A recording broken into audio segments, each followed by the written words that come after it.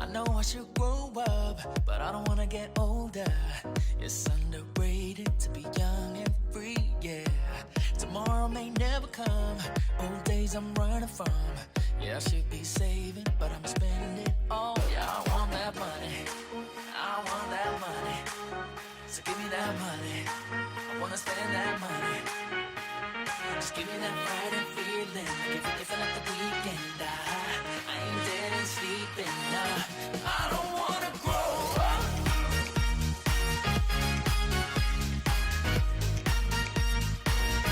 I don't wanna grow up.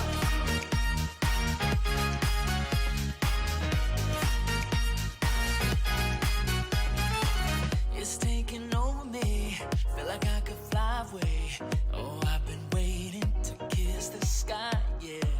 One day I'll get serious, but I will have no regrets. And I might start saving, but it ain't right now. I want that money, I want that money. So give me that money, I wanna spend that money. Just give me that Friday feeling, like if I like the weekend. I ain't dead and sleeping, nah. I don't wanna grow up.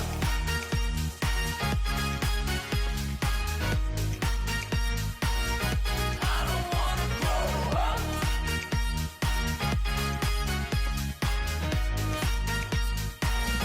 I don't wanna grow up.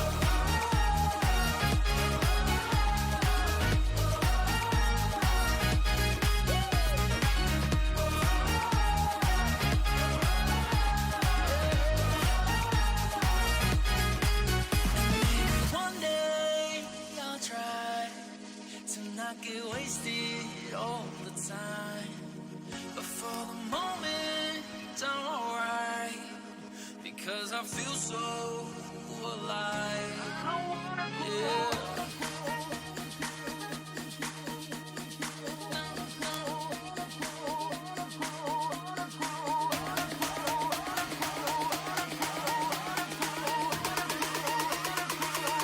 I don't wanna grow up.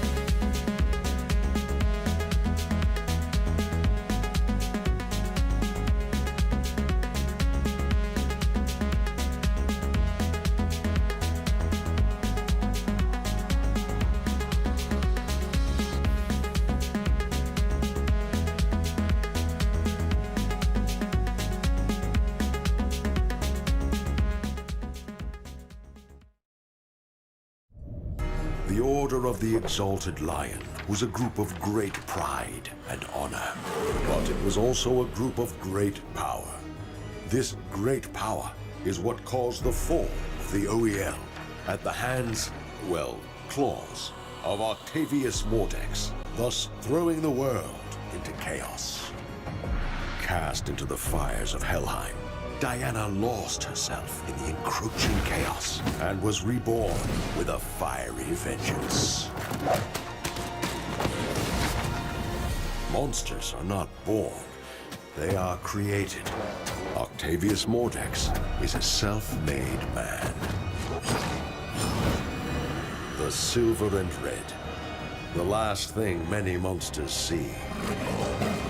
What evil has been summoned behind this new form? Azot. It's Azot.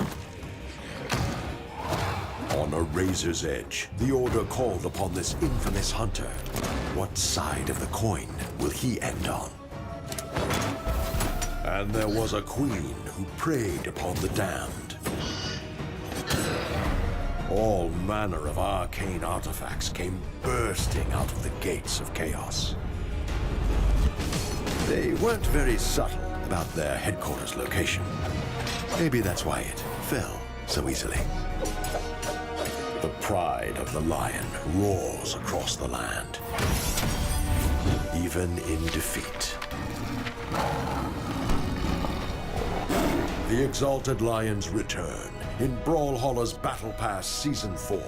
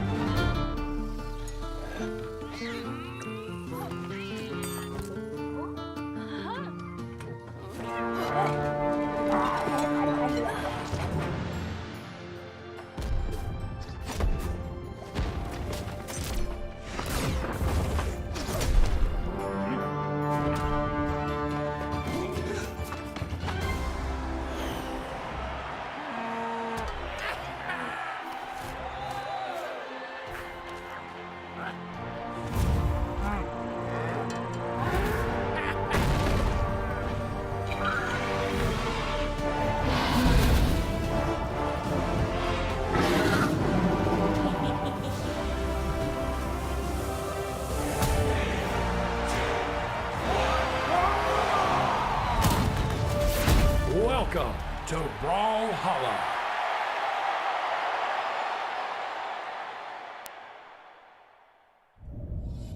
Last night, history was made in the Southeast Asian region, and of course, history will continue to be made today in the North American region as we're going to get into the doubles portion of things, and Sparky is with me to talk about the pre-show. Sparky, hello.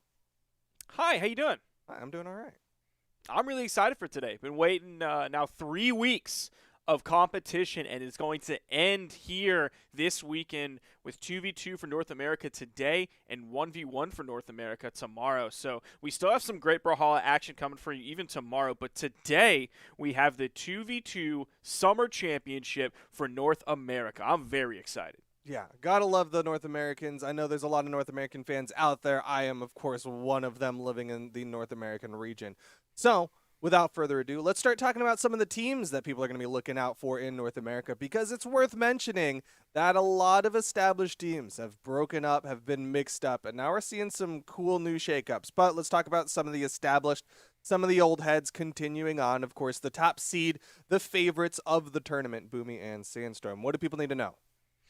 I mean, we talk about like the best teams in the region every time, and I feel like a lot of my answers are the same every time. It's like, whoa, what can I say? We've talked about these teams for tournament after tournament, pre-show after pre-show, hundreds of times over the past few years. And Boomi Sandstorm still together, still one of the best teams out there. A track record that is basically almost second to none. It's up there definitely with Cody Faison, but if you look at the North American region, it has been consistently Boomi Sandstorm and Cody and Faison for the top two. It's been this tug of war back and forth between them. Community tournaments have been won by both.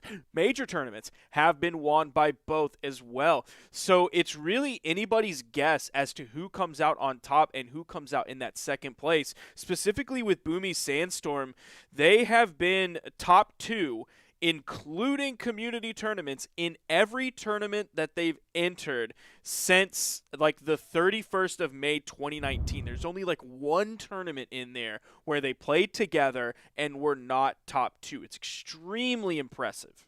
Yeah, I mean, I think there is a level of presence about Boomi and Sandstorm that a lot of people just on feel alone equate it to like the Tiger 1v1 string or just the run that Tiger's been having, right? Like that level of dominance in a region, I think often gets attributed to Boomi Sandstorm, and maybe wrongly so, because like you said, yes, they haven't guaranteed a gold finish every single time. It has genuinely been a rivalry between Cody Travis and Faison, and even if we go further back, you know, it's been like this for a while now. It was even Cody Travis and Isidru at one point, where it was kind of this tug of war between Boomi and Sandstorm and this other team.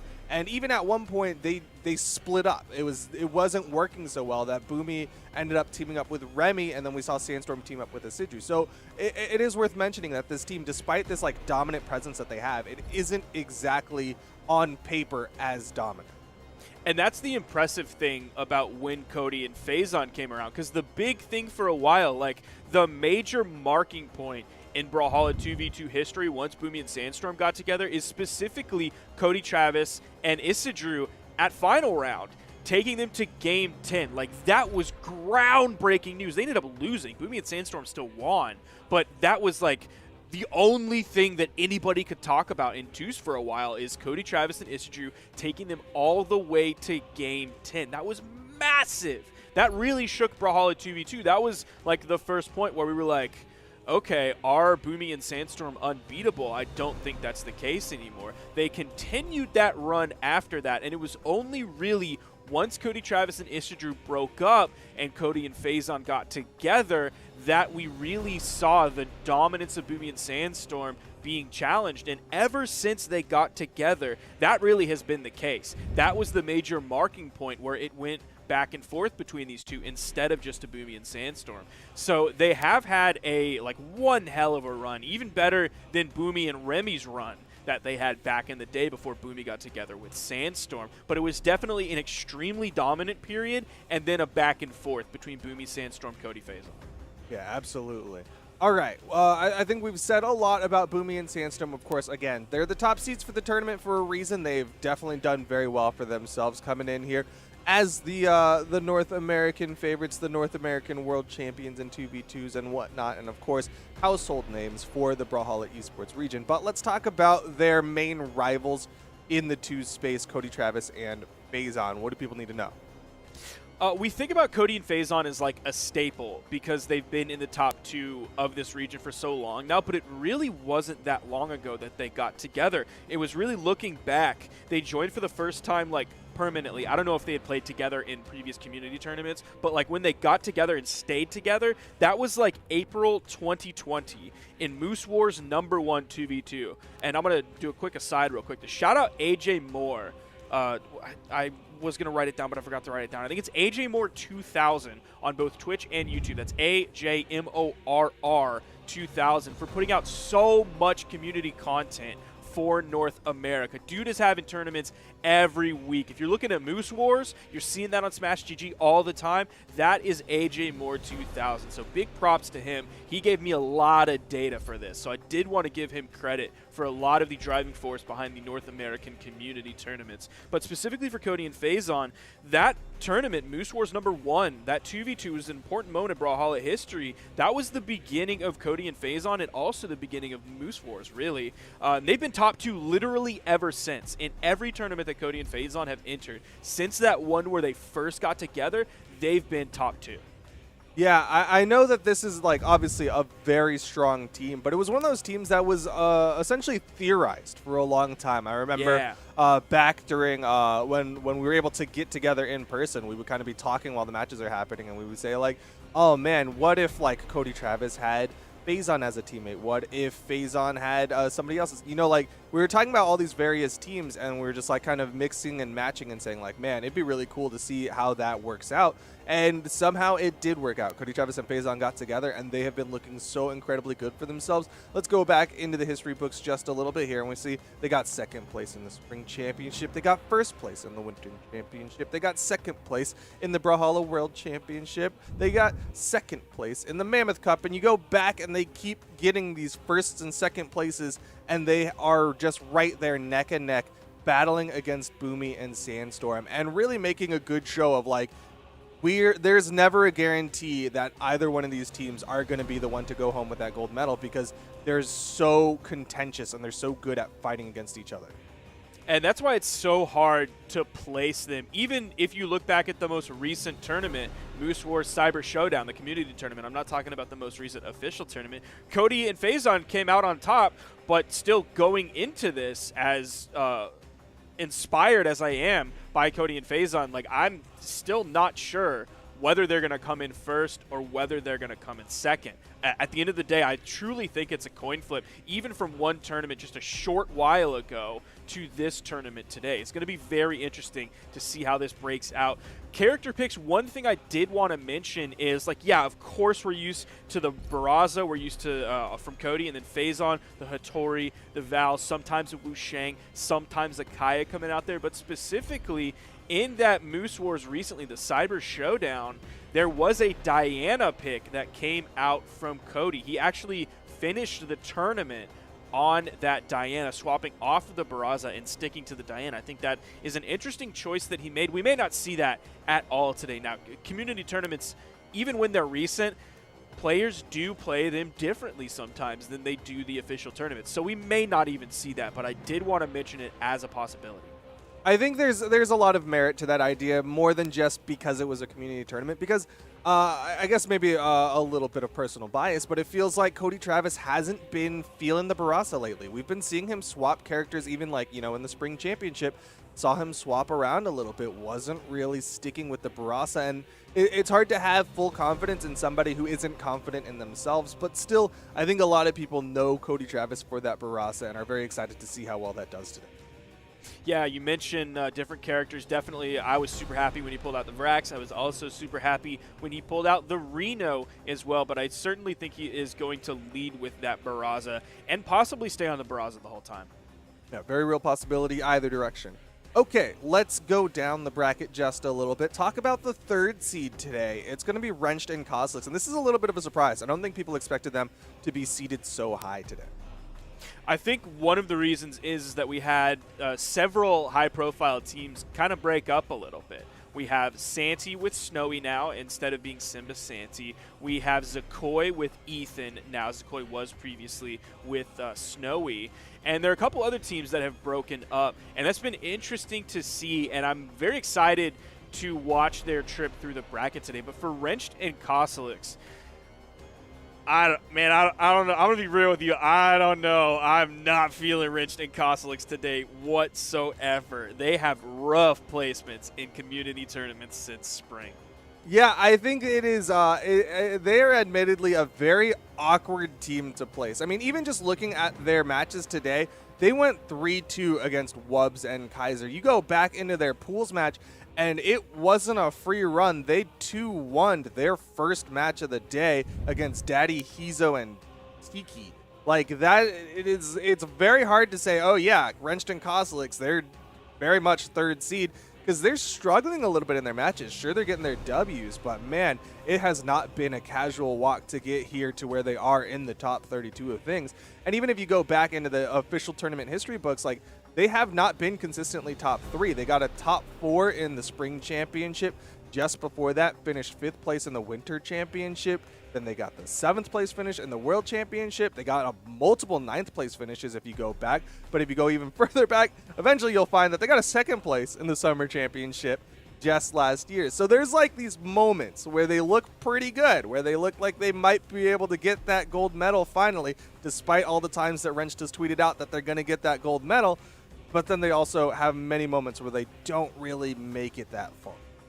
Yeah, Wrench specifically tweeted out that he is going to top 3 summer championships, and I don't personally think that's going to happen, at least in 2s, so I expect a, yeah, but 1s is tomorrow, and all top 3 1s tweet coming out from him, though he did also tweet specifically today that it is a pop-off kind of day. We haven't really seen that pop-off happen just yet, but if you look at the 4 most recent community tournaments, they placed 7th 3 times and 3rd place once.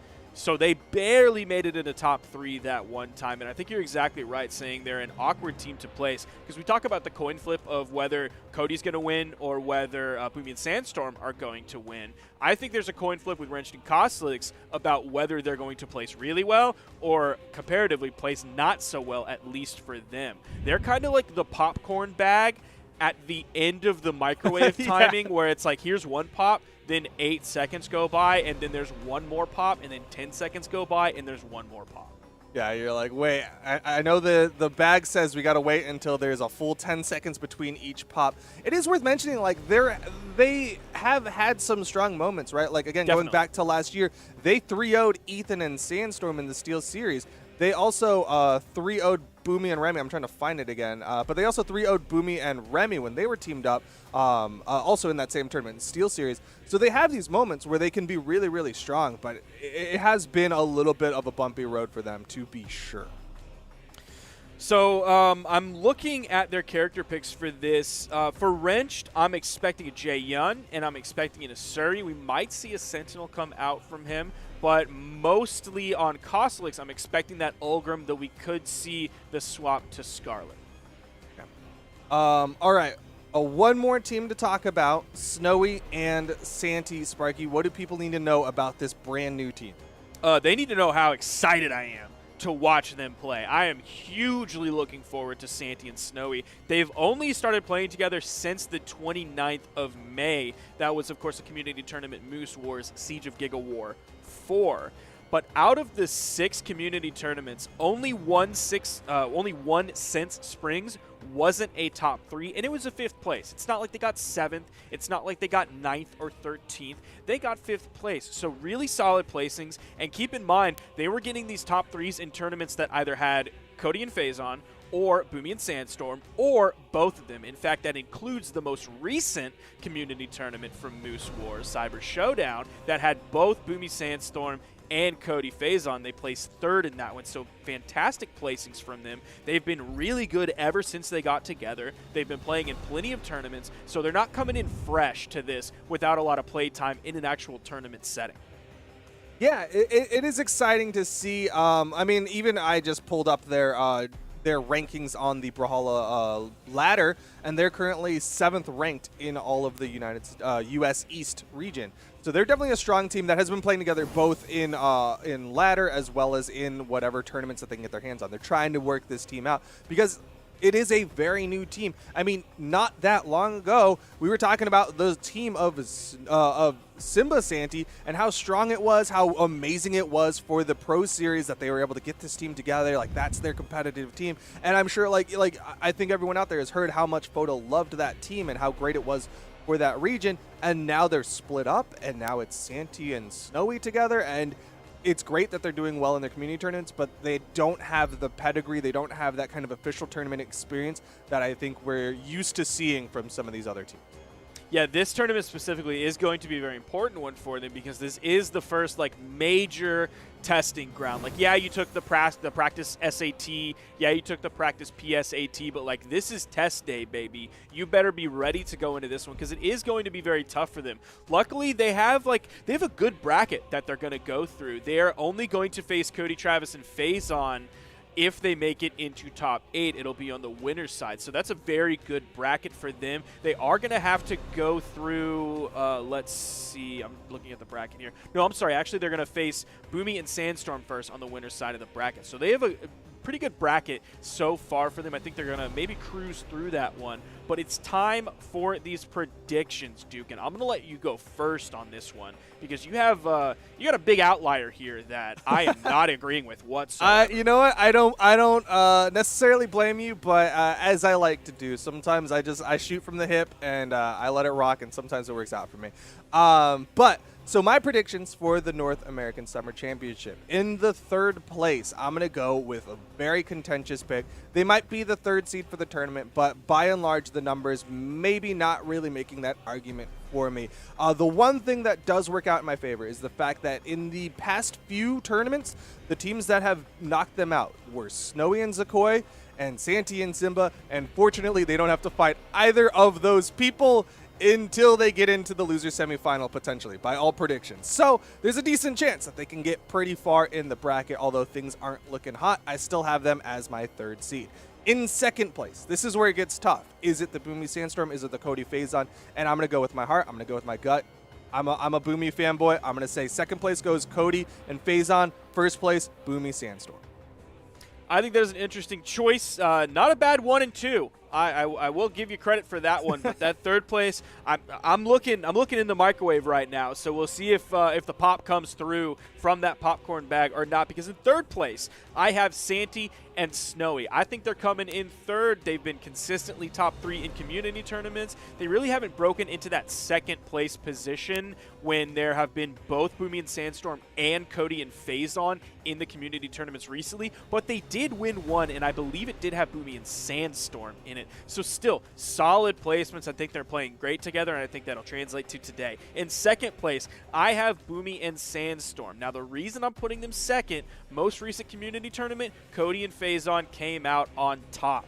I think that's very important, even though it is a community tournament, and some people do play differently. They experiment with things. They take more risks than they might normally, but coming out on top in 1st place, Cody and Phazon going to be coming home with the gold medal here. They will be your 2v2 North American Summer Champions. Calling it now, very early. It's worth mentioning, Cosolix very clearly listening to the pre-show right now. Had to send a screenshot of the current placings of Daddy Hizo and Teak, and is already calling that they might make a top 8 run. So he's kind of saying, like, just because we 2-1 in our first match of the day doesn't mean that the people that we're having a tough time. Just we ran into some very underseeded people is maybe the argument he's trying to make. But at the end of the day, like, you got to make the run. You got to get those medals. So that's our predictions. I think it's time that we bring in Flambeau to give one off-the-cuff hot prediction, if you can do so kindly. Oh, man, one off-the-cuff. Got to put you on the spot. Prediction. Man. I'm going to say, who's Hardy MJ teaming with today? Him and his partner, they're making top Blazey? 3. Put it right there. Hardy MJ and Blazey making top 3. You didn't even know who his partner was? You're Doesn't just matter. like, Hardy MJ MJ and friend. Blazey nice too, but I'm just like, Hardy ain't gonna team with no scrub. That's just facts. You know? There you go. I think that's not too bold of a take. Like, that's not nuclear hot coming out here. It's definitely a warm take. I might have to pick it up with my fork and blow on it a little bit. Maybe drop some ice cubes into the soup. That is your take, but I think that's not a bad prediction whatsoever. Hardy and Jay have been playing great recently. Saw him in a community tournament playing alongside Experience. I love that team and was hoping that was going to be the team going into today. But Hardy and Jay and Blazey, man, that's a good team. That's a good team. All right, well, on that note, I think it's time that I head out and let y'all get into the top 32 of the North American doubles for the Summer Championship. Bye, dude. Are we just gripping and ripping, or? Well, I just got the word from production. Toast is not like when I say grip and rip, and if anybody that I've been talking to recently knows, I love to say that. So it is certainly not going to be removed from my vocabulary. Not by nobody asking, not know how, especially not Toast. I'm not too worried about him in this one. But yeah, let's throw this bracket up, man. I want to talk about this bracket. Production, get it up there. Rip and rip that bracket up on the for screen. it as well. I mean, we have, of course, our heavy hitters, and it's been It's been a Or are they bit, wrong? right? 'Cause Because we I had said Pro the Series, so we didn't get I to said see the forbidden 2v2 phrase. landscape Hey, there for it is. a little bit in terms Production of just kind helping of getting to us see the out people here. we This love. is But an there we interesting go. There's the bracket bracket. so Let's far. talk It's kind about of it, breaking Sparky. down exactly like I would have wanted it to if I was looking at the predictions. We're going to zoom in on the winner's side. Oh. Boomi and Sandstorm coming in. Big 3-0 over Issadrew and Silly Gobi. They're waiting in the winner's quarterfinals. We are going to see Luna and Pugsy versus Parallel and Noel on the actual stream. I think that's going to be a good one. People talking up Luna pretty big here recently. Yeah, Luna definitely one of those players who I think is undeniably one of the best, but just kind of hasn't gotten the placings to match up. Of course, BCX last year was a great moment for them in terms of their rise, but I'd like to see them do some real big damage today. Yeah, we'll see going into this one. Parallel and Noel, they have some good stuff. I believe Parallel and Noel played together in Pro Series, if I'm not mistaken, and I think I actually really liked that team. They didn't come out of the gate like taking out all the big stars, like adding notches to the big hammer that they swing with of all the big pros that they've taken out, but they were a good team fundamentally. I like seeing both of them play together. I like the way Noel plays, even though he isn't reaching the like high points in the bracket that he used to way back in the day. He's still just a really good player who has adapted to all of the meta changes that have happened in Brawlhalla for years now, and you gotta respect a player who has staying power. No, I have to agree, and I feel like Parallel Noel is a team that's not going to have much flash, right? Just kind of the way both of those players tend to play. It's going to be a little bit more calculated. It's not going to be the prettiest thing you've ever seen. Not to say that's going to be ugly. It's just not going to have kind of that pizzazz power that you kind of like to see from like some of the flashier players, but that doesn't mean it's a bad thing. Parallel, I think, is like indisputably one of the best twos players out there. Also not too shabby in ones by any means, but you throw a player like that with Noel who just has the consistency over the years and you're bound to get really far. Yeah, Noel also has like a really good brain for the game. Yeah. So he can kind of translate some of that knowledge over to Parallel. I think if there's anyone that you want to be like a mentor to you, I think Noel is probably one of the best. I think just his overall demeanor is one that you would want for a mentor. His knowledge is certainly there for the game. His maturity as a player, all the things that he's seen happen in Brawlhalla, I think he has so much experience on the table. I think Noel is probably one of the best possible mentors that you could have for the game. I think that's going to help level up Parallel quite a lot. I think Pugsy is also a pretty good mentor here that could impart some knowledge onto Luna, the already extremely good player. This is a set I'm going to enjoy watching. Yeah, man, I didn't even realize Luna's made $0 off the game. Crazy stat for me to see that, because I'm like, Luna's nuts with it. So I'm definitely hoping maybe today getting a chunk of that cheddar, throw a couple of numbers on the board, because it looks like we do have the legend picks coming up from both of their respective teams. Pugsy, of course, on Finn the Human. No surprise there. Kind of, you know, that's a tournament winner right there for Pugsy. And then Luna on the Xavier Woods. That's just Bovar, man. You can't go wrong with that. Absolutely fantastic pick. Anybody picking Bodvar, like, I will never look at that with like my eyes looking to the side and be like, hey, okay, guy, where is this one coming from? What are you hoping for with this Bodvar pick? Because Bodvar has so many things going for him. Despite being one of the first legends in the game, so many things in that kit have stood the test of time. Yeah, and on the other side of things, right, we have Parallel on the Thor, the Undertaker, right? Epic crossover skin. And you know, Thor's kind of been a hot topic. When we got back to the Spring Championships, we saw a lot of Thor come out from South America specifically, and he made huge waves there. So I'm excited to see that show up in North America a little bit. Now, one of the things that happened a lot for Parallel and I believe Noel in Pro Series was like one of them would die first. They had these good games that were just fundamentally strong, but the problems arise. They get the full team wipe here, which is a great start for them. But it was like Parallel would go down super early or Noel would go down super early. Those were the big outliers that led to their losses. If they could both stay in the game, this sounds like kind of stupid. Like, yeah, just don't die and leave your opponent in the 1v2. But everything else that they have besides dying early is really strong. Noel is going to fall here. Parallel fighting his way back over the edge. Pugsy rotating in. Luna maintaining position on the soft platform. Gravity cancel. Oh, he didn't even go for the gravity cancel. Insig just needed the dodge. All right, and the gravity cancel D-Light recovery is going to be the KO found by Luna there onto Parallel. As we get the stock counts even in this first game, so far, doesn't really feel like it's swinging in the favor of either team. They both just try to hold center stage as best as they can and try to push that advantage, but I think it's been quite a bit of a match tug of war. Yeah, if you're looking in the top right corner about who's taking the most damage, it's Luna so far, but no major swings. Now Noelle is in the orange, Luna's in the orange. You're seeing just back-to-back swings. You're seeing a little bit of team damage coming out, and that's also helping to keep it even. This could be a good edgeguard situation. That weapon toss didn't bonk Pugsy on the head in time before he got the dare onto Parallel. Noelle dipping down deep, staying down there, and the red team didn't really chase him too hard. Wanted to catch Parallel on the respawn. And Parallel kind of needs to play a little bit on the back foot right now, right? Down to the final stock. Noelle joining him right now, but already has quite a bit of damage amassed. And what a gravity cancel down sig from Parallel. I'm saying you got to slow it down. He said, no, Flambo, I'm going to turn it up. He straight up knew like the perfect positioning on that. He had Pugsy right in the middle of that. Luna! Luna with an absolutely filthy edge guard onto Noelle. Parallel does get a knockout off the top. That is at least going to put everybody on the red team in their final stocks. But man, you see that follow-up. Parallel is in orange. A little bit more of that. He's going to be taken out despite all of that. Easy punish for Pugsy there. Another down air for Luna. The edge game has been favoring the red team so far. And you can see Parallel goes for the stomp, doesn't even go for the conversion because he knows Luna was right there to punish it, but didn't even matter. Luna was able to find him and secure the KO anyway. But I have to say, you know, I was like $0 to Luna's name when you do stuff like that. That's not going to be the case for much longer there. Very quick, powerful, executed, quick early KO on the left side of the stage there with the sword down airs and the ground pounds. And I'm just like, you keep playing like that, it's going to be tough for Noelle and Parallel to really get anything started. I mean, you were talking about, hey, don't allow yourselves to end up in the 1v2 scenario. Well, what happened?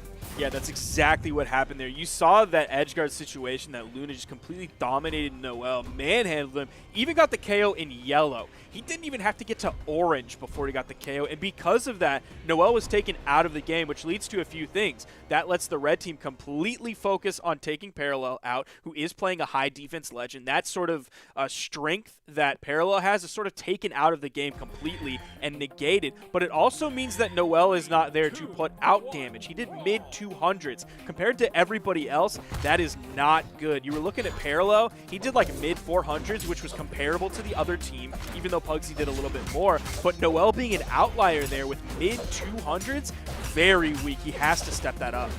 Yeah, this is going to be a tough spot to be in, especially if you are the blue team, because we're going right back to Miami Dome. I think the stage in twos can feel a little bit claustrophobic at times, and I feel like Parallel and Noelle could do well if they had a little bit of extra space, but they're going to have to hold down the fort here back on this stage and just try to execute a little bit better. Oh, good follow-up there from Parallel. He does get knocked out of it, and I'm glad you mentioned that Miami Dome again, because I feel like we don't see teams going to Miami Dome multiple times in a row. I don't know what that dare was, bro. You hitting your team. Parallel still able to make it back from that. At least it was a bounce off the wall. Gravity cancel side sig from Parallel. That is going to be a full team wipe on the red team again this game. You saw what happened last game, even with the lead. That was crazy. Luna going for the gravity cancel down sig with their hammer there. Very cheeky option, didn't pay off, but managed to find a D-Light there anyway to bring things right back to even. You see Parallel just biding his time on the side, allowing time for his teammate to respond and lend a helping hand. And that's exactly what you have to do in scenarios like that if you don't want the other team to snowball. And you saw the red team again not choosing to super pursue him off the stage. They really just want to grab the respawning person as they get back into the game and put out a lot of damage onto them. So that seems to be a main focus for the red team. Is not necessarily super hard chasing in the 1v2 early on in the game, but just grabbing the person who respawns, punishing them, turning that white to yellow. Oh, red team completely split here. Gets the KO on the left side. Noelle chasing hard. Yeah, trying to just burn as many options as he can so that even if he doesn't find the KO, Parallel will be right there to clean up, but just couldn't find the answer there. But it doesn't matter. Looks like a D-Light recovery is going to find a KO, sending Noelle down to the final stock. And we have ourselves a pretty close game, all things considered. Parallel's one good hit away, but that is Thor. That is a decent amount of defense you got on you there. Should be able to survive at least one more hit.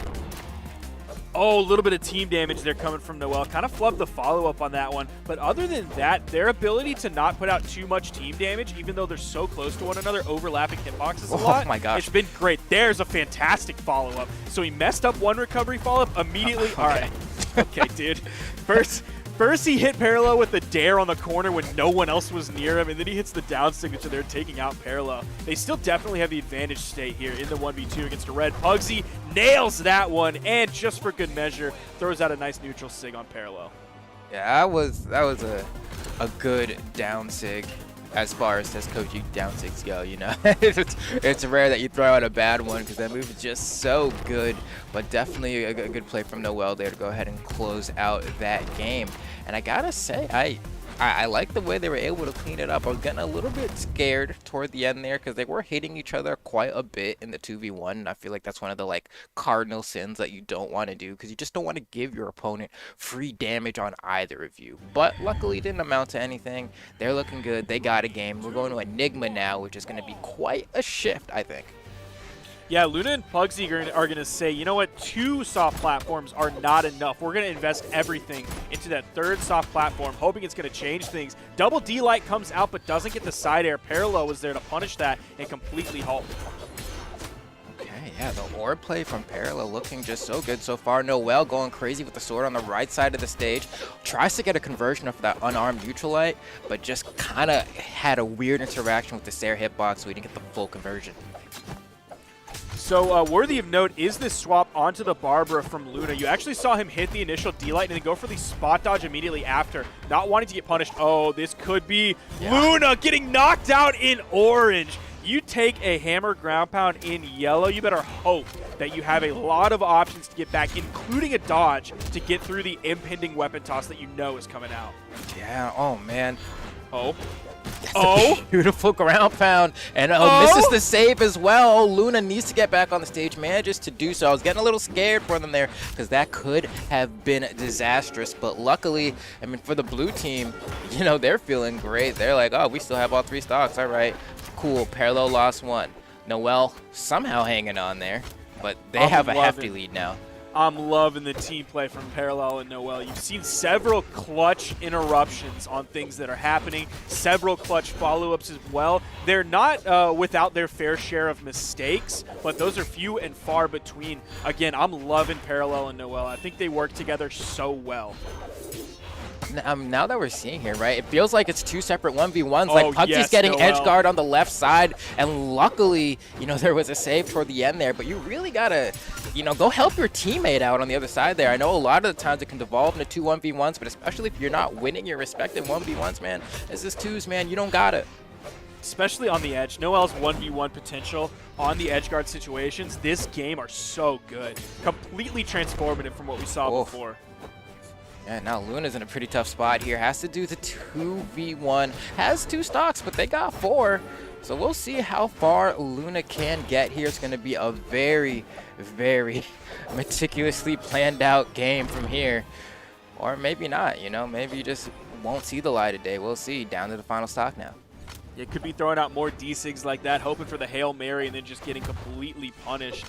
Now, I feel like we don't see the most play on Enigma, so I don't know if players are ready for the 2v1 combo here. Since those soft platforms are so low in that area, they may sort of force movement more towards the middle, maybe interrupt. Luna going to get the nice 1v1 there. Noel now in the 1v1 against Luna as Parallel respawns. Parallel's going to be looking for a weapon. Is Luna going to get another 1v1? Continuing the dare. Gets Noel, throws out the recovery onto Parallel, just target swapping really well, but the thing he has to worry about is Parallel is not in the right anymore. So he gets a hit on Parallel. He's not really going anywhere. He's not going to be split off from Noel.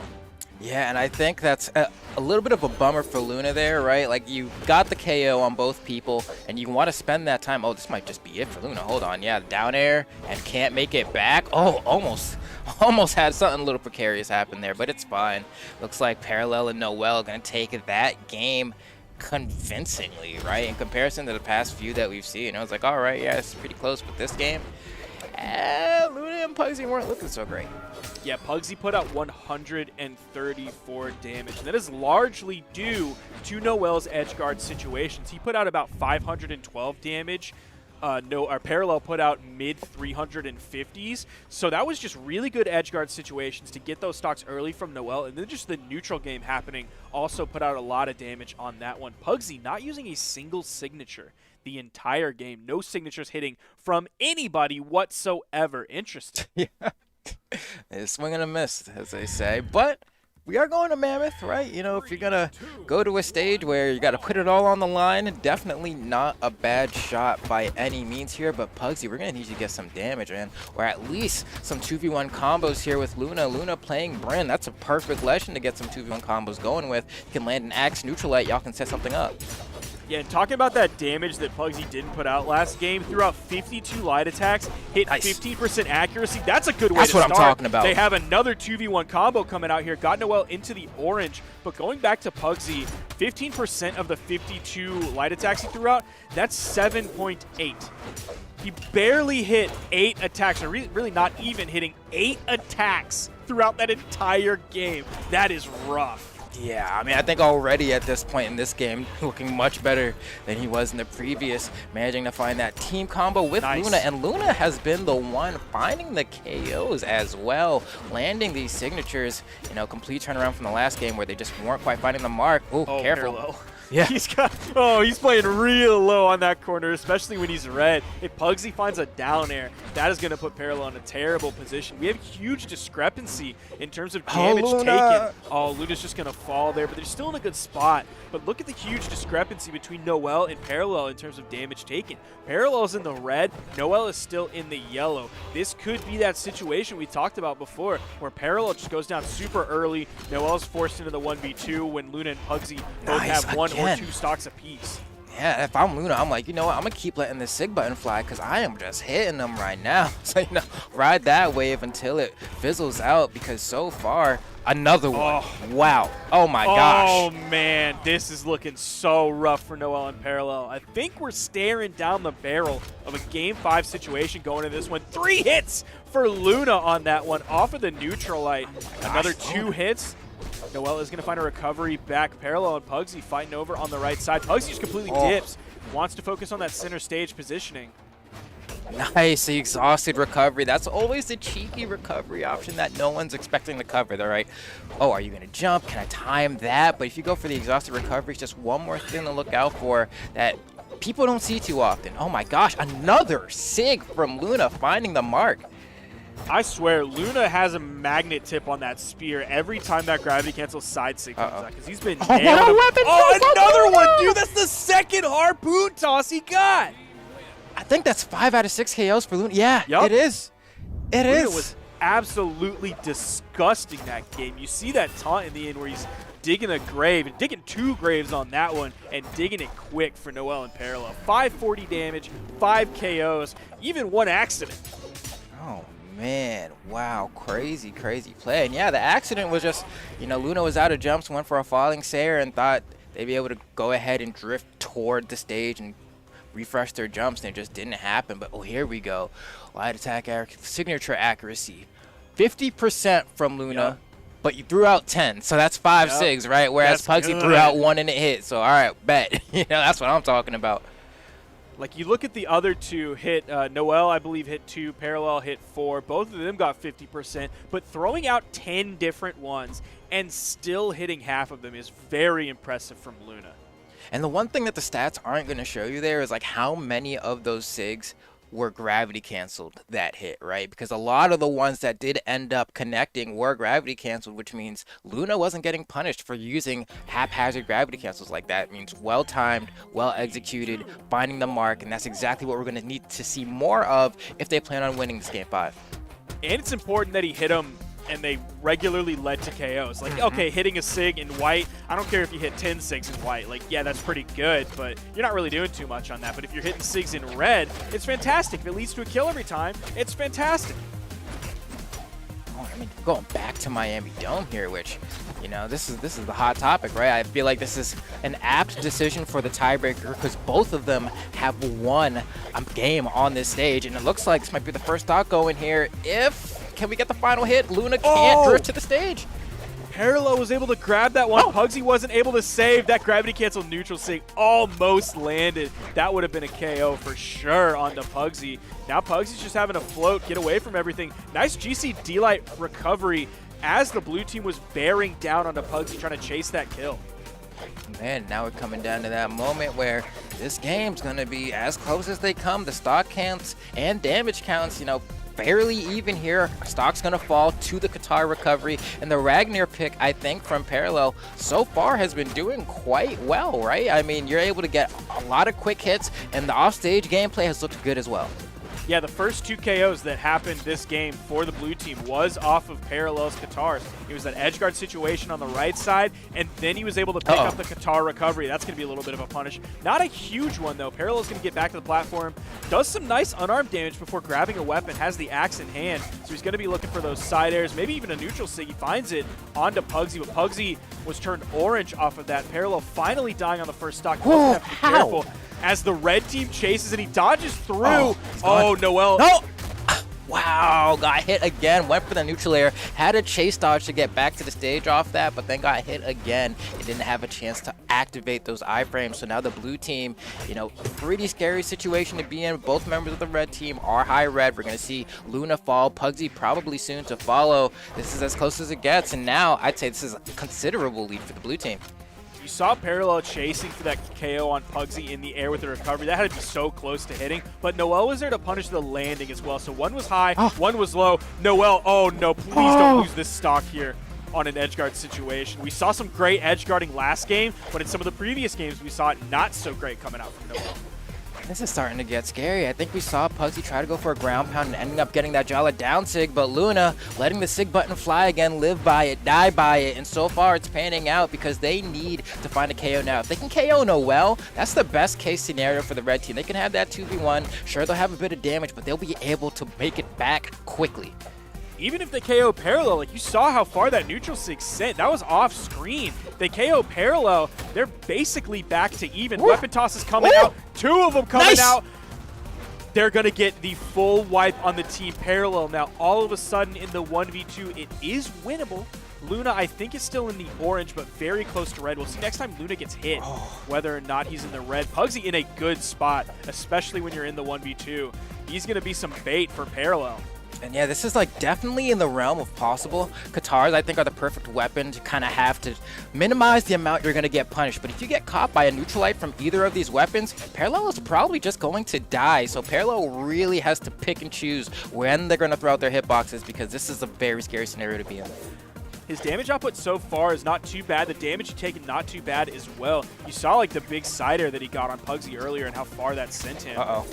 Yeah, Luna is in the red after that one. Even that bounce. Nice side sig. That was a good idea. That would have been a great move if it ended up hitting. He was so far away from Pugsy that there wasn't going to be any major punishment coming out from that big slap. Red team separate. Parallel is immediately chasing for the KO onto Luna. Oh, no! That's so hard to watch. Man, so close there, but had to burn that dodge probably a little bit earlier than I think he wanted to avoid that weapon throw, and that'll always mess up your plans for recovery, right? Because you're like, man, how am I supposed to drift close enough to the stage now?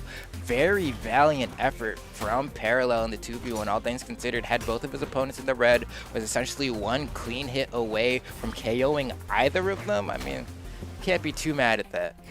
Yeah, his move choices, I think, were really important with how he played that 1v2. He wasn't just like putting out a downlight. He wasn't putting out neutralites. He was using moves that completely separated the red team from one another. So like he would get a hit and he wouldn't get immediately punished. Even if he whiffed sometimes, the lower recovery frames on the Qatars, he wasn't really getting punished. That was extremely important for how he played that 1v2. He played it really well. I think that goes to show how strong of a twos player Parallel really is. Because if you look at the numbers, 656 damage. Of the 4 kills that the blue team got, 3 of them were from Parallel. So the issues really arose when we saw Noel going down early. Yeah, no, I think I have to agree. Parallel did do a fantastic job. Noel probably dipping out a little bit earlier than he would have liked. And honestly, in that last scenario, like, man, there's part of me that's like, oh, Parallel was this close, right? Like, I feel like if he was able to just get the 1v1, he probably would have won it. But, you know, the Qatar Sayer wasn't quite hitting enough. You know, didn't quite find the KO. And it's like little moments like that where it's like, oh, if you would just kill, I could do this. But, you know, it's going to be them taking a trip to the losers bracket. I'm sure they'll have a pretty steep run, but the tournament goes on. And if you think about steep runs, like Luna and Pugsy are also immediately going to have a very steep run as they're going to face Boomi and Sandstorm next in the top 8 qualifier. But before that, we have another extremely strong team, both thought of top 2 by both me and Duke, Cody Travis and Faison versus Lil Captain iThro. And you can see the disparity there in terms of the winnings, in terms of the power rankings. You add them up. It's 3 plus 2 for Cody and Faison. That's 5. Plus, you compare that to the 13 and 13 from Lil Captain iThro. So 5 compared to 26. That's a big disparity there. Yeah, and even if you're just like adding up the gold medals amongst these two, you know, Cody and Faison have a fat 18. Meanwhile, iThro and Lil Cap have 9. You know, so it's like they kind of got double the amount of gold medals on you. But with that said, Lil Captain iThro, I mean, these are some of the GOATs, right? Like, Faison and Cody Travis, obviously GOATs in their own right, but I feel like in terms of, like, you talking history, 2's history, Lil Captain iThro have been doing this thing for a minute. They have been, even going back, one of the tournaments that Boomi and Sandstorm didn't win or even make top 2 in since they've been together was DreamHack Montreal 2019. Who came out on top of that? It was Lil Captain iThro. Came out big for Canada. And honestly, this is one of those teams, like sometimes, you know, some people leave the game, sometimes they swap teammates around, but Lil Captain iThro, like that's a team combination I expect to see until the death of Brawlhalla, which is never going to happen, but still, you know, that's how long I want to see these guys team together. And so far, they're starting off strong, finding the first KO there on a Cody Travis, still rocking that signature Barraza, but is it going to work out today? I don't know. Nice gravity cancel down signature. Now all of a sudden, the red team is taking the lead due to the fact that Faison has not been knocked down on this first stock yet. You see the unarmed recovery coming through on Faison. Didn't even send him off screen. A little bit of axe damage. That's actually going to put Faison really in that kill damage. So that might lead to the KO pretty quickly. Oh, nice interruption from Cody. That kept Faison alive. Oh man, and Cody like falls off the stage as he's going for that neutral light, and it just causes the team combo to whiff, which is a little bit unfortunate, but honestly, they're kind of chopping up Lil Captain iThro right now. Beautiful axe recovery. Honestly, a little bit surprised it didn't KO. That thing is potent, but they're hanging on. Now, I love that save that Cody got earlier that kept Faison alive, got him out of the D-Light recovery. Nice. I can't remember which blue team member, but it's an important save because then it led to the D-Light dare that Faison hit of both members of the blue team. Even though that's not like, oh, man, did you see that dodge from iThro? He straight up followed Cody around the corner. And Cody might have made the mistake there. Yeah, playing off stage against Hammer. Sometimes, you know, 1 out of 10 times, I'll say, you'll go off stage against Hammer and win, but not this time around. Guess the reverse. This is going to be a pretty juicy team combo from Cody and Faison, and almost a side stick to finish, but it doesn't matter. Cody finds the D-Light, chains it into the recovery. It's not going to KO, but at this point, the next conversion onto iThro will be his stock. There it is. There's the recovery. You called it perfectly. And that 2v2 team combo, like you said, didn't lead to a kill, but it did lead to a color change from yellow to orange. It followed up with a D-Light recovery that Cody found, and then the next recovery. So it was the thing that led to the thing that led to the KO. So still a very strong 2v2 combo that Cody and Faison found. Where I think we already passed the replay of that beautiful chain dodge that I think it was iThro threw out around the corner that led to the KO on Cody. Just great reading of the movement. And I'm going right back to Mammoth for game 2. Cody and Faison, you know, they were having a tough time at the very beginning of the last game, and then they just kind of, you know, saddled up, and it was a rough ride for Lil Captain iThro from there. So we're going to see this time around if they're able to put out a little bit more of a show. So far, Lil Cap doing great with this aggression on a Cody, but Faison going to go ahead and interrupt his flow. And that's the thing, man. You interrupt somebody's mojo, and that can be the difference between winning and losing. Phazon looking pretty good here. Not taking too much damage on this. Look at that big side air. And the D-Sig, two almost back-to-back knockouts. And it does end up being a back-to-back knockout. One for Phazon, who followed up on the right side. Cody was able to follow up on the left side to get the full team wipe on that. It seemed like Cody and Phazon just needed a little bit of warm-up time. Looking at the bracket, it seems like they were waiting in winners round 1 for an extended period of time for the bracket to catch up and then for stream to start. So they might have been going into this one a little bit cold. And honestly, oh wow, gravity cancel. Side Sig is gonna find the cranium of Phazon, and then Cody's gonna follow soon after. Crazy play to come out there from the Bodvars themselves. But I will say that the edge guarding game from Phazon and Cody, I think, has been the difference. Honestly, once they get a member of Team Blue off stage, they just have a really tough time getting back.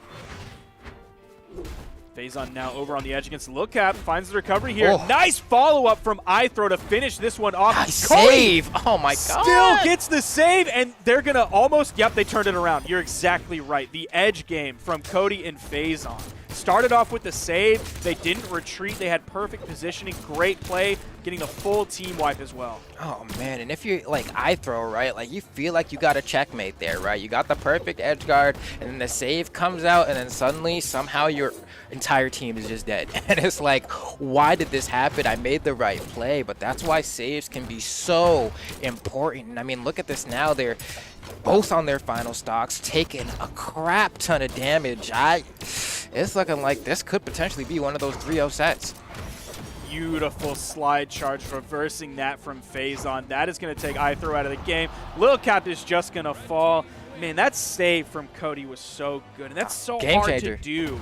Is like finding the save that will save your opponent, not put yourself in a bad position, then lead to a KO, then lead to another KO. Like, the probability of those events all happening one after the other is so low. The skill from Cody and Phazon to take a dire situation and turn it into an entire team wipe, unreal.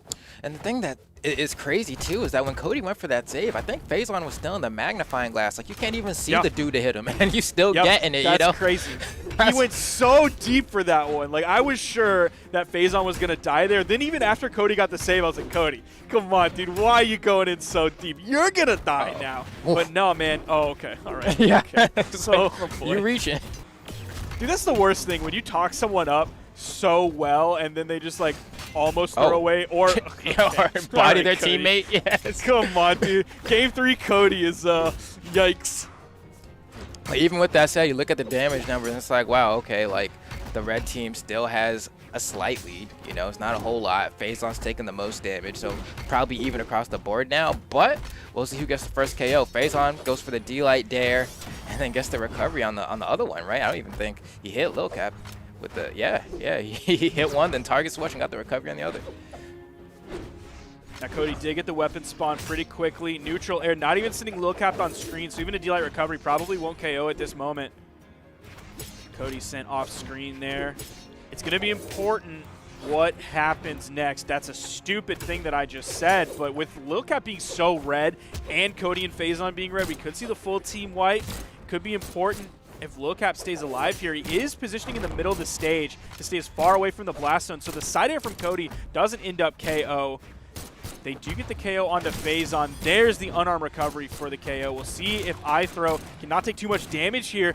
Flubbing the 2v2 combo, or the 2v1 combo.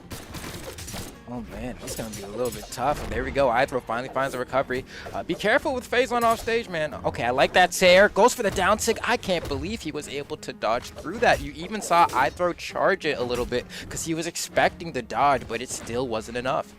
Those D6 were absolutely beautiful, though. That's exactly what I want to see from Bodvar players. Look at using it again. Yes, sir. That is exactly what you should be doing as a Bodvar player. That down sig is such a valuable tool on stage, off stage, gravity canceled, anywhere. That sig is so good. It can be really tough to punish. iThrow and Lil Cap going to be definitely behind here. Certainly after this, the big health disparity between Lil Cap and iThrow sent Lil Cap flying, so they couldn't really continue that combo any further, but still, every hit they get on Lil Cap has the potential to completely separate the blue team. we need to be careful here. I throw. Hold on. Okay. He's getting all these kinds of hits off stage right now. Drops the Sair, though, and that was a very important one to land because that would have sent Phazon off stage. Might have potentially KO'd, but that's fine. Finds a D-Light recovery as Lil Cap is making his way back to the stage, and Cody is just going off on the both of them right now. Wow, he just ground pounded. He's I don't know what to do. Boom. And I don't want to downplay Phazon's weapon toss that came through before that ended up going all the way to the left side, completely splitting up the blue team. That gave Cody the room he needed to then go back and forth safely, and the game is just over just like that. Incredible work. Cody Travis putting out 553 damage, but then Phazon coming in still mid-400s, but he also picked up 5 KOs. So definitely sharing the responsibilities of the team really well. Yeah, and I gotta say, I mean, Phazon and Cody Travis, I mean, one, the team synergy is crazy, but also, yeah, I have to shout out Cody's blasters every time he's on the screen. Every single time without fail, just because he's able to, one, use the weapon in a way that nobody else can, but two, Phazon's able to react quick enough, right? The blasters give you so much time when you hit somebody for your partner to follow up, and Phazon is just always there ready to convert, and it just always adds up to making the largest differences in these games.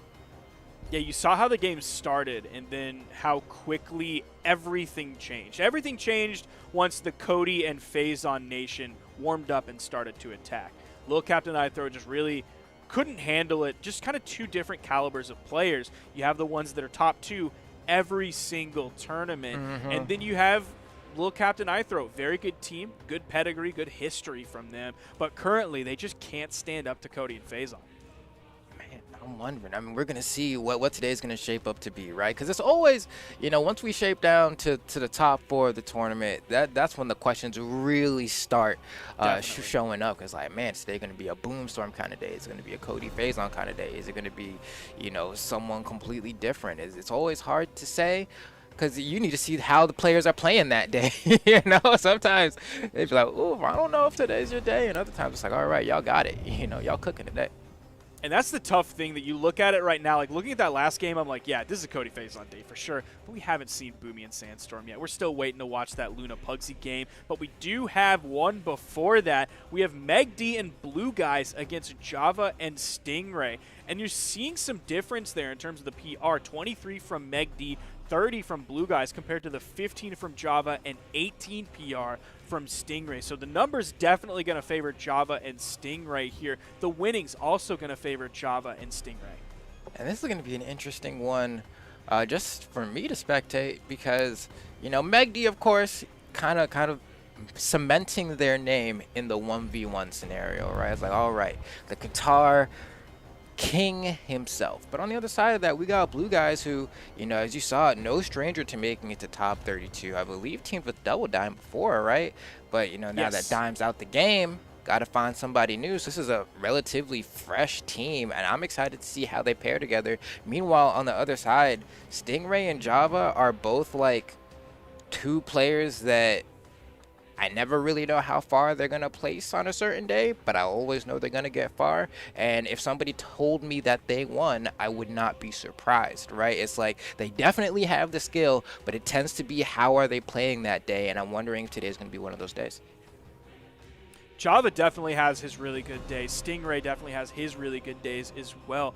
I'm looking up how much they've played together in the past, because I'm not exactly sure on that. They both have done incredible things in 2v2. I'm looking up their history right now as I continue this sentence. Now, they did play in the recent Moose War Cyber Showdown on the 21st of August, so very recently.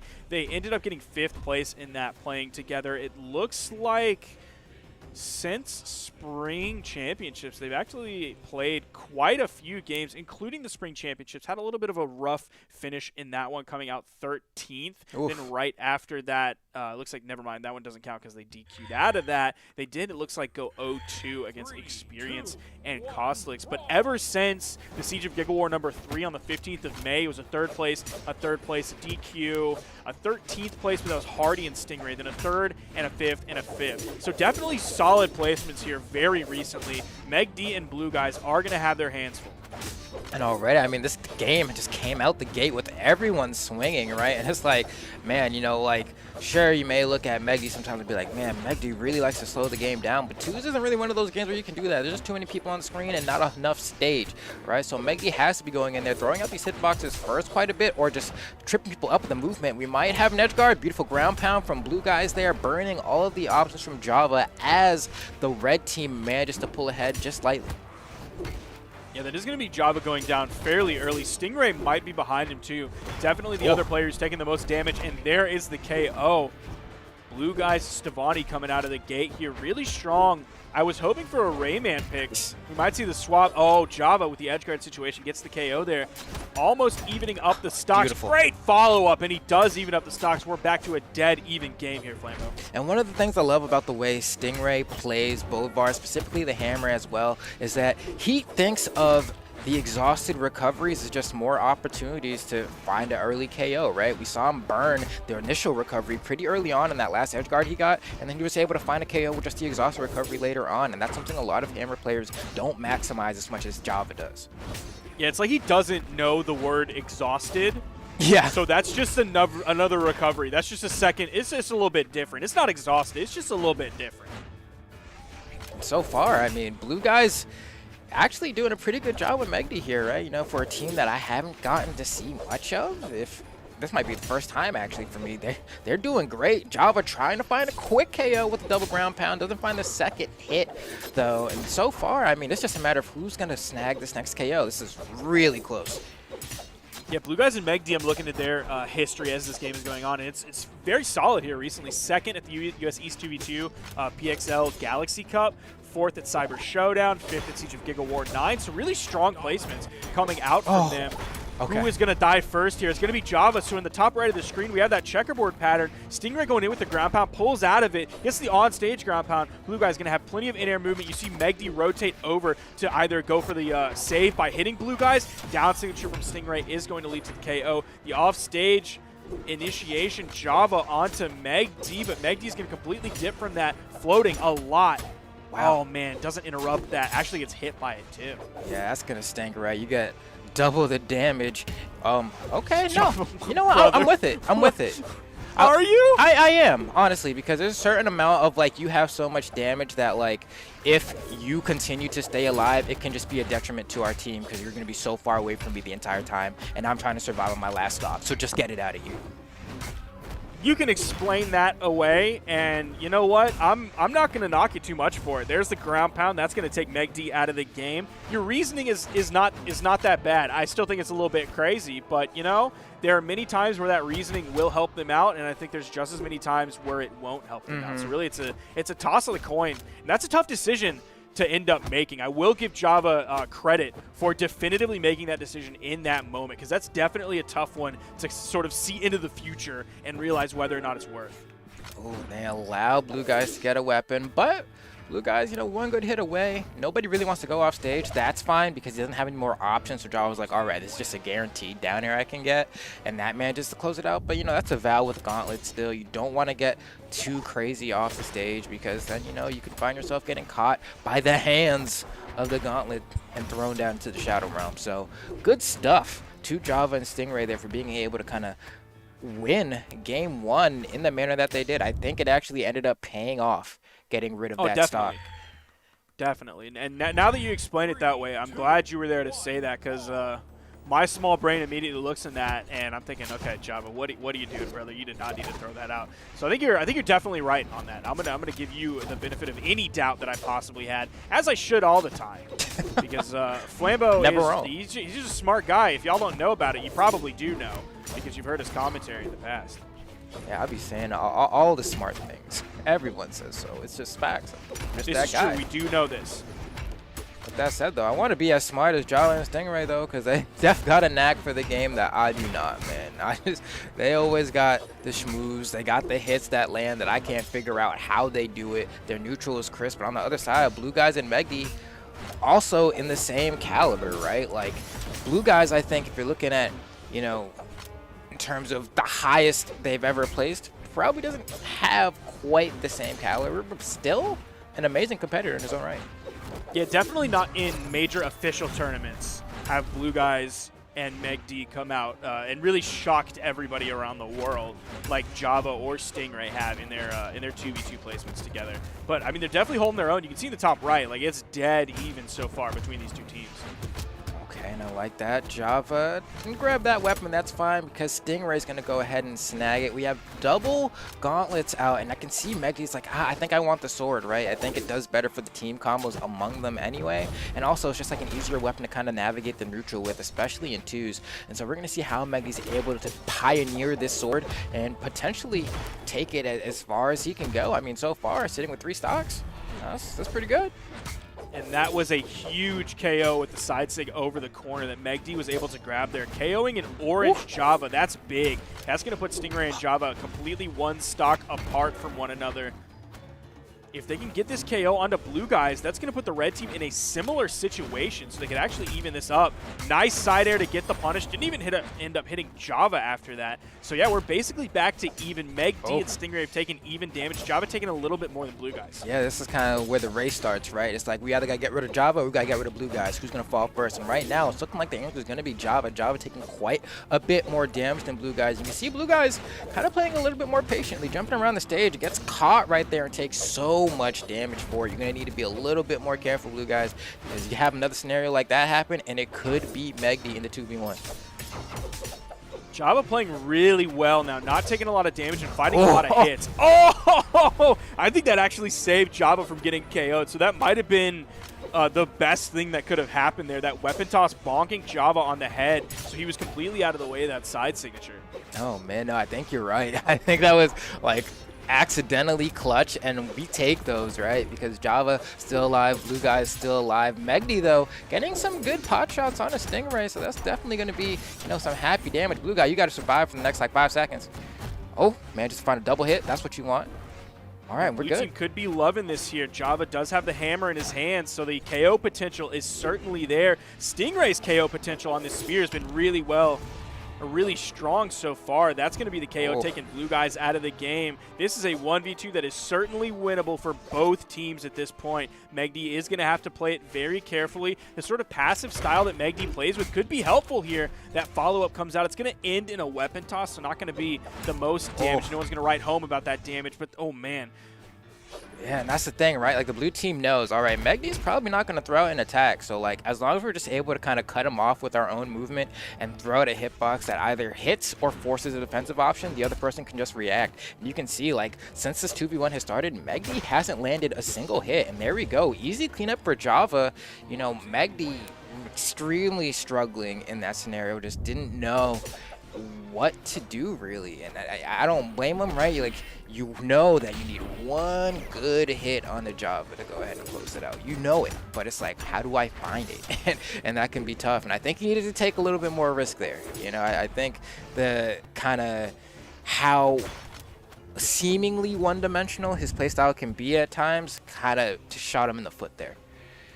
That was just a tough situation overall, because like you think about what you need to do is even if both of your opponents are red, if they're not super red, you're going to be looking for the D-Light recovery. Like you hit a side air, probably not going to lead to the KO. It will split up the other team, but it won't lead to the KO. So if you go in for the D-Light recovery, let's say you hit it, you're going to get punished there, which with how damaged Meg D was towards the end of that, like any punish could be fatal for Meg D as well.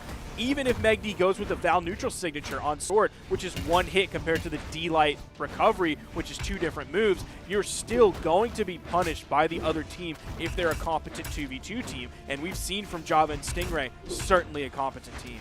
Oh, and speaking of that, I mean, crazy start. I don't know how Blue Guys was able to snag that one, but that's definitely a come up for Team Red right now. And hold on, Blue Guys just going off stage. Don't play with Blue Guys off stage. He will do some dastardly things to you. You got to be careful. And you see Java exactly being careful, knowing those wise words from Flambeau and completely dipping from that. There is going to be a full team wipe here, and Stingray is actually in a fantastic spot here, only in the yellow on first stock. So even though Blue Guys got that fantastic edge guard against Java, it didn't really seem to mean much in the long run because of the strength of this blue team, and specifically Stingray. And honestly, I got to say, Stingray looking quite nice with the axe play right now, I have to say. I mean, look at him. Oh my gosh, yeah, just getting several hits unanswered. Almost had more. Luckily, you know, partner of Blue Guys there, Megdy, was able to come ahead and break that up, but that was tough. Yeah, Stingray straight up chopping necks here. Neutral Sig not going to take him out. It is going to disarm him. There is a weapon spawn, and Blue Guys is going to grab that one. Nice dodging from Stingray. Ooh, tries to go for the double side light. Doesn't catch the dodge, though. But this is tough. Look at Java coming in. He's there to immediately punish Blue Guys. Doesn't lead to the KO as Megdy got the rotation in. That Cider is going to take away Stingray's first stock, but look at everybody else on the board. Megdy in the orange. Blue Guys definitely in the red, or at least one more hit will put him in the red. D-Light Cider from Megdy. They have potential with a 2v1 combo. Fantastic. You see the weapon toss coming in. That is Java trying to do anything he can to just knock Stingray out of that, or at least hit a red team member and interrupt their flow of the combo. And honestly, I like it, right? There was a moment there. Oh, beautiful side sig going ahead and securing that KO. Java kind of playing off the side. Blue Guy's going to go around. But there was a moment there where they had to make a decision that was like, all right, are we going to go for the 2v1 combo, or do I try to get this edge guard? And they said, you know what? Let's go for the 2v1 combo. And they got a decent amount of damage, not as much as they wanted. Like, nothing like that we just saw. But still, you know, now it's final stocks. I think Blue Guys and Megdy can snag this one. But they have to be careful. Oh, my gosh. Java's getting so much damage. It was like 4 hits in a row, and then Stingray is there to punish the landing on Megdy. Java continues. More hits coming out. Megdy does dodge through the neutral air. Stingray still swinging that axe. Oh, nice little combo. They did find 2 hits. That's a drop there. That could have been some big damage. You know that's going to suck. Oh, they're going around. Megdy manages to find his way past Stingray, but still doesn't have a weapon. Beautiful side stick from Blue Guys. Can he get the edge guard on Stingray? He doesn't have a dodge. He could have ground pounded there, I think. And that could have been game. It's going to be the recovery from Java. They're trying to save each other. It's getting crazy off stage, and they're both going to fall. The red team, Blue Guys and Megdy, come out on top. And honestly, so much happened in that last sequence that I definitely need a replay for that. Yeah, I gotta get that. There was a dare that came in from Java that I think Stingray dodged through and then hit the unarmed neutral air, which the chase dodge didn't send far enough. So he couldn't get back up, and then Java fell off it because he also didn't get, yeah, there, you see the neutral air. The dare came before that. Oh, man. You know that Java had a plan in his head, and I think Stingray didn't quite know what was going on, at least from Java's point of view and mindset. So that's going to keep Megdy and Blue Guys in there. That's just Stingray and Java not quite being on the same page. They were really close. Like, one of them is on page 71, the other one was on page 72, but not being on the same page there meant that dodge came through, so the down air from Java that would have sent up couldn't save. The neutral air from Stingray gave him a chase dodge. That doesn't go far enough, and then Java, because he was so down low, he didn't get a chase dodge off of hitting the down air, so he couldn't get back either.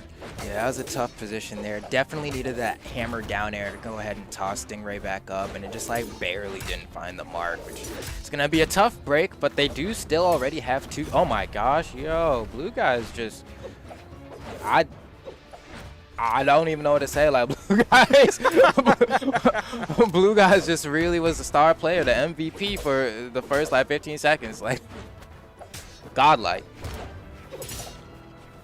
Okay, Blue Guys. Might fall here. Stingray gonna completely turn around. Blue team gonna focus completely on Megdy, hoping to put out as much damage as they possibly can. Maybe leaning to the KO. They do get a KO on the Blue Guys. Yeah, man, they hit him hard, man. That axe recovery, when you KO someone with it like that, you just kind of got to recoil in your chair every single time because you're like, dang, that hits hard. You know, like, you feel it every single time. And there we go, D-Light recovery from Megdy, going ahead and getting some damage on his Stingray, trying to find the final blow. These neutral sigs are coming out. Blue Guys knows that that Val neutral sig is such a good option. You're not going to get punished for it like that. Oh, my gosh, man. Oh, no. I love Stingray's follow-ups. They're so good with those side sigs specifically. Hits the down air as well. Blue Guy's going to go under. Stingray chasing him. He's done. Oh, my goodness. The chase from Stingray, the just complete disengage at the perfect time where Java was still a threat over there and Stingray could rotate over in time. Just perfect execution on that. Oh, man. Wow, what a tough break for Megdy and Blue Guys. Blue Guys, you know, starting off the game with that crazy play now on his final stock here. This is going to be tough. You're going to have to, you know, find a quick one. You know, this is the moment where you got to find a quick one, or you collapse on a Java, find that KO, and then it's like, all right, this looks a little bit more in the realm of possibility, because you know Java can kind of really explode at a moment's notice. So especially if you get a stock off of that character, you're in a good spot. It's interesting that neither player on the red team wanted to engage against Java when he was unarmed at the weapon disadvantage off stage. Ooh. Hold on now. You see blue guys going for the satellite recovery. Can't get the weapon throw on Java. Perfectly timed dodge. Manages to find his way through it. And blue guys, you know, starting to bleed right now, right? He needs Java gone. Even at this point, we'll take Stingray. He just needs somebody because he won't be living much longer. And there we go. Should be able to get back down. Yeah, really has to find a way through. Ooh, but that's a punish, yeah. Just too much active frames on that neutralite. Red team just straight up did not want to engage Java on the edge. They would go over there and throw out like one move and then hit the dip. They were done with that. They did not want to risk it, whether Java had a sword, whether he was unarmed, or whether he had a hammer. They just did not want to engage in that situation. Stingray and Java looking like they're going to take this game and send Megdi and Blue Guys down to the loser's bracket in a 3-1.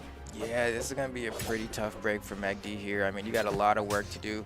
If you're able to collapse onto Java, like you see, goes for the ground pound right there, the risk reward is worth it, right? If you can get the 1v1, then we can talk about, all right, this game's much easier to bring back. But he doesn't have a dodge there, burned it on that gravity cancel D-Light, and that's going to be a lot of damage taken by Megdi. And I think, what are you going to do? You're going to run toward them, or you're going to play off the corner and see if someone lets you get a quick, you know, gauntlet throw down to the blast zone? Doesn't look like it.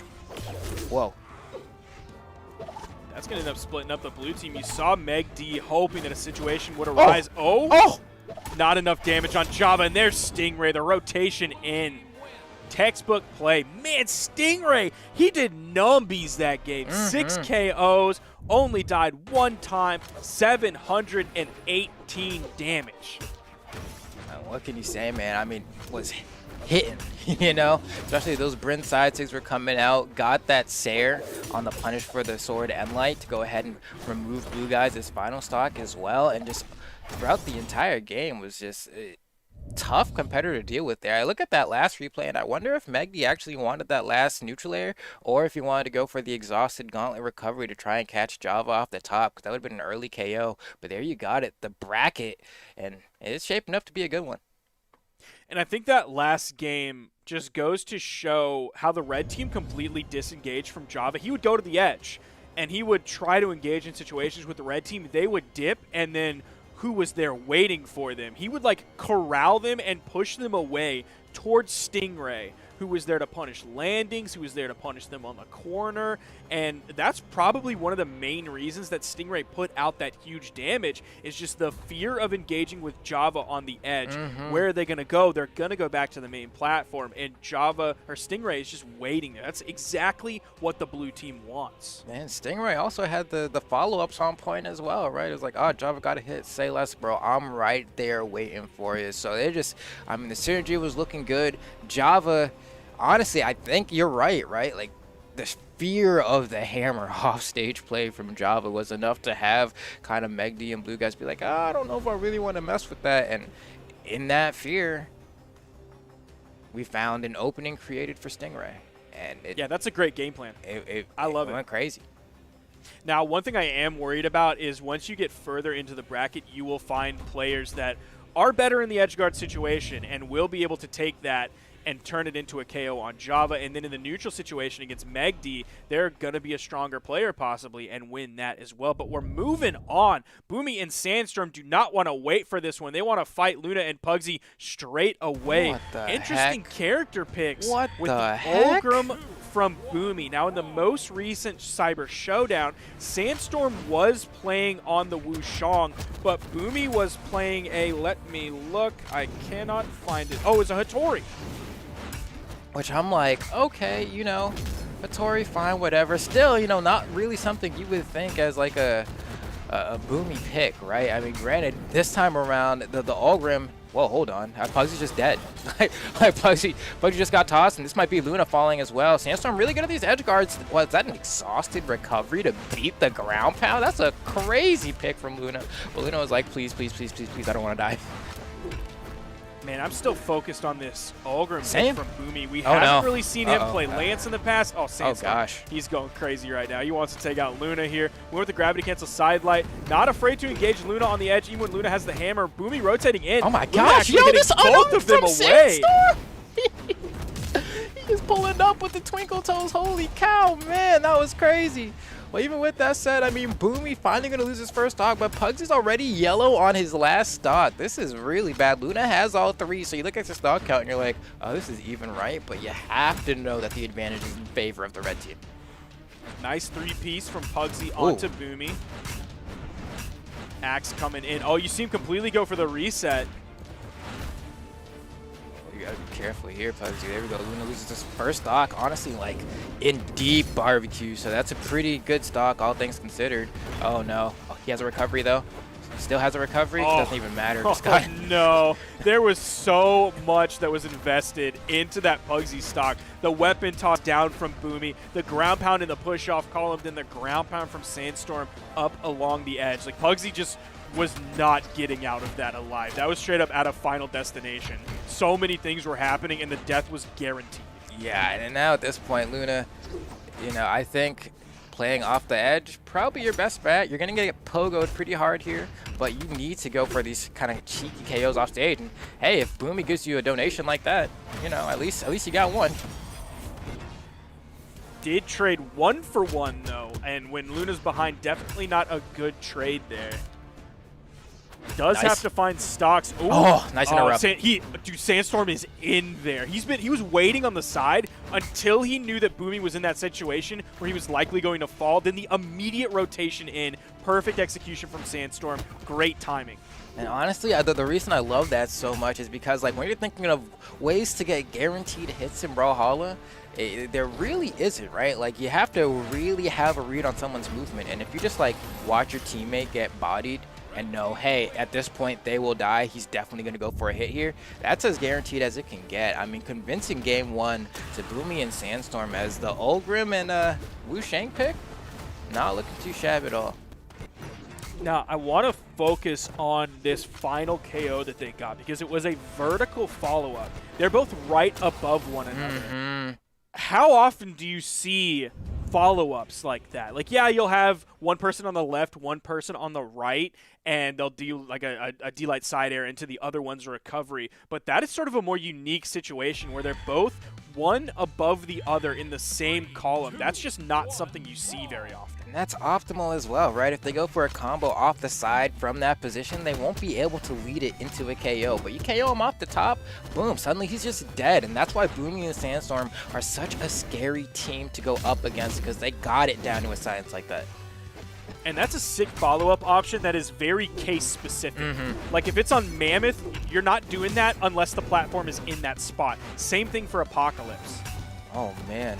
And now we're on Crystal Temple, which, you know, it's a bit of a controversial stage amongst the top players. Some people love it, some people hate it, especially for certain legends. Like, you got a Rayman on the stage. Oh, man, feeling bad. But luckily, none of those here. But the blue team holding their own right now. There are 3 axes possible in this game for the Taros, the Ulgrim, and Pugsy. Oh, no. Nice punish on that one. But yeah, it's not going to lead to much except for a full team wipe for the red team. So the axe players might be loving this. Maybe Boomi's Lance as well. You hit a jump nair. That's perfectly covering that platform. Of course, Boomi is very strong in the ledge cancel game. Neutral light coming through. The third hit ends up picking up Pugsy as well. Another neutral light coming through from Boomi. His Lance is looking so good. I mean, that's the thing, right? Like, Boomi doesn't play Lance. Like, if this is your first Brawlhalla stream, like, Boomi does not play this weapon. You know, like, sure, blasters, bow, sword, gauntlets, whatever. He play most things, but Rocket Lance is not something you're like, oh, I'm going to go to Boomi to figure out how to play Rocket Lance. That's just not it, but we're seeing it come out to full effect here, and it's looking crisp.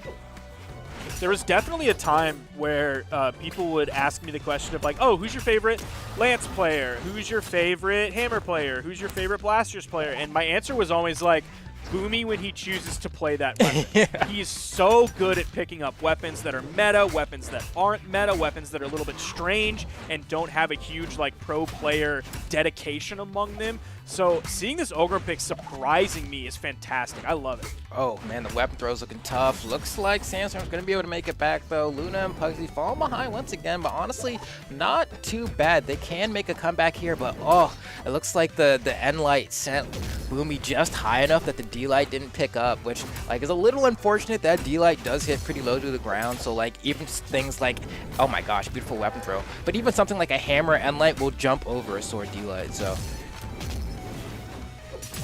Yeah, I'm not sure whether it was like just the angle that it picked up or if it was because the red team member was caught just a little bit off the ground that it sent just high enough to get over that D-light. That's unfortunate for Pugsy. Nice down signature. He ended up picking both there. The amount of like both blue team member pickups from red is insane.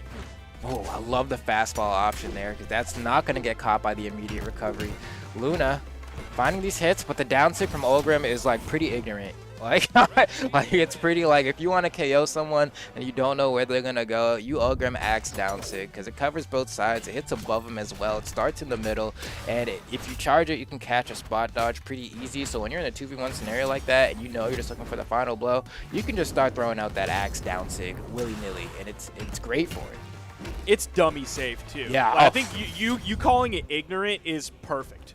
That is the best word to describe that signature. You see that from a lot of Ogrim players out here. You nailed it. Yeah, it's like there are very few things in Brawlhalla that are ignorant, right? It's like Ogrim Max down sig, Taros as an entire character, and then like, you know, True. like I don't know, Orion Spear neutral sig. Like there's some ignorant stuff, or I don't know, but it's great to see, you know, when it works, right? And especially when Ogrim Max down 6 spikes, then you're like, oh man, you went for the full ignorance, like the whole shebang. 3, 2, 1, brawl. Now we're going into this next game back to Crystal Temple. Pugsy on the same character, Luna actually swapping over to the Sentinel. Hopefully not the only Sentinel love that we get today. Again, picking up both members. Maybe not for the full combo, but still a lot of good initial damage coming out of this game so far, right in the very beginning. Okay, and yeah, I mean, it seems like they're loving the Crystal Temple. We'll see how that pans out. Oh, and Sandstorm getting cheeky with the gravity cancel, or rather the slide charge off the stage with the down sig on Wushang there. But even with that, I mean, Pugsy and Luna, you know, they've always kind of been in this scenario where it doesn't feel like they're too far behind, but then they're unable to find the KOs. And it looks like this time around may be a little bit different. I like the conversion from Pugsy. I think that's the most you could really get. Yeah, I don't think the D-Light Dare would have necessarily been the best option there because the positioning on it might have been a little tough. If you end up sitting too shallow, then he's going to be out of hit stun in time. So definitely not a bad option. And they get another one here. Definitely Luna and Pugsy's best shot so far at taking this game. Still both of them on their first stock, so they are definitely red. Pugsy is going to fall there. They're looking for the KO onto Luna. You're seeing Boomi hunting with the Lance Siders, not finding a connection yet. And there is a stock off of Sandstorm, who was on his final. And honestly, I think I like the Sentinel pick coming out from Luna here. And so far, it's been paying off pretty well. The Hammer's been doing a good job. There we go, being able to find these stray hits off of his teammate, just kind of tossing them to him. It adds up very quickly. Nice. Not quite enough to take out off the top. He was looking for the second one, the exhausted recovery. There's the D-Sig. Unfortunately, it didn't hit that spiking version. It was that 45-degree angle up and left. So that's going to be basically the farthest that you have to send possible to get a Blast Zone KO.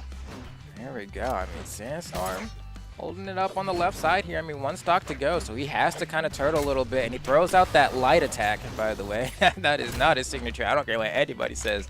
That Wushang Spear side sig is so fast.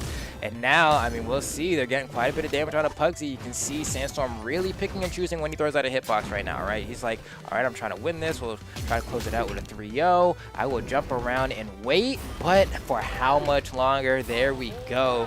It's all set up now. Luna and Pugsy, they have a good chance to take one. We are seeing really good follow-ups from Luna and Pugsy on this game. Boomi's been a little bit reckless with some of the signatures that he's throwing out, and he's been punished several times on them. Like they just sidelight into neutral sig. Nice follow-up. Didn't get the second dare, but Luna actually kept the string going after the dodge came out from Boomi that kept him safe from Pugsy's dare.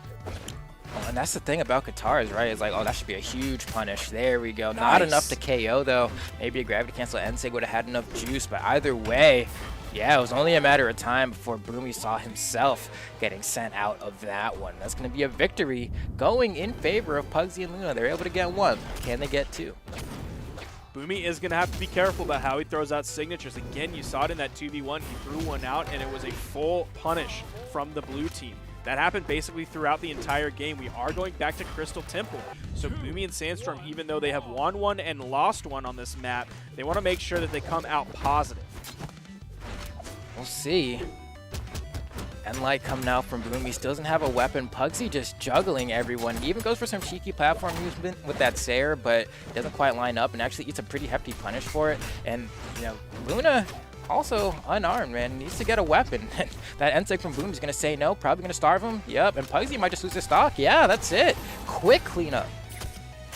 It was a good splitting up of the blue team by a lot of Boomi hits onto Luna that completely sent Luna to the left side. So Sandstorm can just take that edge guard completely unopposed by Luna. You got to be careful here. Oh, man. Pogo. All right, Pugsy saved the recovery. Maybe try to convert off the Boomi on the left side. No, it's actually going to be a quick sig from Sandstorm to go ahead and KO Luna. Pugsy, just can't find the hits off stage. There we go. That's going to be a nice one coming out from Luna. The ground pound, unarmed to find a KO. But, you know, still got some work to be done, and they always do.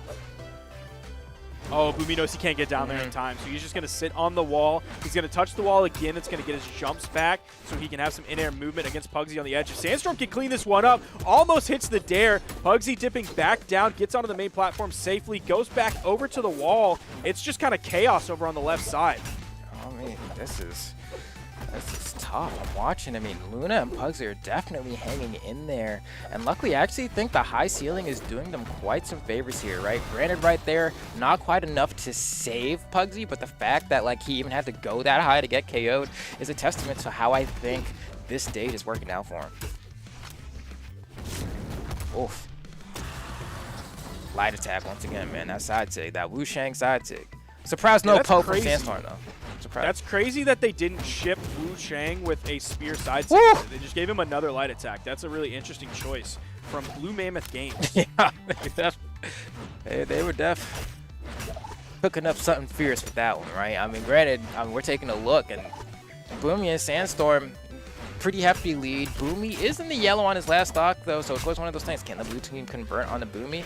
And we'll see. Pugsy finding these commanding hits with the axe, and usually it's pretty tough sometimes to find like just like a raw axe here in neutral. Uh-oh, careful. Got to get back on stage there, Pugsy. Nice save from Luna. Compared to what we would have expected, I think this is a lot closer than anyone would have thought. Because they do have the potential to take out Boomi here. Luna is going to be the first one to fall, and Sandstorm is ready to go with that one. The axe toss from Boomi able to finish that one, sending completely at that 90-degree angle, just a pinball machine, ready to close that game out. And that's going to be 3-1 for Boomi and Sandstorm over Luna and Pugsy. So even though they got the victory against Parallel and Noel 3-2, they're still going to go down in the loser's bracket the game right after. I gotta say, man, I mean, the ending there, the side sig into the weapon throw, like, you can't even be mad. Like, the amount of side sigs that Sandstorm threw out with Wu Shang on Sphere and the success rate, you can see pretty dang good, right? Like, I mean, the last 3 or 4 KOs we saw in those replay were from Sandstorm side sigging and then side sigging and then side sigging again. Because he's like, this move is kind of cracked, so I'm just going to bump. And you're not going to punish me for it. It's so hard to punish. Oh, man, there we go. I'm on fire. Quite literally. Happens every time, man. They're coming for you after that one, but I think you're exactly right on that side signature. It's not even just the success rate that he actually hit it, but the amount of times that he didn't get punished for it as well is a very important thing to look at. So any non-positive wasn't a negative. It was just a neutral. Which, like, that's kind of the best you could ask for, right? Yeah. If I hit, cool, huge rewards. If I miss, I'm exactly where I started, so I may as well just like do it again, and you know it be hitting. So, you know, shout outs to Boomi and Sandstorm. I don't think anyone's like too surprised, if surprised at all, that they made it this far and are continuing to push on the winner's side. I mean, in your predictions, in Duke's prediction, predictions, top 3, top 2, so it's no surprise there. But we do have our next set of contestants coming up. It's going to be Blazey and Hardy MJ versus Snowy and Santi. And I know you and I were talking about the Snowy and Santi combination quite a bit earlier. What do you have to say about that?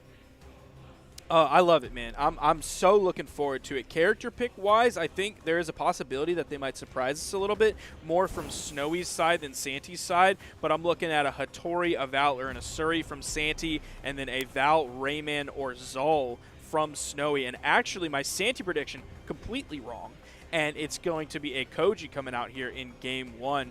Both of these teams, I think, could do huge work today.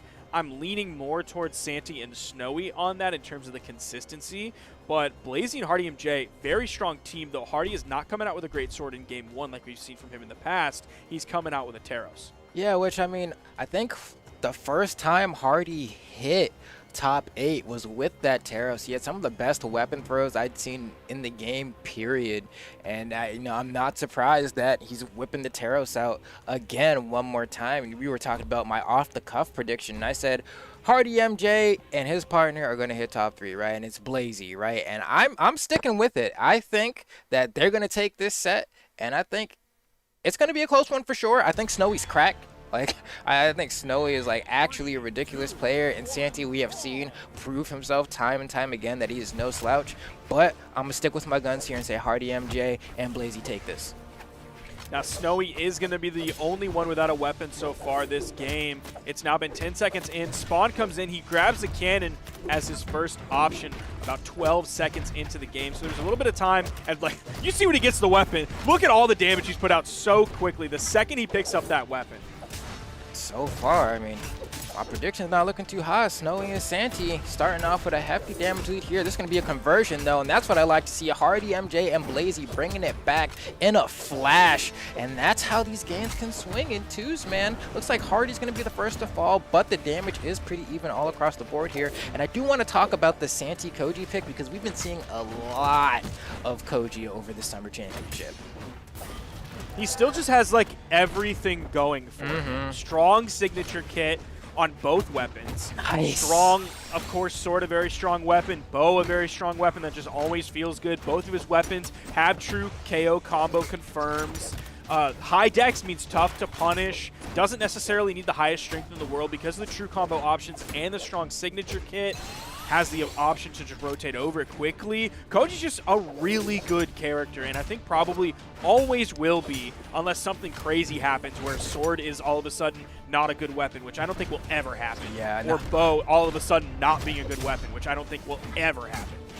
And especially, unless they change the tatami mat, which I also don't think ever going to happen. That move is good and everyone knows it, but it's one of the things that makes Koji Koji, So it's he has a pretty good recipe for always being a viable threat in the meta. But, I mean, even taking a look, Hardy, MJ, and Blazey still behind by a little bit. But for how much longer? It's hard for me to say because we've seen what can happen once they get a conversion. And, wow, Hardy is cooking. Oh! He's cooking. Oh, Hardy! Oh my goodness! Blazey had a really fantastic follow-up. He is going to fall. This game is dead even now, but man, that second stock of Hardy MJ, just that 10 to 15 seconds of putting out axe damage. Oh my goodness. Snowy, no. He gets a double edge guard here. Snowy is so nasty. I told y'all Snowy is cracked, man. And that's the tough part. Hardy was so close. I think it was like a save scenario where I think his partner Blazey ended up dodging at the wrong time. He couldn't get the chase dodge, but Hardy's still fighting here, and he's definitely the type of person to go grab a hammer and just chill off stage. He will do it, and he will wait the entire game. So we're gonna see if they let him get a weapon first. Goes for the unarmed. Oh, that might have been the mistake, and it was beautiful capitalization from Santi there to go for that gravity cancel D-Light into the Sayer. True conversion to go ahead and secure that KO. Man, Snowy with a weapon in his hands is so scary. He's Snowy is the brazy one, and then Santi is the clean one. And I think that's a good dichotomy to have on your team. And that's what we've seen from Kojis in the past is really clean Kojis are very effective. I'm looking at Noel's Koji back in the day. I'm looking at Tiger's Koji now. Yeah, no, I mean, especially on top of that, right, you have the Koji on that side, and then Snowy is you know, we've seen it from Boomi and Sandstorm before. One of them will like play Zul. But really, Snowy is the Zul player. You know, like when you think of a legend to player association, you have Cody, Travis, and Barraza, right? And then Snowy and Zul is specifically the Amethyst skin, especially. Yes. That's Snowy. I do love to see Zul picks into specifically. We saw Sandstorm play really well with the Zul in the past. He's obviously since dropped it or only picks it up some of the time. But seeing Snowy on the Zul, that's just what you want. As a Snowy fan, that's exactly what you want. And if you're a Snowy fan, you should sub to Snowy on YouTube. That is a very important thing to do, as Snowy did leave the lobby to reset his internet, so he'll be back just momentarily. We're still waiting on Blazey to choose a character. That'll come out once we see a Snowy back into the lobby, but we still have Hardy on the Teros, level 65, and then Santi on the Koji, who is at level 67. Defense stance coming out from Santi's Koji, but a movement speed stance taking out of dexterity down to 2 on Hardy's Teros. And you also have to point out, I mean, even taking a look at the titles of the people in this lobby, right? Only one of them has a champion title. You know, we got some finalists, that's cute. But only one of them is a champion. And that says something, right? Like, Santi, you're sitting in this lobby, you're like, hey, you can't sleep on me. I'm the only one who got that gold belt around my waist. So definitely going to be feeling pretty good about that. Now, I'm wondering who Blazey's going to end up picking. If they pick the exact same legend, I wouldn't be too surprised. I felt like the combination they had going was pretty good. And Hardy on the Teros, I mean, that's like a pretty homey pick for him, right? Like, what am I going to do? I'm going to pick Teros. I think that's always a nice default for him because he's had such great success with that legend and manages Hardy, you know, you'll see whether it'll be in this set or one in the future, or if you just go look up sets from him on YouTube. You know, we were talking about how Teros is the embodiment of ignorance. Hardy MJ is the player that's going to throw like 5, 6 SIGs in a row and just not care. I mean, we saw from the last game, if he's playing any character, I'm glad that it's Teros, but 2, it better be an Axe character. The way he was playing, the way he was putting out damage on Santi and then turning around, putting damage onto Snowy, just back and forth. Blazey got the follow-up. Then Hardy went back to the damage time on both players on the other team. It was fantastic work. I love seeing that big explosive damage coming out from Hardy MJ because that's what you want from a Teros player. No, that's actually facts, and it looks like Snowy has returned back to the lobby as we hop right into game 2. Looks like we're going to be going to Mammoth Fortress, which, you know, nothing too crazy about this stage. We've seen it a million times and a million times to come. But this is just another one of those sets. We'll see how it pans out. Can Hardy, MJ, and Blazey get a game here? Now, we did see a quick Blazey hover onto the Jala, but it is back to the Hattori that we saw previously. Nice turnaround, but Santi immediately shuts that down after Blazey got the dodge with the turnaround D-Light that would have led to a double D-Light into either a recovery or a sider. So that would have been big damage that Santi totally shut down.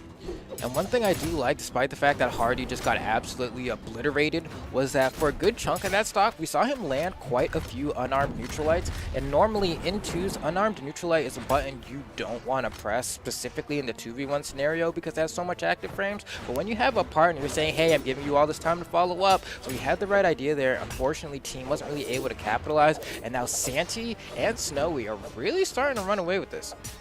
They've both had good follow-ups off of each other. Snowy just found a raw D-Light into neutral air for a KO. So Santi and Snowy definitely playing really good together and really good separately.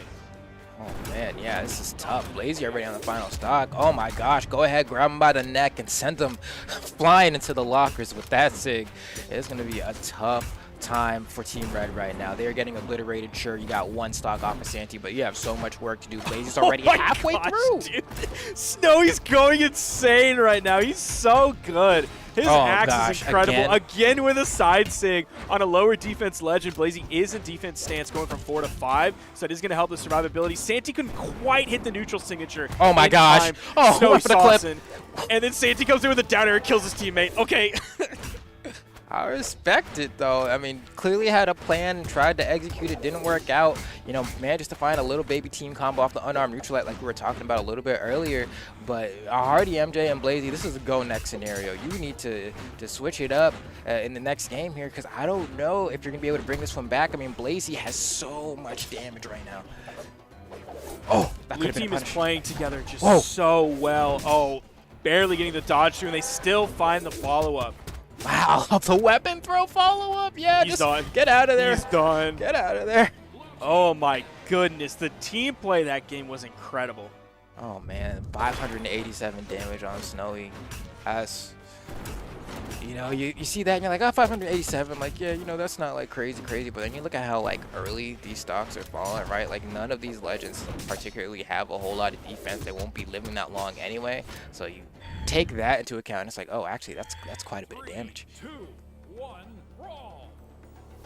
So players are spawning into this next game. Each one grabs the weapon that goes to their side. Again, Snowy is going to be the last one to grab the weapon, but he really kind of doesn't care. There is a spawn on the field. He could have dared and grabbed it, but he seems to have no problem going unarmed so far. He is going to actually get punished there, and Hardy's going to turn around and put some damage onto Santi. The axe damage that Santi is taking might see him fall first. Yeah, that's what I like to see. We were talking about how we got the hover of the Jala pick last time, right? And then we got the Jala right here, ready to play and do some more damage. And honestly, the double axe, it's a 2 staple, right? Like, it's good for a reason. That sidelight Sayer somehow doesn't KO. I mean, Jala has so much force, you would think that would have enough juice, but they might struggle to find the KO here.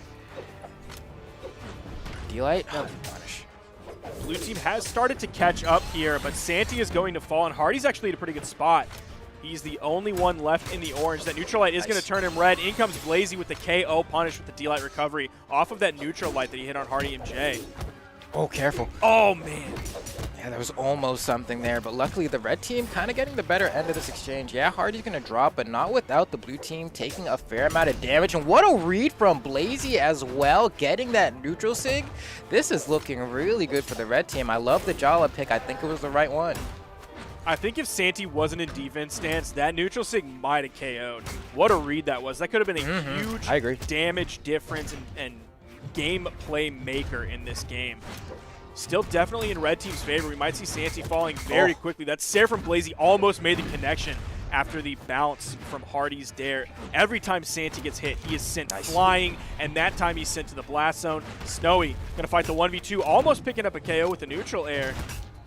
Yeah, that move comes out deceptively quick, and Hardy just trying to hang on here as Blazey managing to finesse off in the 2v1 pretty well for themselves. Hardy's just like, can I get a down sig, an N-Light, and a D-Light? Because Hardy's perfectly fine with just going for the Axe, N-Light, and D-Light until it KOs, because he knows eventually he'll find the final blow.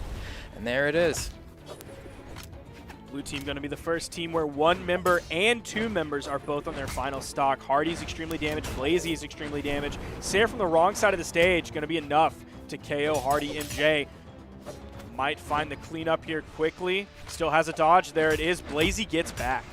Okay, yeah. Pretty much without any threat either, which may have been an oversight from the blue team. We'll see. Blazey still hanging on, but, you know, we're at that point where Blazey, every hit's going to send Blazey flying. Oh, my gosh. If that recovery had hit, that would be curtains, but it doesn't matter. It still is for Santi, and the red team looks like they're going to be able to take this one. And Blazey just, you know, fine. Yeah, go ahead, take point there, because you have a whole other stock to play with, and now you can come back and play point with this fresh stock, and all Hardy has to do is just sit and wait. And he's running. He was straight up running away the entire time while Blazey came back in. Look at the damage Snowy has already put out on a Blazey. Put him in the yellow. Hits the cider. He's playing this 1v2 like a master. Yeah, this is the tough part because Hardy's waiting for Blazey to get the hits, and Blazey just hasn't been finding them. Oh, Snowy's so damaged here. I'm not sure if he can take this one out. Again, gets another hit. Throws it up. Without taking too much punishment. Gets away from that. Didn't have to burn a dodge or anything. Neutral.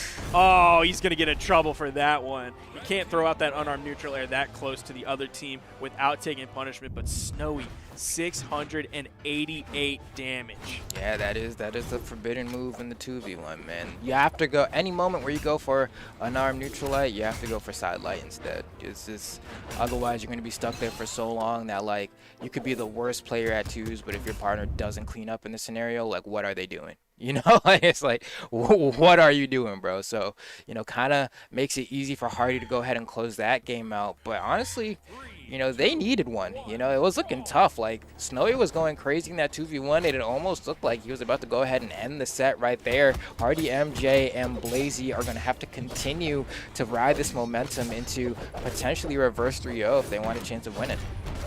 Now, one thing that Santi did poorly last game was he got taken out extremely early. He took so much damage very quickly and forced Snowy into the 1v2. But one thing that Santi did really well in the same vein was he took 663 damage. Divide that by 3, average that out among the stocks, that's 221. Nice 2v1 combo, a lot of damage put onto Santi. But he had to take 221 damage each stock before the red team could KO him. So that's really strong, especially for a 5 defense legend, now that Santi is in the defense stance. So one thing good, but also one thing not so good about Santi's performance last game. Oh, there we go. And Hardy doing a good job capitalizing off of these stray hits. And now we're at a point where, yeah, sure, Blazey is gone, but both members of the blue team are primed and ready to go. And there's one falling. Snowy, though, you can see the red team has had a much harder time KOing Snowy than they have Santi. That recovery is not going to be enough, surprising to me. That's probably the defense stance coming out to play, you know? And you don't see the red team going ham on Snowy once he's in the 1v2 situation as Santi is respawning back in the game. It seems like they're a little bit scared, they're a little bit cautious, and I mean, I don't blame them. Look at what Snowy did in the 1v2 last game. He brought that down so close to winning. Yeah, I think the game plan might actually be, hey, let's collapse on Santi, you know, hit Snowy if you can, if he's around, but honestly, let's get rid of Santi first, and then we'll deal with what we can. I love the attempt from a read. It was a pretty attractive option to dodge in there, but Santi just didn't give it a Hardy. Snowy is going to grab a weapon very quickly. Oh, Hardy doesn't quite have the timing. That neutral light from like the right third of the stage sending to the left, that was the KO move. Snowy took so much damage on that first stock before he fell. Okay. Oh, it's going to be close. There we go. Blazey down in the final stock. Hardy one hit away. Oh, wow. What a tricky weapon throw regrab from Snowy there, right? I was trying to bait out a dodge or something and caught me slipping, but Hardy was able to hang on just a little while longer before getting sent to his death. Snowy disengaging from the edge guard, wanting to put some more focus on a Hardy who was unarmed on the main stage. Maybe go for the 2v1 option between those two. Red team completely split up. That neutral air is going to split the blue team up, but Snowy's over there. Hardy, nice cleanup on that kill. Oh, and it's going to be tough, right? We already saw from the 2v1 scenario that Blazey does not fare well against Snowy in the 1v1, right? So it's going to be hard for Hardy to be like, all right, we need to get this damage as quickly as possible onto Santi while also making sure you stay alive. And that's going to be a tough order to do, but so far, so much damage. Blazey just needs to hang on. Snowy is just threatening so harshly on the bright side. Oof. Neutral air, not enough to KO just yet. Hardy Big does moment. find the punish off of that. Santi in the 1v2 hits 2-3 dares. That was not what they wanted, right? They got that 2v1 scenario, and they were unable to capitalize at all. Snowy and Santi are gonna knock them out in 3-1 fashion, and honestly, a pretty convincing set. Yeah, I was saying Hardy, MJ, and Blazey were gonna make it to top 3. I'm still gonna say it, but it might have to be through the loser side. Well, it will have to be now. Now that is two kind of similar sets back to back. The Boomi Sandstorm and Luna Pugsy one, and now the Snowy Santi and Blazey Hardy MJ. I would have given that heavy-handedly to Snowy Santi, just like I would have given the other set heavy-handedly to Boomi and Sandstorm. Now I would have expected a 3-0 from Boomi and Sandstorm. I'm not quite sure if I would have expected that from this set that we just watched, but both of them again are going to be 3-1. Them being much closer than I would have expected, just looking at the raw bracket and looking at the numbers between these two teams. So Blazey and Hardy MJ definitely had a valiant effort. They took one game. Some of the other games came down to it being really close as well. So good work from them. Yeah, no, definitely had a good showing there. Definitely moments of brilliance, right? Some crazy conversions. And I felt like Hardy was doing a really good job of following up off of the hits from Blazey as well. Blazey was doing a good job of trying to weave in and around Snowy's attacks. Snowy, honestly, was just like really hard to deal with, right? Not only was his aggression crazy, but he started finding these SIGs that just like, you're not really expecting a Zol to throw out the side SIG like that because, you know, running across the stage, sure, but it kind of sends you backwards and at an awkward angle that doesn't usually kill. But because of that fact that you don't expect them to use it like that, Snowy was finding quite a few. And that's just another tough thing that was looking at the game plan of Blazey and Hardy MJ. It seemed like they were trying to focus down Santi, which isn't a bad game plan to have. Other teams have been successful with trying to focus on one player. But if Snowy is just running around, absolutely going insane on your team while you're just leaving him alone, that game plan is not going to be successful. And that's what Snowy did, but also specifically that last game, they did a great job of basically splitting everything down the middle on the blue team. Snowy did 583 damage, Santi just 2 damage behind him at 581. The knockouts were split right down the middle, so Snowy picked up 3, Santi picked up 3. So any focus they put on Santi, he was still completely able to deal with. He wasn't just like the beat-up dummy that took 800 damage while Snowy was in the back doing 900 damage. Santi was able to deal with that, take the damage, output damage, and find KOs. And it was the same thing on Snowy's side. Very strong team. Man, I'm just taking a look. Yeah, they both got about 100 damage over Blazey and Hardy MJ in that last game as well. 583, 581. That's pretty tough. But I mean, with that said, I mean, we got plenty of Brawlhalla action to come. You know, it is what it is. It's the Summer Championship 2v2. You know it's gonna wind down soon. But for us, Sparky, that'll be it for now. Is there anything you want to say to the people before we go? These top 8 qualifier matches have been great so far, and I think these are going to be some of my favorite sets for the day. We have Cody, Travis, and Phazon versus Java and Stingray. Really excited to see that. Wrenched and Cosolix versus Simba and Walshy. I think that's going to be a very interesting one as well. We haven't seen Simba and Walshy yet. We haven't seen Wrenched and Cosolix yet. So I'm looking forward to watching those sets. Top 8 qualifiers are really good today. Some of the best top 8 qualifiers I think we've seen in a long time. No, I have to agree. With that, we'll catch you guys after this short little break. Do not leave your seats. We'll have more 2v2 championship summer action for y'all in just a minute. Maybe a little bit more.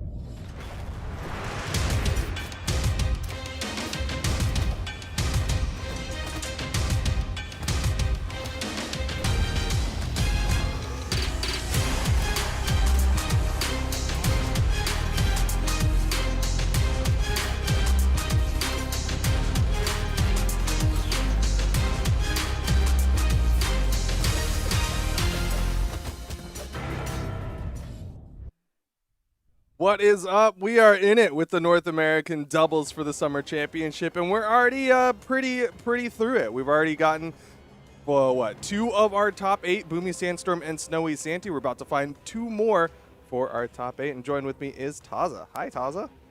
Hi, Duke. I'm very excited to be getting into the winner side of top 8 here in this championship. We just got to see Snowy and Santy take down Blazey and Hardy MJ. Now, if we think about the last spring championship, or the last official championship that came before this, Blazey and Hardy MJ were able to take down the team of Santy and Simba. So now with that new team combination coming in and breaking taking down one of the teams that was able to provide them a lot of trouble in the last championship, they're now in the winner side of top 8 after defeating them. It was very fun to watch. I'm excited to see how these next matchups are going to play out as well. Yeah, Snowy definitely popped off. Highly recommend any of you who missed it go back and watch it after the tournament. But for now, we are going to continue on. Coming up next, we do have Cody Travis and Faison, the 2nd seed of the tournament, going to be going up against Java and Stingray. Yes, Java and Stingrays certainly becoming a favorite team of mine as we're going throughout the rest of this bracket. They did a great job fighting against Meg D and Blue Guys. But Cody Travis and Faison are going to be, like you said, 2nd seed, right? When you look at a North American 2v2 tournament, the 2 teams that you're looking to take down are Boomi and Sandstorm and Cody Travis and Faison. And this is one of the first big roadblocks on their way to getting the top 3 and potentially taking the championship. It will be interesting to see what team composition that they bring out to fight against this really tried and true team that just did a phenomenal job taking down Rectify's Little Capped and iThrow. Yeah, the interesting thing is it's a lot of people who are kind of stuck in their characters. Not like hard stuck, but they're pretty established, right? Cody Travis is known for his Barasa. Java, very known for his Bodvar. So it's going to be on the other 2 people to make those swaps. We see Faison currently locked in on the Val, but he's got the Wushang, he's got the Hattori, has played some other characters. Stingray alongside Java, we've seen him playing the Bryn, currently locked in on the Bryn, but he's also played all sorts of other characters. We've seen him on the Orion, we've seen him on the Ogrim. So it's kind of those other 2 characters kind of make that swap to help push the team that extra distance. Yeah, that's a great point that you highlighted there, where both teams really got their player that has a established main, and then the other person that can be very flexible. And Stingray definitely fits that bill. I've seen Stingray compete with, it has to be over a dozen legends at this point. So locking in the Bryn here is very cool. And the Val, that's certainly a tried and true method from Faison. Going to be going into game number 1 here between these 2 teams as Cody Travis and Faison are facing off against Stingray and Java for game number 1 of this best of 5. Winner of this will qualify for winner side of top 8. And man, lots of Miami Dome today. Excited to see it. It's definitely one of the smallest maps that you could fight on in the 2v2 setting. Yeah, it's always a very exciting map, especially with, like, of course, there's that pillar in the bottom, plus a very high ceiling. These horizontal knockouts will be very effective as well, especially for Stingray. With that Bryn, you know, those Bryn spear side zigs can knock out very quickly. Ooh, and Cody started off pretty strong. Yo, the Silent Nair set up Java for Faison to be able to get the Silent Recovery on Gauntlets off the platform after getting the downlight, and then getting the double knockout with the side stick at the bottom of the stage. That was just destruction over the blue team here. So now Cody and Faison solidly 6 stocks head to 4, and they're continuing to just wail. Oh, Cody is just hitting everybody left and right. Cody's one of his strongest attributes as a 2v2 player is his ability to target swap so well. That's what we were seeing just a moment ago. Side sting thrown out from Stingray. Blue team still wanting to get this knockout, and Cody Travis doesn't have the height. That's going to be the stock eveners. Yeah, Faison and Cody going down in tandem, almost exactly the same as it did for Stingray and Java. It's rare that we get to see these synchronized team kills coming out for both sides, but that seems to be the name of the game for game number 1. And Cody, now in the blasters over from the Axe, is really trying to stick to the skies and is not doing such a great job helping Faison get back to the stage and set up, but Faison gets that side stick through anyways, and Java retaliates, goes all the way out with every single jump resource they've got, and they get back unpunished, and Cody switches over to start doing some damage to Stingray's final stock.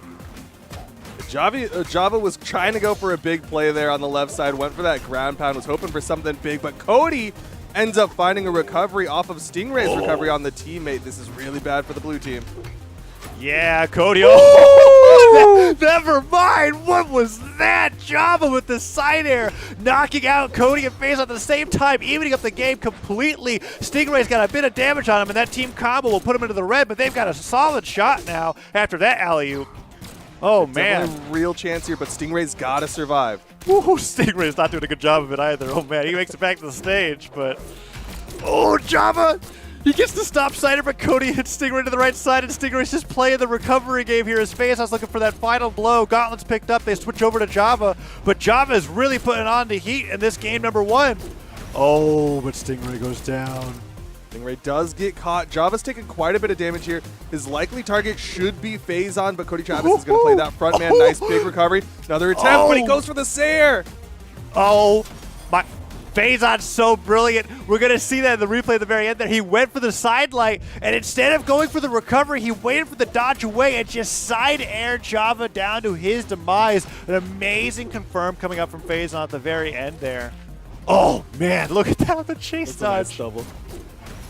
Oh, wow. But really, it was a very dominant performance. Yeah, we're going to see this right here. Down light, side light. And yeah, the jump side air. And that's not a totally unusual follow-up, but I promise you that 9 times out of 10, if you're fighting against the Gauntlet players, you're expecting to get hit by a Gauntlet recovery off of a sideline, right? Whether it's immediately or after a delay. So getting that side air there was really well played. It's definitely like the least common follow-up off the side light. You'll usually see like a GC side light or like a nair or a recovery before you'll see that side air. Man, I would say that as far as that game went, Phazon and Cody had absolute control over the entire pace of the game, but with Java and Stingray randomly getting these double knockouts, that it feels like they pulled out of nowhere. So let's see if they're able to contest against the pressure that Cody and Phazon apply, because Cody and Phazon really feel like they're in the driver's seat of this game. But meanwhile, if you look in the top right, Cody Travis is taking the most damage, and he's going to be the first one to fall. Java able to pick up the recovery, goes for the 3-piece, but Phazon spot dodging through the recovery. There. Oh, Phazon might go down too. No, jumps back. Down air before they were able to touch, and that means Phazon and Cody are the ones at a deficit going into game number 2, running it back to Miami Dome. Side air takes down Java. It's so cool watching the teams get wiped at the same time. There's none of this straggler take down the other guy first and then we can focus on the 2v1 business. It's like when the team goes down, they go down at the same time, dude. That is what's been happening in both of these games. And really, that kind of works out in favor of the team that lost their stocks. Like, usually you don't want your stocks desynced from your teammates. So it's actually not too terrible. Still a little bit of trouble. Blue team had the lead. Oh, the N-Sig going to launch Stingray far. He has to dodge through the weapon toss. Yeah, that dodge was clutch. And then the down just came out from Phazon, and he just rides all the way up to the top of Miami Dome, recovers Java off the top, grabs Stingray with the nair and the ground pound to seal the deal. Double knockout coming out from Phazon. Just another showcase of how they don't like to have anybody left on the map alive before going on to the next set of stocks. It's now 4-2. What a complete reversal. Nice side sig from Stingray, though. Goes for a second one, but he's too low. He tried the momentum from the side sig on Bryn. Almost carried him up to get that hitbox active, but he was just a little bit too low. You're right, but still, Phazon goes off the top. Stocks evened up. Now Java in a position where they're getting pummeled by the ground pound. Side air. No jumps. Oh, weapon got it. Ground pound again. Phazon's been impeccable off stage. Nair on Stingray into the down air from Cody. They missed the follow-up. A rare mistake from the two of these players, but man, they continue with the team combo setups. And that side light gets rid of that recovery, and Stingray is just getting completely destroyed. Down sig off the top. Cody and Phazon are in sync. That is for certain. There's not a moment where 2 fifths of a boy band. I mean, if one attack was going off and it was missing, I promise you, Phazon or Cody were covering the other area and getting that hit on to Stingray in that 2v1. It was just non-stop damage until Stingray was taken off the top of the map there, right? Side light, he has to go high. He avoids Phazon to the top. He goes down to the neutral light. Phazon pummels him back in. Down sig off the top. He's gone. And that's a 2-0 lead for Cody and Phazon.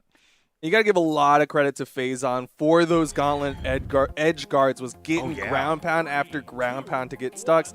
And we're going right back to Miami Dome, but Stingray going to make the swap over to the Jala for game number 3.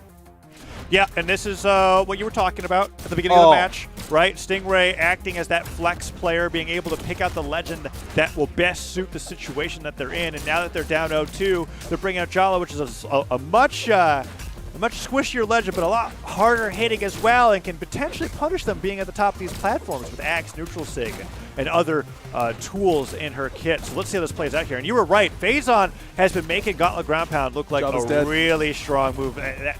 the nair off the left side of the stage, and FaZe trying to go for that double knockout that they're so used to getting, but Stingray finally survives.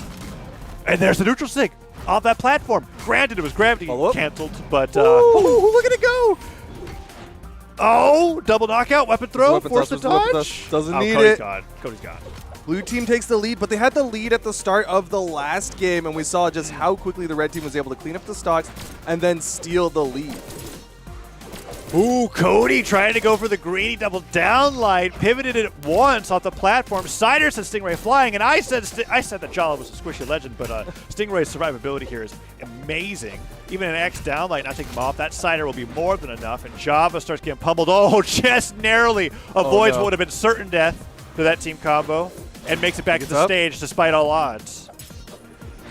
Yeah, just holding on for dear life, but Java deep red, while everyone else pretty healthy. This is going to be really bad for the blue team if he falls. One more Sair could definitely do it. Oh, Cody! Accidental friendly fire there. Snap, Puts Java in the perfect position Stage to spike. get the knockout. Oh he my gets the God! hit. Cody can't get the chase dodge back, and he manages to take down Cody in that situation, still living, and FaZe could follow next. What a pickup from Java with the edge guard Gimp. Gonna give his team some life, but he's still, one Sair from death. Dead. Yep, what can you do? Blasters, Neutralite, Sword, Neutralite, such great starters for team combos. Lets you basically pick any move within your entire signature kit to finish off the job. And Stingray fighting back on Cody, however, has put him in the orange. Sidestick comes through. They're trying to get that step into Cody. Java can't get the punish, and Cody gets team combo to the recovery, and that's just barely enough force to knock him off at the top. And now it's a 1v2, Stingray and Java versus Phazon.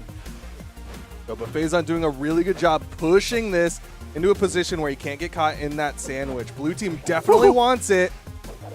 Oh, Phazon's getting hits in it. He's not getting punished. Phazon completely controlling this 1v2, using the platform for some movement. One nair hits. Java puts a recovery out to force Phazon up high.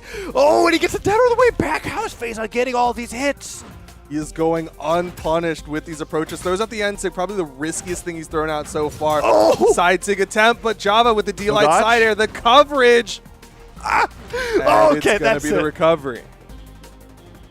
Wow, this is this is pretty intense. Best of 5, dude. This is kind of crazy. They're really going all out. I mean, we're gonna see by this edge guard here, the side to take down Phazon, and then also I think the side that takes down Cody's last stock. Phazon having to force that dodge through, and Stingray got that weapon throw bounce off of Phazon, knowing it wasn't going to knock out, caught the weapon with his momentum on the way back, and was willing to sacrifice his entire stock to ensure that Phazon wasn't going to make it back. There was just no mercy in that edge guard, and now we're going to a game number 4, the Jala switch, really working out for Stingray and Java, and Miami Dome, much to my surprise, actually, is removed from the playing field. I thought they were just going to go back there every game.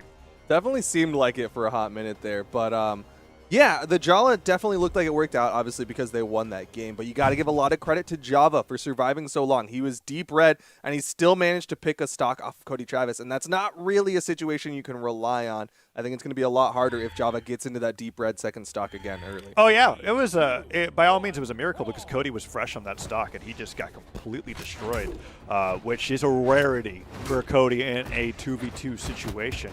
So we'll have to see if that continues. There are scenarios that I've seen in the past where I feel like Cody can be encouraged off of Barasa if he has a particularly sour performance in like one specific game in a best of 5. And if that happens again, I think that Stingray and Java have a real honest shot of reverse 3-0ing this team here. And that would be huge. We were just talking about how the seed 2, right? The two teams in North America that you look to beat are Boomi and Sandstorm, and Cody Travis and Phazon. Yeah, Cody and Phazon are both PR number 3 in 2v2s for North America. Meanwhile, Java and Stingray, I think they were in like the double digits, 11 and 13. Meanwhile, Phazon left side has just enough movement, and Java thought he was dead to right, so he backs off. Red team still holding on to their initial stocks. The follow-up from Stingray, not quite enough. Oh, and he goes off with a stomp off stage. Oh, the save from Cody! Oh, he manages to blast Phazon as he gets side aired, but Java with the double knockout potentially? No, he bounces Phazon off the stage. Stingray doesn't go too deep off the side of the stage to try to confirm that, but they could take a lead if Phazon goes down here. It's just a matter of who gets the first clean hit onto Java or onto Phazon. Downlight takes him off the top. You see those new updated smoke gel graphics going deep red, signifying the color of damage that he took as he goes flying. And Phazon and Cody are now down a stock against Java and Stingray in Game 4. Ooh, Java still holding on to this first stock, though. He is getting bounced around pretty hard, but he's still surviving. The Neutralite going to launch him, and you see Stingray doing a really good job kind of following along with it, trying to make sure that he doesn't get caught up in a 1v2 while Java's coming back. Ooh, Java's kicking left and right. Oh, he tried to go for a third sidelight, and Cody dodges it. Gravity cancels at the end of the dodge to get the neutral light and sends him flying to his doom off the left side of the stage. But as you said, that was Java's first stock, and Phazon can't get that early knockout off of Stingray off the top. Never mind. I spoke too soon. Sidestick comes through, and they're gone. Java, you're crazy. Wait, Java, what are you doing? Java, you're crazy! Java, no! In a match point situation, he went for the unarmed grab pound without getting his jumps back, and just like that, it's gone. Cody goes down, however, and they could even up this game, but that could have been such a huge lead for the blue team if Java just lived a little bit longer. Java's still a madman for continuing to play these edge guards against Phazon, but like you said, it went from such a solid lead for the blue team to fighting to hopefully even this up, which is such a tough spot to suddenly find yourself in. They could focus on Cody again. Stomps Sarah into the Neutralite, puts Cody into deep orange, and Java's looking for those falling side airs. Phazon goes down. Cody's got to run for his life. If he gets stuck in a team combo, that's going to be a 1v2 for Phazon for sure. And Phazon didn't win that last time. That recovery hole, that was almost the perfect angle. The perfect axe recovery angle to send him right off the top, and he's just been a little bit to the right to survive. But both blue team members are finding themselves very damaged here. This is a tough spot. I imagine Cody's going to be taking the back. Phazon's going to be at the front, has the most health for them. Surprisingly, goes off stage against both Java and Stingray, and Java fights back. Cody just narrowly avoids the recovery. Java can't make it back. Jumps. He's got no. Wait, the save. Okay. Stingray keeping the teammate alive. He knows he needs it. Oh, that weapon toss could have been deadly. Exclamation points coming out sooner and sooner because they've been sitting on those walls. There's the recovery to the light side air. And Phazon and Cody Travis going to take game number 4 and the win. Huge from Phazon to be able to have all that survivability in the face of a potential Game 5 situation. Phazon, because they had so much health on them early on in the game, were able to play that aggressive offstage lead that forced Stingray and Java to go for those risky plays that gave Cody those knockouts. We saw the recovery there. Sure, it got answered by Java, but then Phazon was able to hit right back at the end of that D-Light side air to be able to get the knockout and confirm the set 3-1. But man, what a fun set that was to watch. And that means we've got one more team going into the top 8. It's going to be Cody Travis and Phazon down in the loser side. Actually, seeing that another team has made it, it's Luna and Pugsy XD who have earned their spot in the lower side of the top 8. Let's see, who did they knock out? Okay, Little Captain Eye Thrower down 3-0 to Luna and Pugsy XD. Yes, so they are the second team to qualify for the lower side of top 8 after Ethan and Sequoia. Took down Blazey and Hardy MJ, and that's a really big upset if we're looking only at the trajectory of official tournaments. Hardy MJ and Blazey placed 3rd in the spring championship earlier this year, and now they're out at 9th before we even get into top 8 after that loss to Snowy and I'm already, you know, when I think of Simba and Sansi, yeah. I think of the same place. Snowy and Sansi. It hurts your heart and your brain. It does. Well, and the S names are so similar. Anyways, big upset, in my opinion, from the lower bracket. Although, depending on who you talk to, that could not be the case. Ethan and Sequoia, phenomenal 2v2 players in their own right. But that's not the matchup we got coming up next. The matchup we got coming up next is the name that I was getting mixed up with Santi. It's Simba and Walshy going up against Wrenched and Cosolix for that final qualifier match to get into the winner's side of top 8. Yeah, this is going to be an interesting one. Not a lot of information on Simba and Walshy as a whole, but they've been looking pretty good today. Of course, they had to go into the winner's side by 3-1ing Ethan and Zakoi, who, like we just said, 3-0'd Blazey and Hardy MJ. So that's pretty big. On the other side, Cosolix and Wrenched have been having a tough time. They 3-2'd Wubs and Kaiser to earn their spot in this fight, and they're getting into it. We've got Simba on the Xavier Woods, Walshy on the Stevani on the other side, Wrenched and Cosolix. No surprise to see the Asuri Macho Man combo. Yeah, it's almost guaranteed that Cosolix opens up a 2v2 match with Macho Man. There might be a situation where he feels like it calls for Scarlet or even a Sir Roland, but it's been rarer and rarer as competition has developed. But yeah, going up against Simba and Walshy for game number one, that's a devastating double team combo. Being able to catch both Reg and Cosolix at the start. They're already at orange in under 10 seconds. That's huge, but Reg and Cosolix are hitting back now that they finally got weapons in their hands. Yeah, they're still going to have to swing a lot more, though. Cosolix showing a little bit more axe, showing he's been putting in some time on this weapon. Opportunity here as Wrench hits one ground pound. Cosolix with the other one. That's a nice lead for the blue team.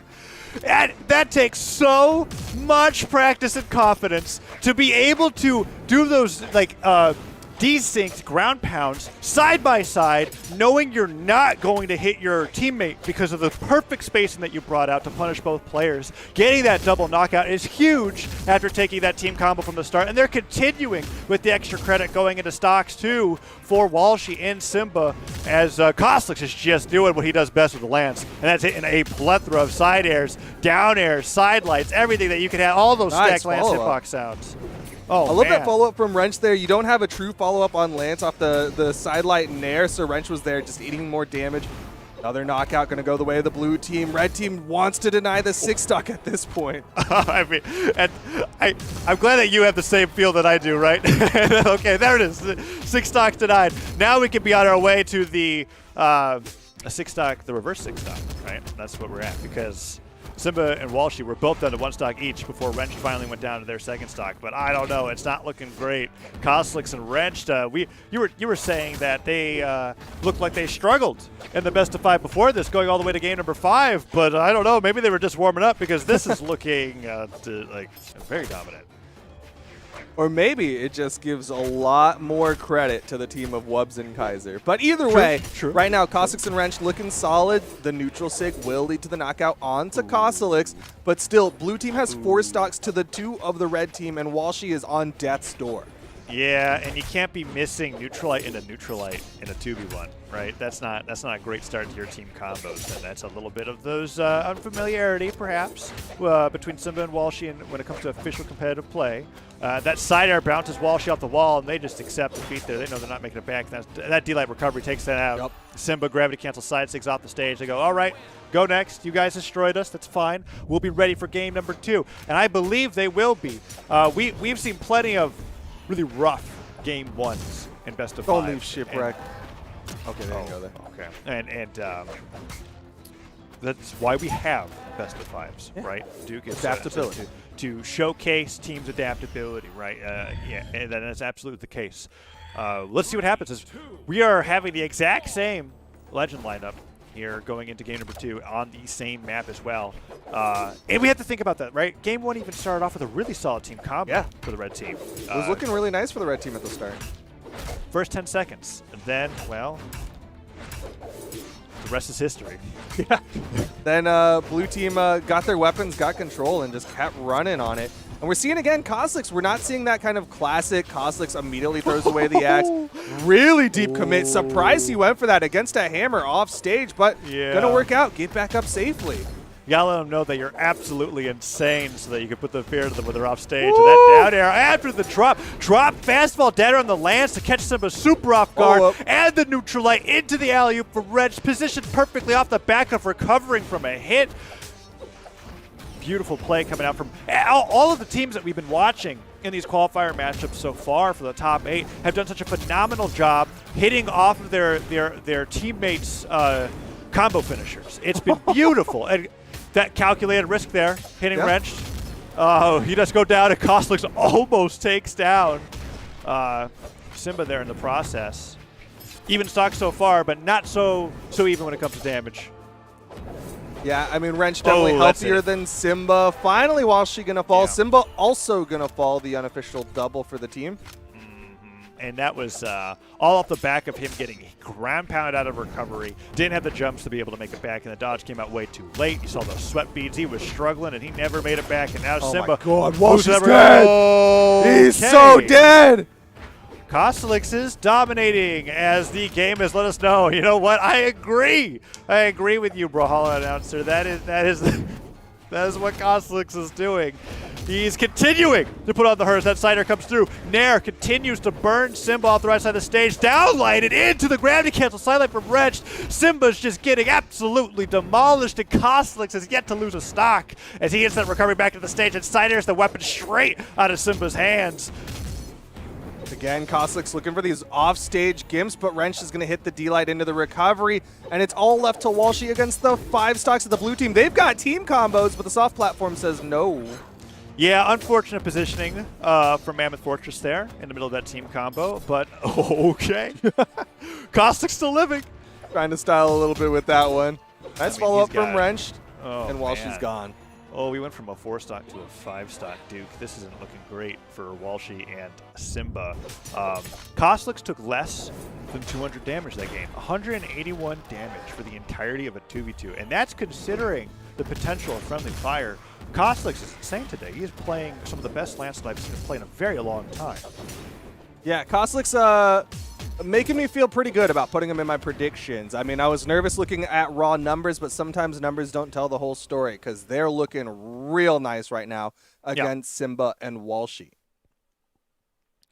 And it could entirely be a player matchup thing too, but I'm making my statement on Cosolix's performance here based purely off of the maneuvers that I see him making in these 2v2 situations, especially when it comes to his edge guards, being able to make great use of fastball timings, and then doing because Lance is a very momentum reliant weapon, right? A lot of your movement when it comes to dash jumping or chase dodging or fastballing can put you in a position to where you can use those moves to make it look like you've traveled farther than a character with another weapon, just because side air and down air makes you move so far. Lots of distance. And Cosolix is like doubling the distance almost, but at least that's how it feels watching him play against Simba and Walshy here. So let's see if they're able to stabilize in Game 3, because if Simba and Walshy can't do that, even if it's a close game, if they lose, they're out into the lower bracket. Yep, but Simba's getting some good down airs opportunity here, and yeah, Simba gonna get the double. Both blue team members gonna get taken out as he OEL salutes. Definitely what I want to see from the red team here is Simba has made a switch onto the Hattori for game number 3. Walshy doing pretty well with the gauntlets as well. D-Light into down air, attacking on some more damage. They don't care about the friendly fire. They know that they're in a position where all they need to do is get a bunch of extra credit. And maybe, heck, let's turn it around. Let's get a 4 or 5 stock for the red team here for game number 3. I want to see this go all the way to a game 5. Would be nice to see that this adjust from Simba back to the Hattori is the thing that they needed. But right now, Walshy making the long trek back towards the stage as Simba takes some damage from the blue team. All right. Cosolix narrowly dodges the read coming out from Walshy, and I respect the side that was put out there. Dealer recovery takes him off the top. Cosolix already probably taken double the damage that he took from the previous game, considering that he's second stock red. And he gets team combo straight to that side stick, and that stock is deleted. Cosolix lost more stocks this game than he has the entirety of the set. Yo, Simba is taking stocks. That is 4 stocks to his name. This switch to the Hattori doing so well for this team. And again, the team combo comes out. Neutral stick pick up the recovery follow-up from Simba. Whoa, and they keep going. They just separated their opponents. It started off with them getting hit together, but now they're continuing to get combo on the left, right, and the side. Okay, Wrench, Cosolix. Okay. Oh, and the side stick finish. Doesn't quite get Simba. They go for the edge guard, but the dive kick stops the ground pound. That ground pound from Simba narrowly avoided from Cosolix as he recovers back to the stage. Ground pound forces the dodge. Can Wrench get the finisher? He does not. D-Light recovery, not enough force to get him off the top. And Cosolix surviving. Wrench and Cosolix are really doing a great job trying to fight back and stop this defeat, but I think this is at the red team's hands as that recovery gets through. And Simba is the one dominating this game into a shutdown. Simba is definitely popping off. A nice punish from Simba from below will give him 5 KOs for this game, but Walshy denies the 6 and the ace, but still really well done from the red team. The swap to the Hattori, and they just popped off. Yeah, it was huge.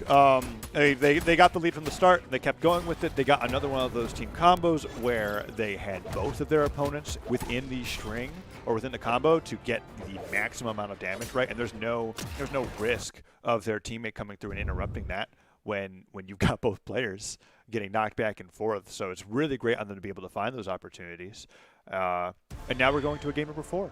Let's see if they're able to continue it. As we're changing the scenery up, we're going to the condensed Mammoth Fortress, right? We don't the platform doesn't quite get small Mammoth Fortress. It doesn't quite get as crazy off the side of the stage as you have literally like a third of the wall to play with as you did on Mammoth. Not as bad as Demon Island, all right? We're not. This isn't Demon Island levels of craziness. But here we go into game number 4. And one thing that's big about the swap to the Hattori for Simba was he was able to hit a lot more follow-ups off of what Walshy was doing. But right now he's not going to get the opportunity as he is going to get taken out on the left side. You saw the stars come out. That means his recovery got stuffed. Qatar Nair is both the weakest and strongest hitting move in the game, Duke, and it was that reason entirely, because you could just catch somebody at the tail end of the recovery, space it well enough, and you won't get challenged with it. They're gone. They're out. And they lose that stock. Walshy with the neutral sig, both as a recovery tool and as a knockout tool on the Cosolix there, evens up the stocks, and Wrenched has to fight against Walshy to see if they can secure this lead as Walshy goes off stage, hits a side air, ground pounds to safety, and starts switching their focus over to Wrenched. The red team maybe trying to hunt this stock of Wrench, but you see Walshy still trying to play, just put out some damage on everybody. He was going for the offstage onto Cosolix, but Cosolix got back onto the stage and just fighting back. Oh, man. Nice punish from Simba. But Wrench picks up both with the recovery, almost gets the stock off Simba. Simba pretty damaged right now. Yeah, Simba manages to dodge through the side airs of Wrench and Cosolix, but they are incredibly damaged, and Wrench is playing stock tank in game number 4. Cosolix puts on the side air, down aired once, but that's it. Walshy trying to get Wrench taken off the right side of the stage. This is an opportunity for a team combo, but D-Light side air means that Simba's not going to be able to catch up with the side light. Maybe he was hoping that Walshy would go for a D-Light down air into that the spear side light to continue the string. But Cosolix continues to survive on this second stock, and it is a close game. Nice target swap indeed. Yeah, he was sidelighting left and right. But Wrenched, opportunity here to maintain this lead. Gets the ground pound target. Not even an intentional target swap on that one. He was just ground pounding, and Simba dove in front of it. Walshy's still holding on to this stock, though. That's slightly higher defense on the Val working out. Yeah, but for how long? A lot of moves would knock out here. Cosolix is trying to avoid getting an early edge guard onto him right there, and that D-Light doesn't lead to a recovery. I was surprised. I think Wrench was trying to get the follow from Cosolix, and there it is. Team combo opportunity. Simba, siders, downers, recovers, gets straight to safety onto the platform and waits for Walshy to pick up a weapon as they use a recovery to wall out their opponents. The big issue here is Cosolix is more damaged than everyone else. If the red team manages to get this stock off of Cosolix, especially while Wrench is trying to recover back to the stage, this could be huge. Cosolix playing the 1v2, but he's just putting out damage. Oh, he's low at jumps. He's low at jumps. Okay, he dodges back. Yeah, the Lance Sider as well. Good usage of his mobility options there on that weapon. Silent neutral air will give him that damage lead over the red team, and now we're in a really solid position. But man, you're right. It's basically whoever goes down first. And that could be Cosolix. So Simba, we saw Simba proccing with the red off the 3-piece from Wrench. Walshy hits the side sig. He needs to live, though. Team combo immediately set up, but he doesn't go for the follow-up. That's huge. Wrench could get the comeback here of a century if he's able to get the down sig, side sig, anything. He was able to avoid death by not getting hit by that neutral sig, and he uses the ground pound to reposition. Weapon throw, dodge, new weapon picked up. Wrench trying to snipe Walshy with the guitar recovery, playing on the platform, goes to the weapon toss, bounce speed, doesn't get the bounce off Simba, and that dash jump side air could seal the deal. He avoids the gravity cancel neutral light. Oh, he is living just barely. Oh, dodge through the recovery. Go, but his dodge is down. He still gets the wall touch. He touches. Recovery. Weapon. Wrench spot. He's not getting any hits out, though. He avoids the neutral light. Wrench, how long can he do this? He's just narrowly surviving. Oh, that's it. The down air, and we're going to game 5. Wow, it was all off the back of Cosolix getting hit by the very, very tail end of the Val side sig, thinking that the move was over, but the bubble popped at the very last second, and that blast sent him off the right side of the stage, giving him that 2v1 to perform that expert edge guard. Yeah, we saw right there. Side sig sends Cosolix flying, and then Simba and Walshy expertly perform this edge guard, down airs and weapon throws only, not doing anything else that would risk them giving up an opportunity to go into game number 5 in this best-of-5 set. Yeah, I love the way they played that edge guard. Didn't go for anything big and risky. They were just like, we're going to go for these long-range weapon tosses. We have complete stage control. We're deep red. We don't need to overcommit for a ground pound and accidentally find ourselves on the tail end of a reversal. So They played it smart, they played it safe, and they took it to game number 5. Now, what is going to happen? Is Wrenched and Cosolix going to be able to make that final adjustment to close it out, or are we going to see the reverse 3 from Simba and Walshy? It will be interesting indeed. I'm wondering if we'll go back to Mammoth Fortress, even though there was technically a game loss there. But I mean, it's so hard to blame anything in particular when it comes to legend picks of the map because of how close that match was and how it came down to the line of just who loses their stock first. Will Cosolix lock in Macho Man for game number 5, or will he bring out one of the Lance Pocket picks that we were talking about earlier? It's no secret that Cosolix has innovated and practiced every single legend in the game that has a Lance in their kit. But what will they bring out for this final 2v2 match is the question. We're going to find out in a little bit when they get back into the lobby and are able to lock it down. Wrenched, of course, is going to be staying with the Asuri. There's a possibility that Sentinel could have came out, but I'm not even considering that now, seeing that lock-in. I didn't expect that. I think there's a very real logic behind them sticking with the same characters. Yeah, even if Cosolix made the swap, I wouldn't have personally agreed with it just because Same. I think Cosolix has been his axe has been worked on. Like, Yeah. if you make the swap to the other characters, usually in Cosolix's case, it's because you want a different signature kit, but it's not like he's even really using the signature kit of Macho Man or anyone else. Instead, it's been like really clean Lance play with the offstage, with those downers and sayers and whatnot. Hey, that slide charge down Yeah. was wild, okay? That's Macho Man. That's Macho Man specific. But did it hit? work? Did it No. work? No. No, So in fact, it was pretty risky, actually. But it was Macho Man specific. You're right. Okay, He did use a Macho Man. You know, I'm trying to counter your point by giving you something that gives your point credit. So I have no idea what's going on here. Okay, game 5. Are they going back to Okay, Apocalypse? we'll I think they will. They Probably left not Shipwreck Shipwreck. open. Probably not Shipwreck. Yeah, I feel like Shipwreck would be a death sentence for Walshy and Simba, especially with how well Wrenched and Cosolix were playing off stage. So they're going for that middle ground once again. Apocalypse is the stage that they definitely looked the most confident on going against the team of Wrenched and Cosolix. So here we go. Game 5.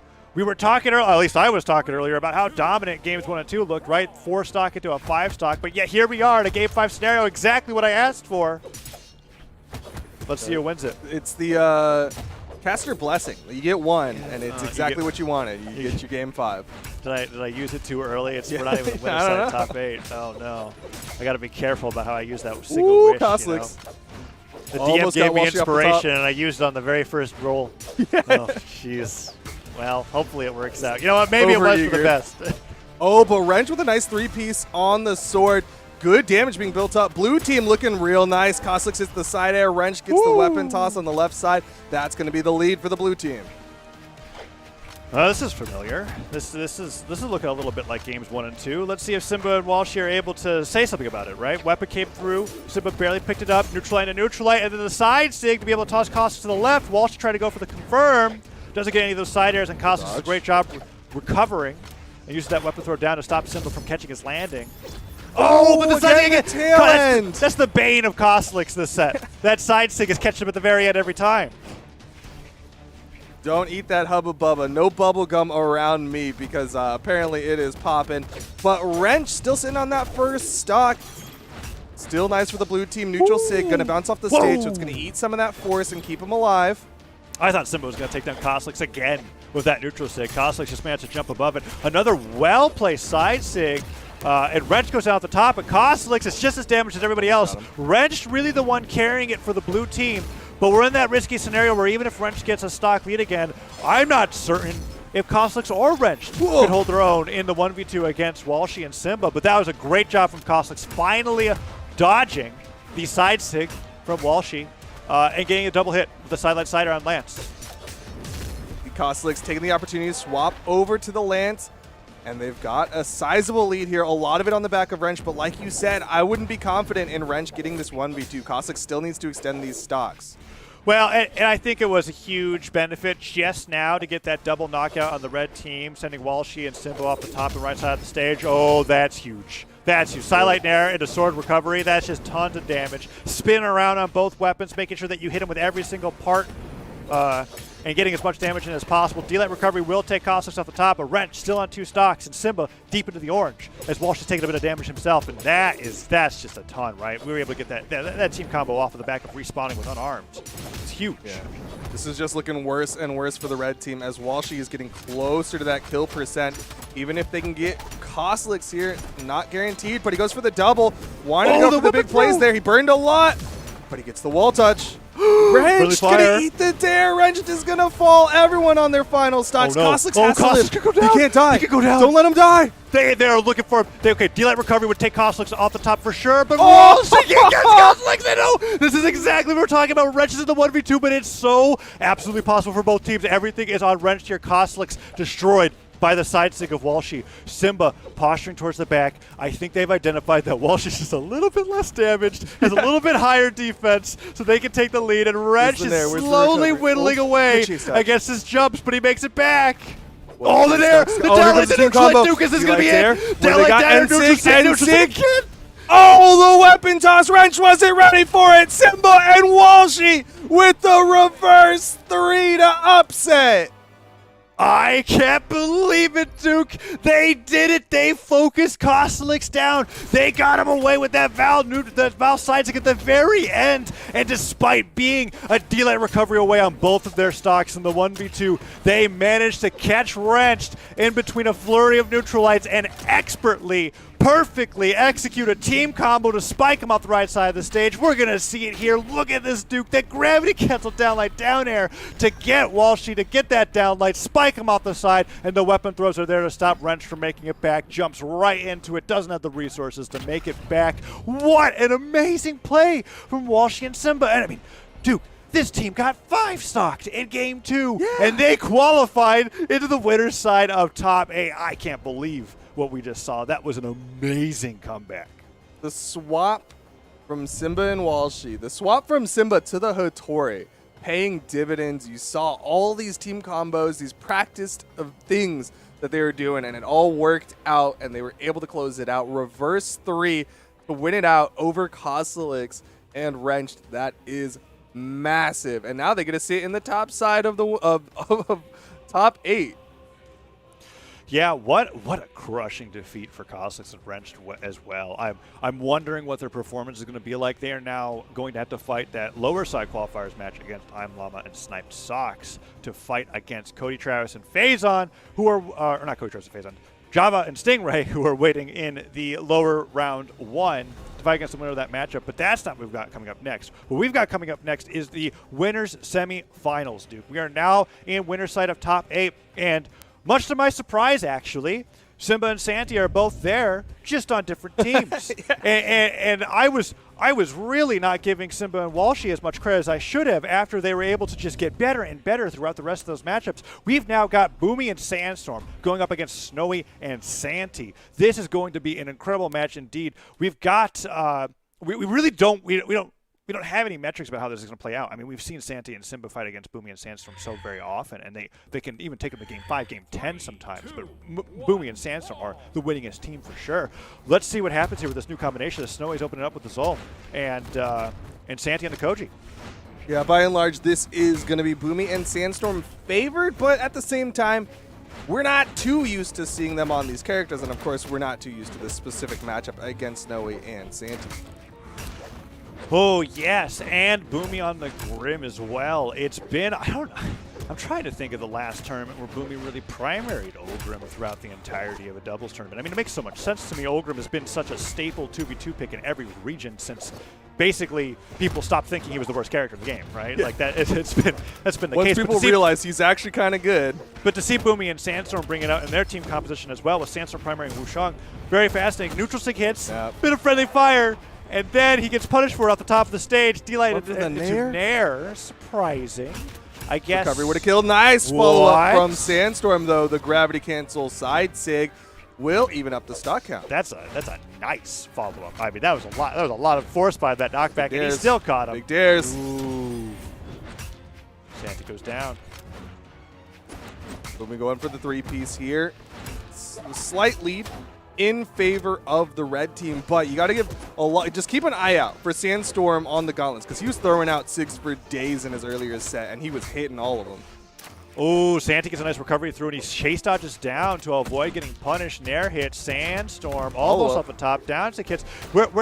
The red team's at a huge risk of Boomi going down incredibly early and putting Sandstorm into a 1v2 as that recovery just sends him flying. I mean, that was the fastest Sandstorm projectile I think I've ever seen. Just launched off the right side of the stage, and Boomi hits Santi away to focus on the 1v2 with Snowy, but Snowy using the cannon to great effect. D-Light Nair comes through, takes Boomi off to his last stock of game number 1, and gives the blue team a tentative lead. Yeah, blue team looking pretty nice. Snowy able to put out a lot of damage. Santi able to get some pretty solid follow-ups. Still able to steal out that bow pickup, but Sandstorm with the down sig gonna even up this stock count. Boomi got to be a little bit careful here. He is the most damaged person on their final stock. Ooh. Okay, so he makes it back. Sandstorm tries to go for the pogo on the way with his recovery. Neutral light into the alley-oop from Sandstorm. I am always impressed by how well the pro players are able to take a situation where they are knocked away and turn it into an opportunity for a team combo. And that is another case of that. Sandstorm with that finisher brings the stock lead in for the red team, but how much does it matter? Boomi nearly losing his stock off the right side of the stage. Sandstorm doing his best to fight for his recovery, but if Boomi goes down here, it's a 1v2 against Sandstorm. Oh! Gets launched. Boomi gonna get taken out. Oh! Forces the dodge, maybe? Dive kick, did he touch? Oh, he got the chase dodge. Beautiful, gets the chase dodge, escapes the bottom of the stage. This ain't Miami Dome. Boomi makes it to the left side, and now he's just playing the survival game as Sandstorm goes through and tries to finish off Santi. On the right side, Sandstorm with the big ground pound, and Boomi's like, all right, let me just rotate to the other side, because all I got to do is play that back line. I love that, and it was without hesitation. He sees that Snowy's trying to equalize it, and he knows Snowy's got the potential to win the 1v1 against Sandstorm. So you know what he does? He just travels all the way around the planet. That's Mammoth Fortress, and he makes it to the other side. But Snowy's doing it. Blasts up and down, just completely covering that y-axis. Sandstorm hit him with the side air, tries to go for the weapon throw afterwards, but now it's a 1v1 between Sandstorm and Snowy. And Snowy gets the air to side air. Is that the weapon toss to finish it off? Sandstorm, can you dodge back to the stage? Touch but dead. It's going to be Snowy to close it out, and they take game number 1. I can't believe it. Duke, we have gotten the best block today. I'm just calling it. I mean, it might get better. It might get better later today, but I am just floored by how great these matchups have been. Snowy won a 1v2 against Boomi and Sandstorm, Duke. Kind of absurd. Kind of absurd. You can count the amount of times that happens on one finger, let alone one hand. I'm pretty sure that's the only time I've ever seen it happen. There's probably another time. But I'm trying to say that it doesn't. Well, yeah, happen it's often. definitely an absurdity. By and large, we probably had the PRs up earlier. Boomi and Sandstorm are the favorites, the top seeded, top PR. They dominate North America and only ever lose to Cody Travis and Faison, and now they're behind Snowy and Santi, the new kids, this new team since the Pro Series. How crazy would it be? I'm thinking so far in the future, I'm just going to say it. Snowy and Santi meet against Simba and Walshy in winners finals. What a crazy reality that would be. Boomi, though. Oh, well. He's not going to let that happen. Yeah, they're not very happy that I'm you know what? It's fine. I'm picturing an alternate reality. I think Boomi and Sandstorm are going to This that Brawlhalla what if. Yeah. Well, we'll see. We've got ourselves a best of 5, and I was ready to call for Cosolix and Wrench. Weapon toss? No. That's not what happened, though. So let's see how this plays out. Snowy and Santi are down 4 stocks to 6, but they are up a game. Ooh. But huge adjustments coming out from Boomi and Sandstorm in game number 2. Skirting right along that ground pound from Boomi. Sandstorm goes in, hits a recovery, tries to go for that follow-up in there. Sizable lead here for the red team. All things considered, Sandstorm's taking like no damage. Yeah, that axe sider barely sent him anywhere. I even think, even if he was at the edge of the stage, I'm not sure that would have knocked down on Mammoth. Nice and Boomi with the save, side light nair, stops Sandstorm getting hit by that D-light side air from the sword. He pops right back in with the spear, and Boomi continues destroying with the axe as Snowy is trying to navigate the playing field with the axe recovery. Oh. That sider will take down Boomi. Can he get the return knockout onto Sandstorm as well? Neutral light disarms, no weapon toss follow-up. I think I think D-Light Nair, or even a what? Who thinks of that? That's a Sandstorm only play right there. But Boomi in the offstage needs to survive. If he lost that stock, that could be very devastating.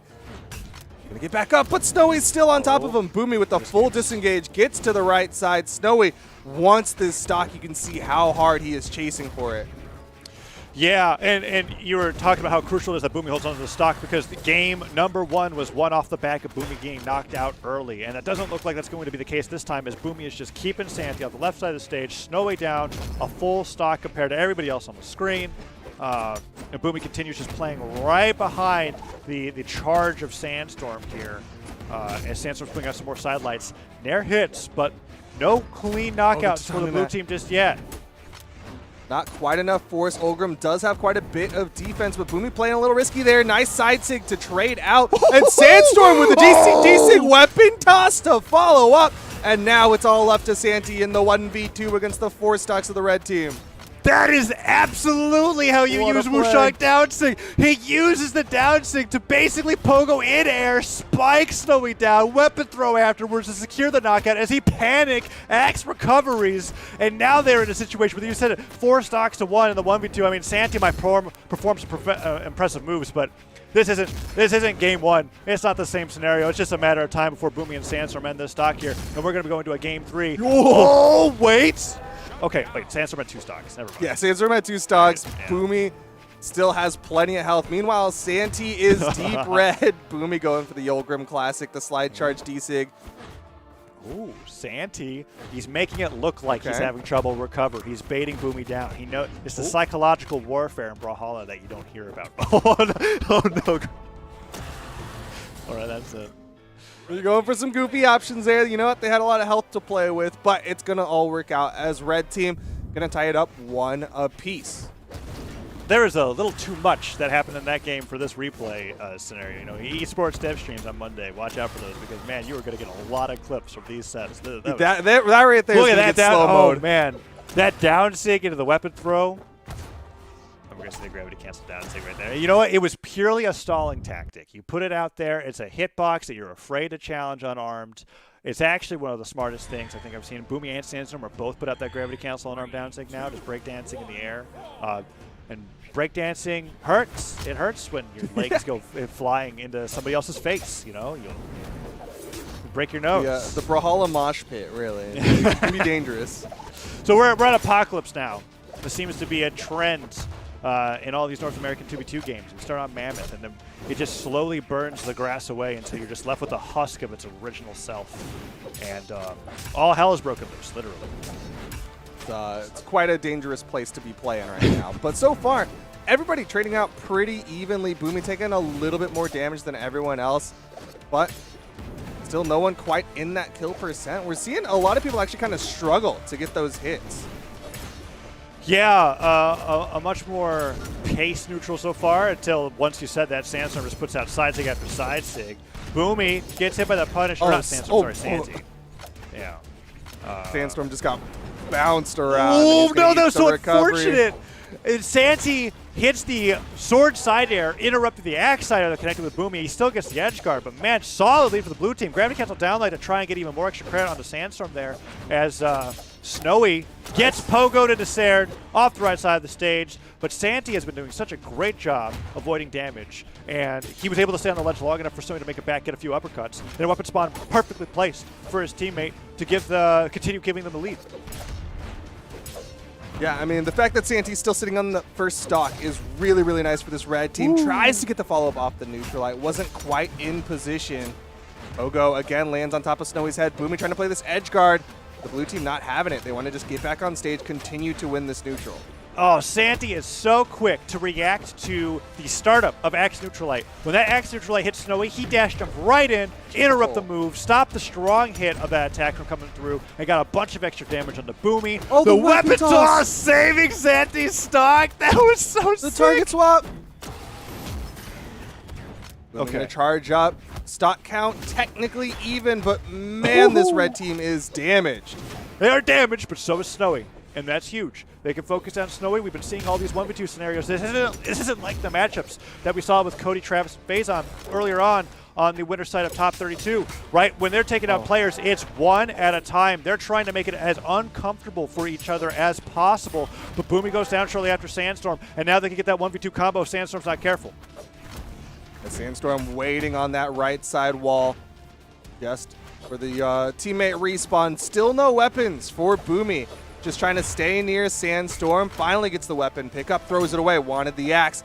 Snowy getting more damage. Red team going to try to target him. Ooh, Snowy trying to fall down that sidelight. One downer hits. Ooh, nair recovery to Boomi, but Boomi goes all the way to the exhausted recovery out of jump options. They don't go for the punish. They switch instead over to Sandstorm, and that sidelight will tack on some more damage. That D-light downer, side air. 5 clean hits from Santi onto Boomi, and Boomi could just be out here. I mean, we're on the verge of Boomi and Sandstorm getting 4-stocked and almost to game point, Duke. Is that what's going to happen here? No, Boomi fights back. Oh, he doesn't and the get double follow, but he knockout doesn't comes need it. through. Okay. Stock count evened up. Boomi has some health to play with, but he is definitely the most damaged on the screen. He's got to be careful here. One more down air in the right spot, and he could be dead. That recovery putting him very close to it. Sandstorm knocked away by the sword neutralite of Santi. Boomi falling out of that downer, chase dodging the safety. Goes back to center stage. The ground pound from the cannon, blasting the weapon out of Boomi's hands. And the recovery onto Sandstorm. There goes Boomi. And Sandstorm in the 1v2 once again. This is going to be big. These underdogs about to be up again over the favorites of the tournament. Sandstorm and Boomi are on their last legs here, but Sandstorm playing this 1v2, gets one hit, but he eats a side air, and that is going to be big. 766 damage from Santi that game. Unreal. Snowy was getting some of those knockouts, but man, Santi was playing on a whole nother level, bringing this to match point. It's now a 2-1 lead for the blue team of Snowy and Santi. And I mean, maybe I was thinking of an alternate reality, Duke, but we're on the verge of that Snowy Santi Simba Walshy winners finals. This is Peter close. Parker just talking mid-spell right now. Who knows where this multiverse will go, but Boomi and Sandstorm now have to win the next 2 games. Otherwise, the upset happens and they go down to the loser's bracket. Thanos gets revived and also has the gauntlet and maybe like more Infinity Stones. I don't know. Wow, this is getting way crazier than I was expecting. Man, it's crazy. That's a terrible reality to live in. Let's hope that. I mean, you know what? Let's just see how it plays out. We can only guess. We can only assume. And Boomi and Sandstorm, they have not switched legends or maps going into game number 4, and this isn't unusual to me. It's not unheard of for both Boomi, Sandstorm, or Boomi and Sandstorm to go into the lower bracket with a particular legend pick or legend combination, and then when they get in the lower bracket, they break out something that's like the training weights are off. Here's what we actually prepared to win the tournament with, and they just breeze through the 6-0 grand finals. Santi throwing out side sigs for days, and they are connecting.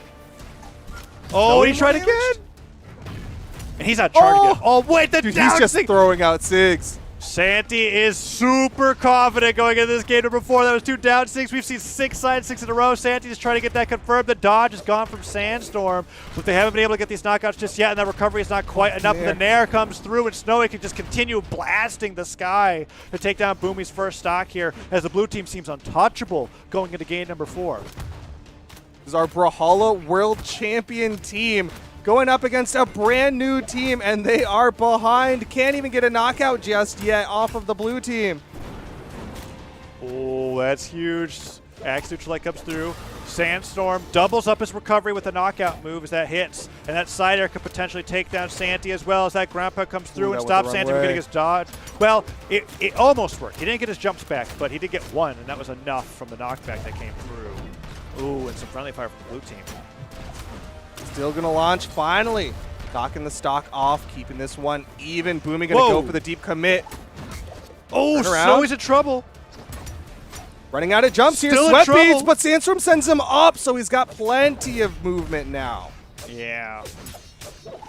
Good job from Boomi and Sandstorm to bring this game back. Damage basically entirely even across the board. It's got to be just a difference of single digits at this point. Boomi a little bit behind, but with Santi getting poked by that neutralite, it's dead even. Who's going to go down first? Snowy blasted his way through. Double sideline into the down air. Weapon toss. Try to force the dodge.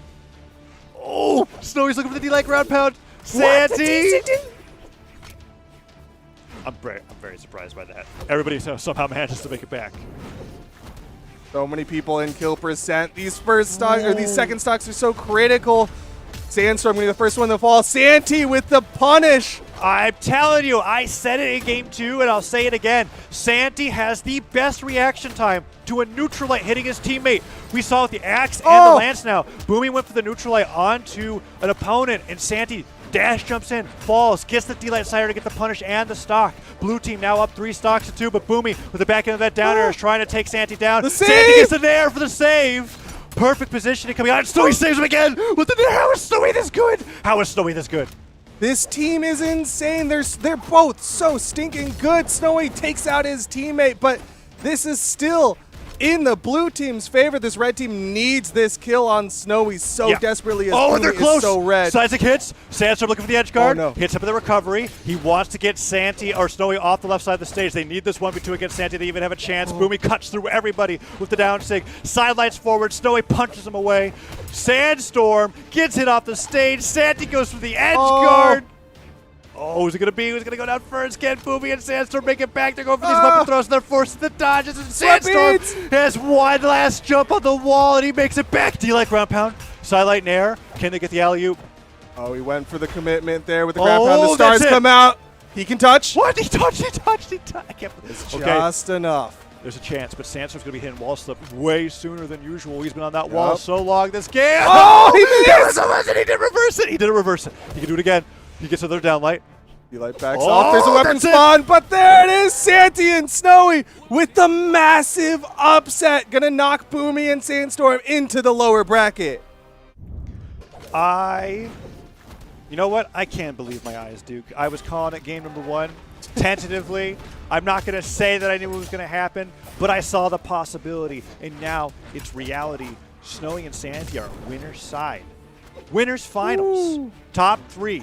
And we could potentially have Santi and Simba fighting against each other in top 3 instead of with each other for the first time. Boomi and Sandstorm down 3-1 to this brand new pairing of Snowy and Santi. And man, you said that they were preparing it. You said they were talking about it in Pro Series. Goodness, did they prepare it? It ate so well in that set against Boomi and Sandstorm. And now Cody, Travis, and Phazon are probably getting a little bit worried about Simba and Walsh after they watch that reverse 3-0 comeback over Cosolix and Wrenched, who are a very prolific 2v2 team, constantly making top 5s and top 4s throughout the esports season.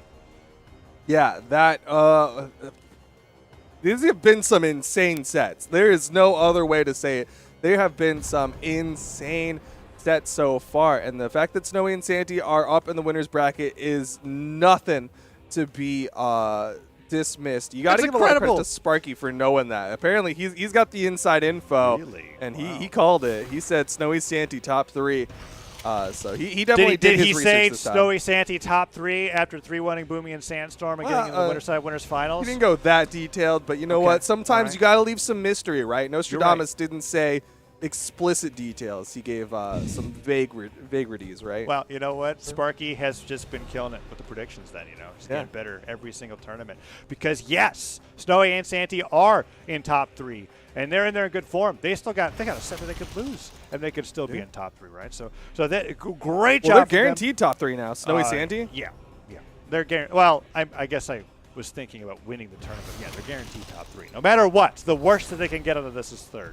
And I don't think they're going to get anything lower than top 2 at this point with how well they played against Boomi and Sandstorm. But we got to see how the rest of this bracket plays out, because that means Boomi and Sandstorm will be fighting against the winner of Java and Stingray versus the winner of Wrench and Cosolix and I'm Llama and Snipe Socks. So we'll see how that plays out. Definitely not who Java and Stingray were probably expecting to fight, but if they can take them out then, you know, that just makes the rest of the bracket easier. But we're into our next and final winner semifinal match between Cody, Travis, and Phazon and Simba and Walshy. Can Simba meet his previous teammate in the winners finals, fight against each other in what would be the most meta of meta matchups?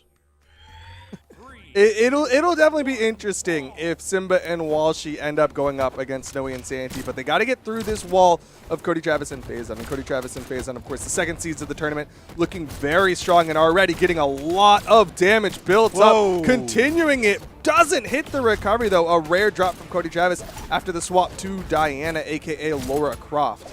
Yeah, surprising to see Cody breaking out the Allura Croft for game number 1, and this is a little bit of what we were talking about in the previous set that we cast them, right? Even though Cody Travis and Phazon won the set before this, there could be situations where I feel like sometimes Cody feels like the Barrasa's not cutting it, and he'll bring out Frax, or he'll bring out Diana, usually, or even Thatch, right? It'll be a legend that has blasters, but provides something else that Barrasa wasn't doing for him in the previous sets. And now we're seeing them opening him up with the Allura Croft in game number 1 against Simba and Walshy, and it's a solid 6-4 stock lead.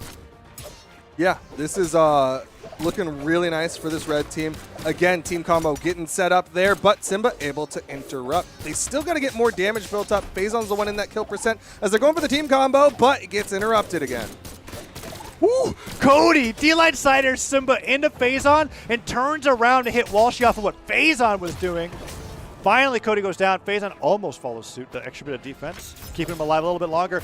Tried to use the gravity cancel down stick momentum on the Shuriken to dodge out of the way, but nope, just got right underneath him. Got sword recovery. Phazon goes off the top. Stock's evened up, but still a super huge lead for the red team. It could be a stock lead at this point if Walshy's not careful. And Walshy getting hit by that downer, doesn't touch. They're gone. Simba could follow afterwards. No dodge, no recovery. Goodbye. Dude, Phazon has been so good today with these edge guards. Like, it's not just gauntlets either now. Like, he's showing his sword edge guard is also very solid. So I'm going to just come out and say it. Ground pound's not actually that easy of a move to hit. It's just not. It looks like it's very strong. You might get hit a lot by it when you're playing the game for the first time in silver or gold, right? But it's actually incredibly risky. And if you miss it, you can find yourself losing that stock instead of taking your opponent's stock, which is what you were intending. So every time that we see Phazon successfully, for the first try, get these down air and the ground pound edge guards on their opponents, that's huge. Phazon has been playing offstage better than anybody else on stream today. So yes, I agree with you. Sword gauntlets, Phazon, incredible. He's looking very solid, but right now blue team is bringing it back. Phazon in the red. Walshy going to get that stock, and suddenly everybody's on final stocks. The blue team just needs one, and they've shown their team combo potential if they can get it. Yeah. Very lucky of Cody to be able to use that bow recovery to skirt underneath the ground pound. That side stick will catch Walshy in a spot dodge, and they're gone. That's such a huge benefit to Diana in 2v2s. And I remember hearing Boomi talk about this as in a particular thing of what one of Diana's greatest strengths are, right? Is that on bow, you can hit side light, you can hit down light. And a lot of the times, players will panic dodge right, dodge in, dodge place. And if you put out bow side signature, it lasts for so long, it will cover most of those dodges unless you're dodging down or up away, right? And we'll see that situation right there towards the end. Cody just being able to get that knockout and switch over to the 1v2. Great usage of the signature kit from the Legend swap. And here we go into game number 2. Cody Travis and Phazon, of course, sticking with their characters. Simba and Walshy sticking with their own. Are we back on Mammoth as well? Yes, we are. We haven't quite burned the landscape yet. Apocalypse is due for game 3 or game 4, right? When another team wins, if we get into that situation. Walshy and Simba didn't quite get so destroyed in game number 1. It was still very one-sided for Phazon and Cody, but it wasn't like a situation with Cosolix and Wrenched. So that makes me wonder how the pacing of the rest of this matchup is going to play out here. As Simba did start with the Gattori this time, as opposed to what they did in the previous set on stream. Oh, but the chain dodging from Phazon to stay underneath Simba and hit another recovery. Team combo set up. Phazon able to follow up with the neutral air on Wake Up, but a lot of people very damaged, and it's going to be Cody who hits his teammate. Who's going to be the first one to fall? Oh, no! Simba's in a scary spot, but he still gets up. He was only pretending to hit his head. Ground pound comes through, and Cody ends up getting disarmed. Weapon throw stops Cody from picking up a new weapon. Side, the neutral into the alley-oop down here. Can Cody even make it back? He does. Dodge comes through. And you know what? I don't discredit Walshy and Simba for not finishing that edge guard. They wanted to get as much extra damage on Phazon's new stock, while Cody spent that time recovering, knowing that it would just take a fleeting side air to finish off that stock. And now they've got a 6 stock to 4 lead. Great adaptation off of game number 1. Let's see if they can continue securing this lead here. Simba. Gravity cancel side stick was easily punished by Simba, and Simba's fighting Phazon off stage. Simba feeling a little okay. What do you call it? A little attacked by our praising of Phazon last game. He can be offended all he wants, but so far Phazon has been winning those edge guards. Nice dare from Cody Travis, though. Will even up the stock count as he gets the double on both of them. a series of sword neutral airs and down airs just going off there. Nice follow up. Oh, again with the dare. Again. Capeza make it back. Walshy and Simba holding center stage. Neutral light or neutral signature didn't quite catch Cody, and Cody falls to the side or tries to combo it into the sideline, but doesn't space it just right. Oh, Cody hits it early. Scary. It was very scary. Yeah, even if you let the blast off early, you could still hit your teammate. Those blasts are still active, even if the blasters themselves don't connect with your head. Follow up. Oh, goes for the ground pound for damage off of the neutral light setup from Cody Travis. Interesting option there. Cody almost getting the stock off of Simba, but it's going to be Phazon again with the edge guards. Oh, and Cody and Phazon are so good at stopping people from getting back to the stage. Simba cuts through with the neutral light. Phazon punishes. They get the team combo onto Walshy, and that Nair will bring Walshy into the deep yellow as Simba goes off the left side of the stage. Walshy hits back, gets the revenge knock onto Phazon. Can they get Cody as well? If they do, that's a dead even game. That side six sends him flying. We are basically even. Walshy a little bit more damage, but definitely still doable for this blue team. They have the target. All they have to do is get one of these red team members out, and they got their team combos. Ooh! Walshy again continues. Getting good damage. Oh, when he neutralizes Walshy in, doesn't get the team combo. Can't Nair Phazon after that. A delayed downline recovery could have taken Walshy down, but Walshy survives to fight another day. Cody, off the right side of the stage, it's so in the hands of the red team here. They have to somehow find a way to focus Cody down. Oh but no, the team hit. Yeah, that's not great. And now we're in an edge guard scenario where that Shuriken was just so close to taking them down. Walshy gets a good, clean hit. Delayed down or side light, the neutral light. They can get the edge guard to Cody. Cody gets up with the recovery, and Cody is disarmed. Oh, no, Walshy's still living. I mean, it's friendly there? fire. Recovery. Oh. What? Simba trying to do this 1v2. Goes for the edge guard. Phazon with the disengage, and That's Cody's covering the corner. And that means Cody and Phazon take another one. I've seen this before, Duke. I've seen this before. Well, okay, I've not seen this set before, but specifically, I have seen the numbers 2-0 before, right? You can't deny that. And we just saw that in the last set. It was against Cosolix and Wrenched that Simba and Walshy were down 0-2, and they came back with the 3-0 after doing a better job. Well, actually, that's not true. It went from a 4-stock to a 5-stock, right? So let's see. Let's see what happens here. This could be a 3-0, but we've been having a lot of back and forth matches that have been absolutely crazy, and Simba and Walshy made that look close. I think the biggest thing is that Simba was playing Bodvar for the first two in the last set that we saw them on stream, whereas this time went straight in with the Hattori. He's not able to make a swap to the Hattori at this point, and now it's just all on the gameplay. And these have been close games, so there's always that potential, but not going to have that big swap. Nice attempt. Again, the ground pounds from Faith. Simba, no! He still touches. Never mind. Never mind. Simba's so great at tricking me, and everybody else there apparently, because I see him do these ground pounds underneath the stage, and I just think he's gone for sure, but sword recovery is just that good. Simba makes it back off of the help of Walshy. No stocks down just yet. Cider sends both the red team members flying. Phazon sidelights through, doesn't go for any reads afterwards, and Cody nairs Simba away. Simba could lose that spear pretty quickly if he takes any more damage. Bumper toss to pick up.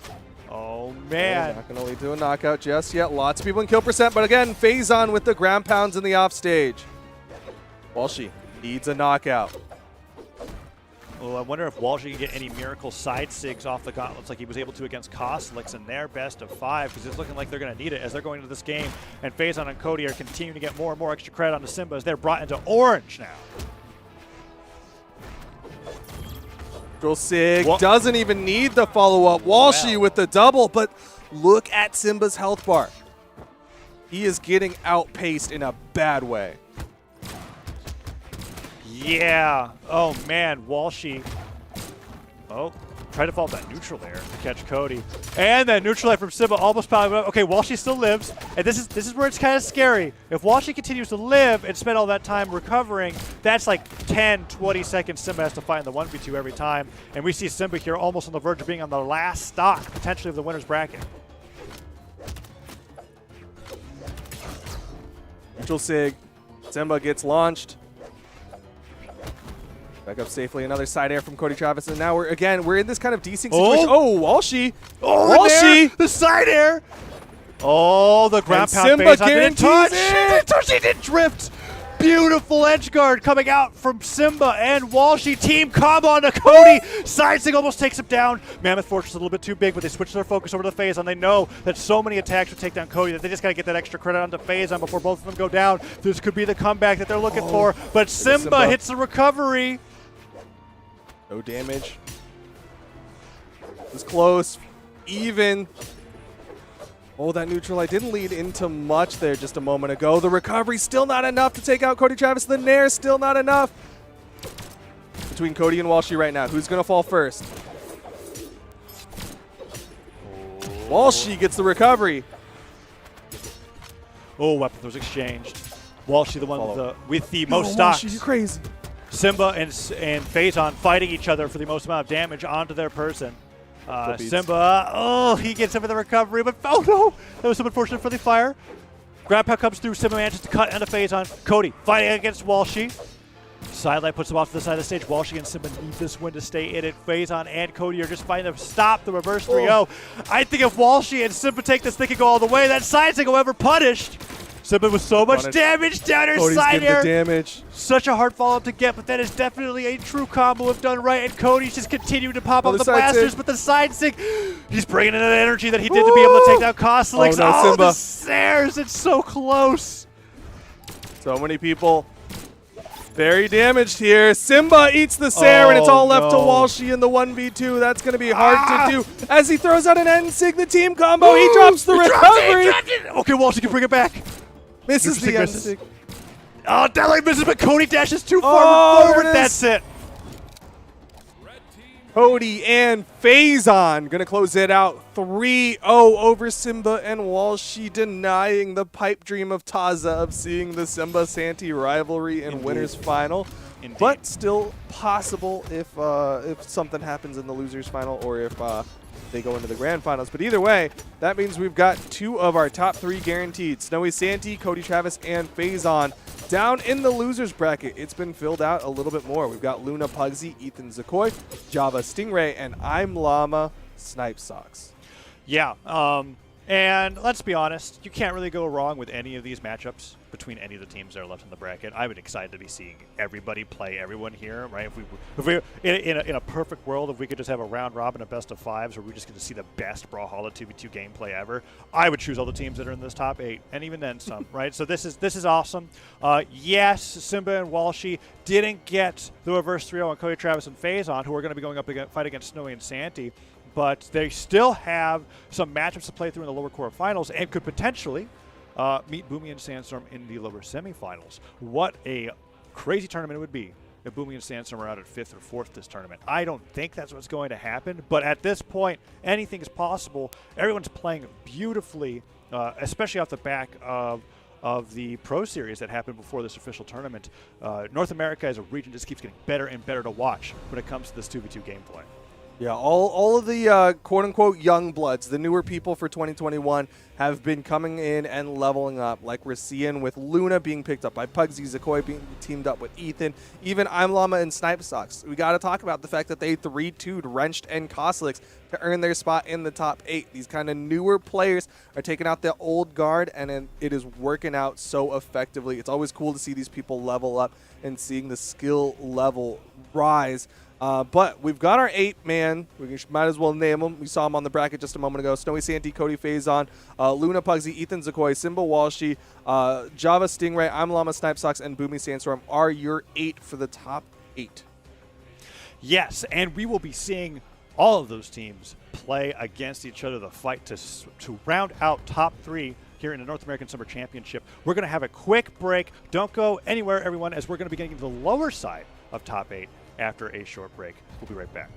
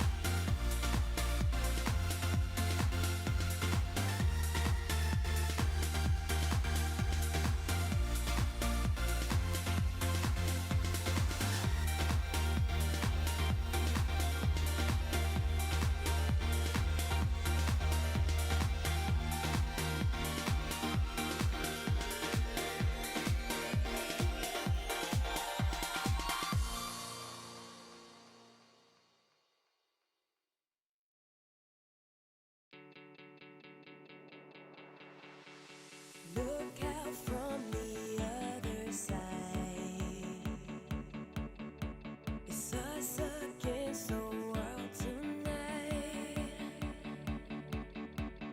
And the fear for you and me. We can build eternity.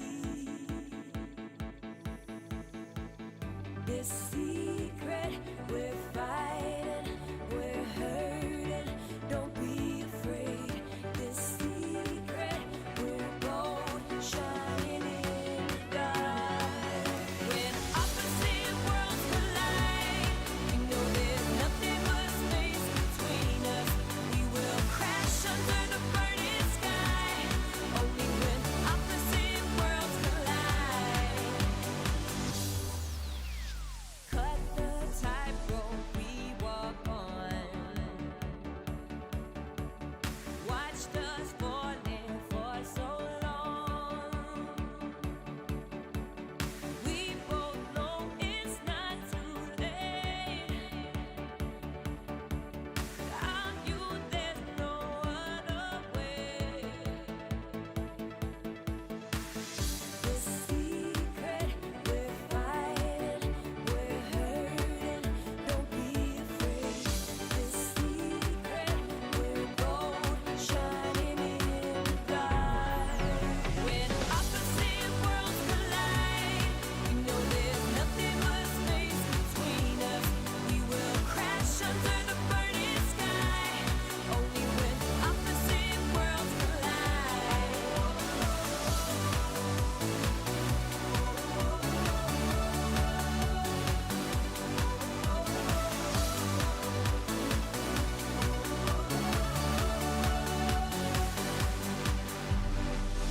This secret we're fighting, we're hurting. Don't be afraid. This secret we're gold, shining in the dark. When opposite worlds collide, we know there's nothing but space between us. We will crash under the burning sky. Only when opposite worlds collide. When opposite worlds collide, we know there's nothing but space between us. We will crash under the burning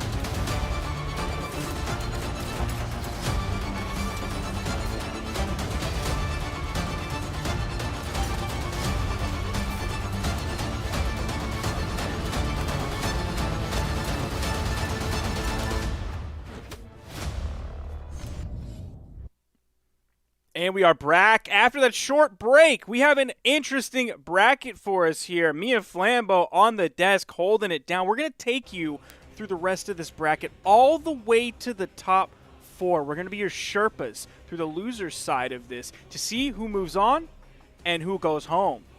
Flambeau, how you feeling about this? We had some juicy sets that I'm jealous I didn't get to call, but I did have it in my ear, so I didn't get to watch, but I was able to hear it while I was doing Hurricane Prep.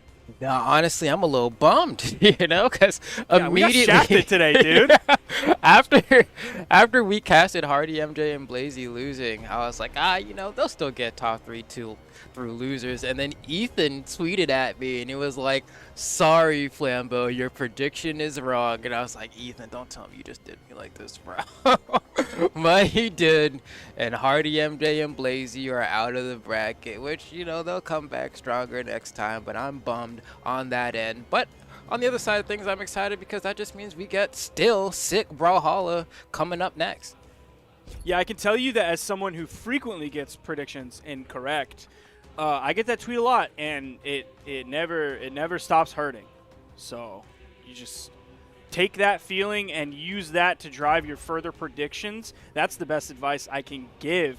But other than that, man, we got a good game coming up. I am very excited for it. I'm looking at the lobby right now. We have Luna and Pugsy versus Ethan and Zakoi. I have not personally been able to enjoy the visuals of an Ethan-Zakoi match just yet today. But, of course, you and I called Luna Pugsy earlier, and I can't help but seeing this going Luna and Pugsy's way. Yeah, honestly, I want to see. Ethan, you already shat on my dreams once, so you get one other chance here to show me, why I should be saying you're going to be the one who gets top 3 today. You're going to be the guy who has to show me, well, there's something you forgot about, Flambeau, and I'm about to show you right now with this Hattori, which, no surprise there, right? It's Ethan. We also have Zakoi on the Nash, Luna on the Taros, Pugsy on the Jala. Now, one thing, if you get let down by Ethan and Zakoi, I can at least be there with you in misery because my cat just threw up, so I'm going to have to clean that up later. So far, Apocalypse, not a bad pick by any means. We have a D-Light Dare coming out from Pugsy. Looking all right. Zakoi, honestly, looking pretty good as well. We haven't seen Nash in a minute. There was a very brief period in the meta where everyone was playing Nash and they thought he was busted. He got nerfed a little bit, but he's still really strong, so I'm happy to see someone playing him. Yeah, you still see the occasional Nash pick, and every time, it makes moves. It makes waves in the bracket. It takes people out. I love a Nash pick. I especially love a Zakoi Nash. Everyone in the orange here, I believe Zakoi is now in the red. D-Light Dare from Ethan. No follow-up. D-Light side air from Pugsy. Nice interrupt from Luna to not only save Pugsy, but get the KO on that as well. Good work as we get a full team wipe for Luna and Pugsy. Yeah, so far so good. The Taros looking pretty decent here. Accidentally gets some friendly fire, but it's not going to be a big deal, or maybe it will be because now Ethan able to snag a KO and Zakoi able to pick one up as well. No, he had a jump and a dodge left. I think he left that edge guard a little bit premature. Did not seal the deal there, and now the stocks are tied. Yeah, I'm not sure if they believed Luna was dead or whether they just wanted to completely focus on Pugsy, because we have seen teams go either way, and that's a conscious decision that they make. So we'll see how that plays out for them in the long run. Luna is extremely healthy on this, so that might have hurt him a little bit to not secure that KO there. Zakoi continuing to be the most damaged in the game. Nice follow-up. That's an orange KO. Luna perfectly placing that. That's like those Santi Snowies earlier, those Santi Snowy follow-ups that I was loving earlier, and this time it's a Taros, a side sig from a Taros, you're done. Yeah, it doesn't matter which weapon he has in hand. Oh my god, speaking of side sigs, that's why Nash is so good, right? That hammer side sig comes out so fast, hits so hard, extremely potent, and we see Zakoi pick up a quick one with it. Pugsy and Luna, we're getting close to each other on the wall. They were able to get back, but they immediately separate the red team, hitting Pugsy, who's in the red. That neutral sig missed. The ground pound came out from Pugsy, got a nice hit on that.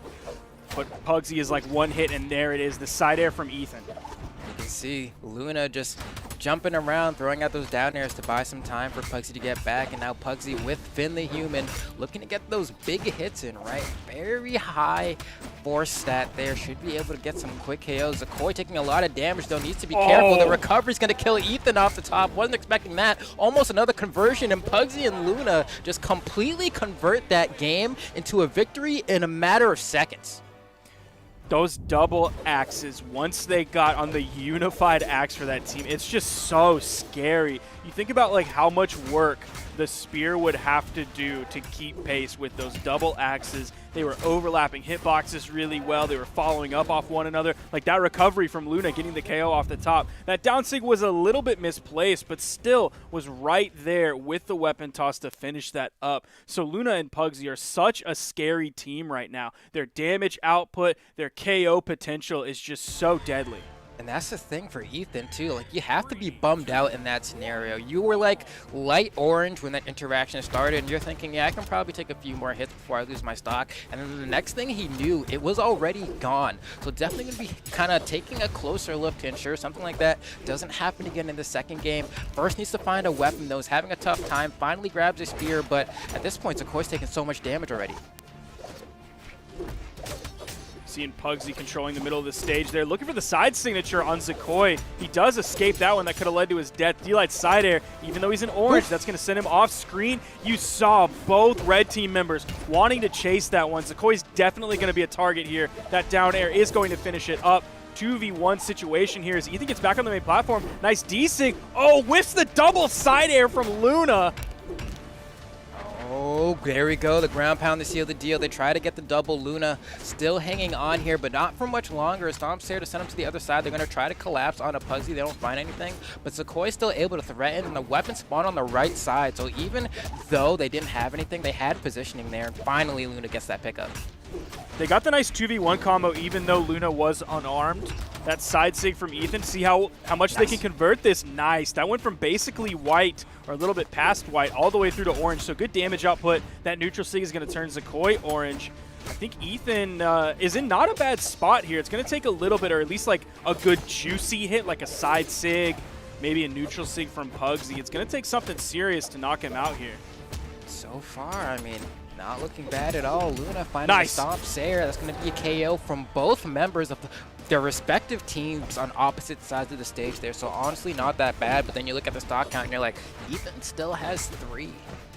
Yeah, Ethan's crushing it this game. His follow-ups, his going back and forth, his target swapping between Luna and Pugsy. Like, he got the KO on Pugsy on the left, and then threw the weapon at Luna. The neutral sig came out to punish the approach from Luna, but Ethan wasn't anywhere near him. He used the safe option. Nice down signature there. Oof. The sigs from Ethan this game, he's going off. Yeah, Ethan is looking great right now. I mean, at this point, you know, Pugsy's trying to hang on for as long as possible. If they can collapse on Zakoi right now, they might still have a chance, but first they have to do it. And that D-Light Sayer was a great start, but you saw an immediate punish from Ethan, recognizing exactly what the red team wanted there and capitalizing.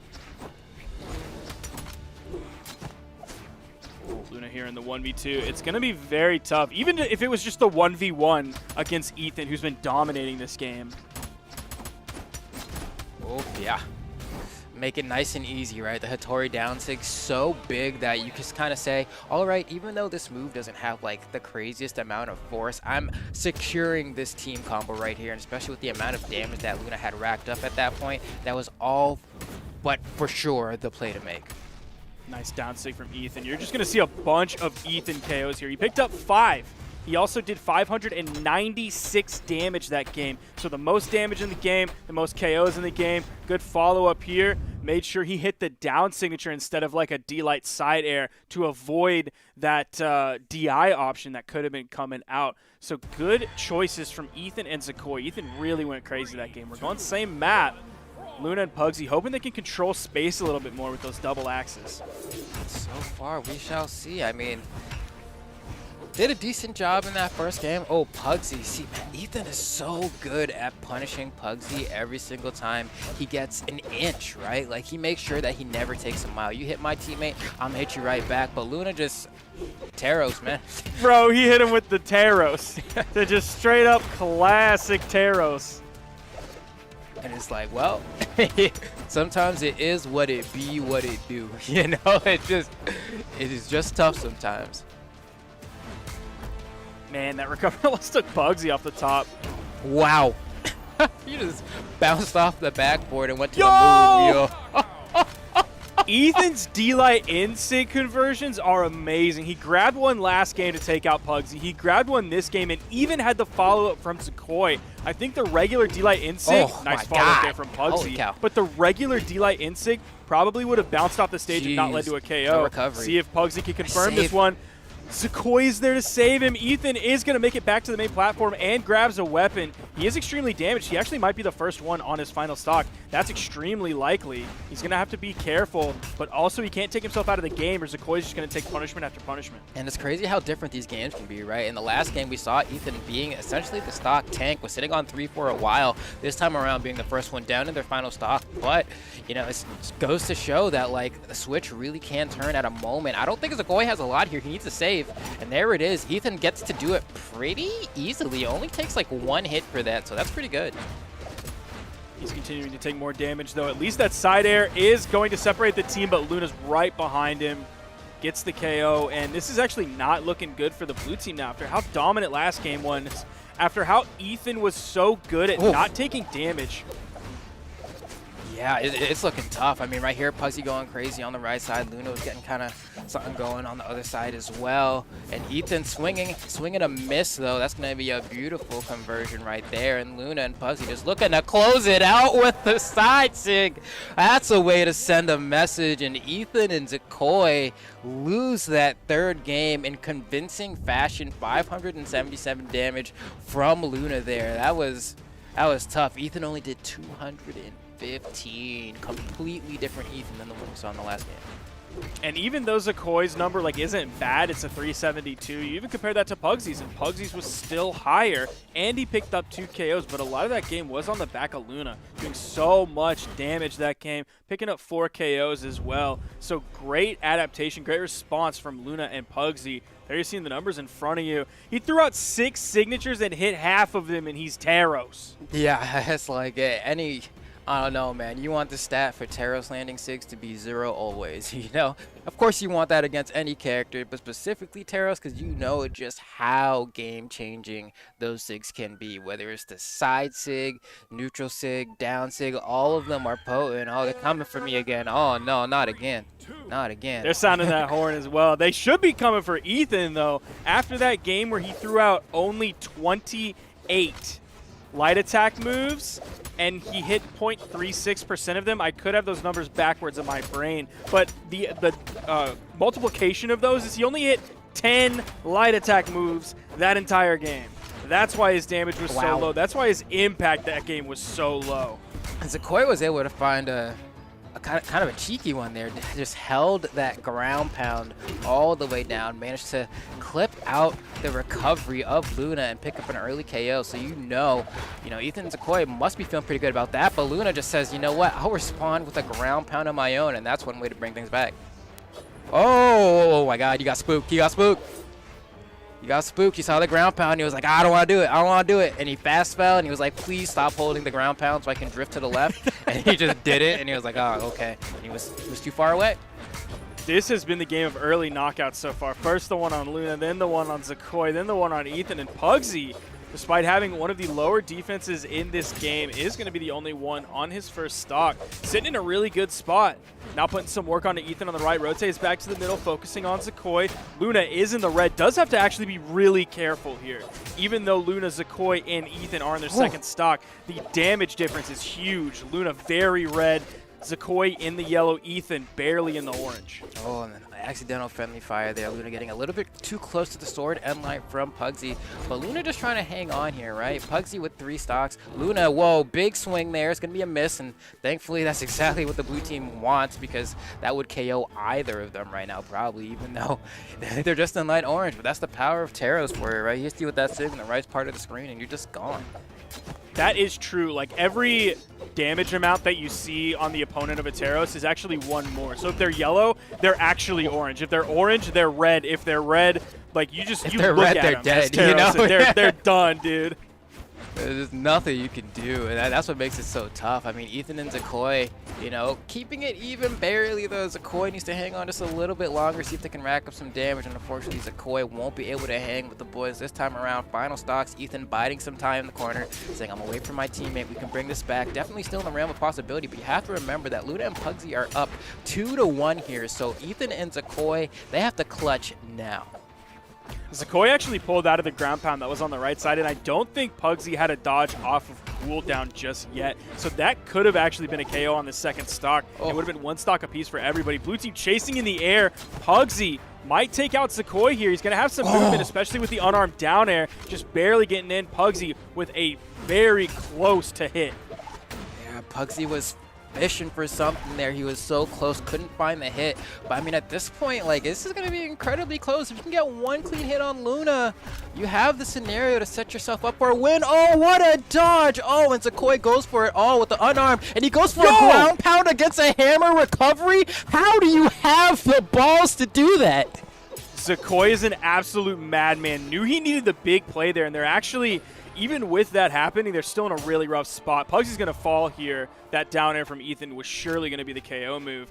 But Pugsy is spawning in fresh, and it's not going to take much to knock out Ethan or Zakoi. And yeah, this should be a pretty easy team combo. We've seen the Hattori Spear team combo happen quite a bit here if they're able to find the opening. But Pugsy playing the corner, if he's never in between the both of them, how can they get a full 0-to-death combo? And I think that's the right way to play it. He's 2 Sares away from winning this game. That's 1. Neutral light. Man, that neutral light from the middle of the stage, that even sent Zakoi off screen. Pugsy sent up for the edge guard. The dodge gets through the dare. Both of them splitting up. Zakoi getting back on the platform, looking for the hammer side air. Recovery off the top, and Pugsy cleans that one up.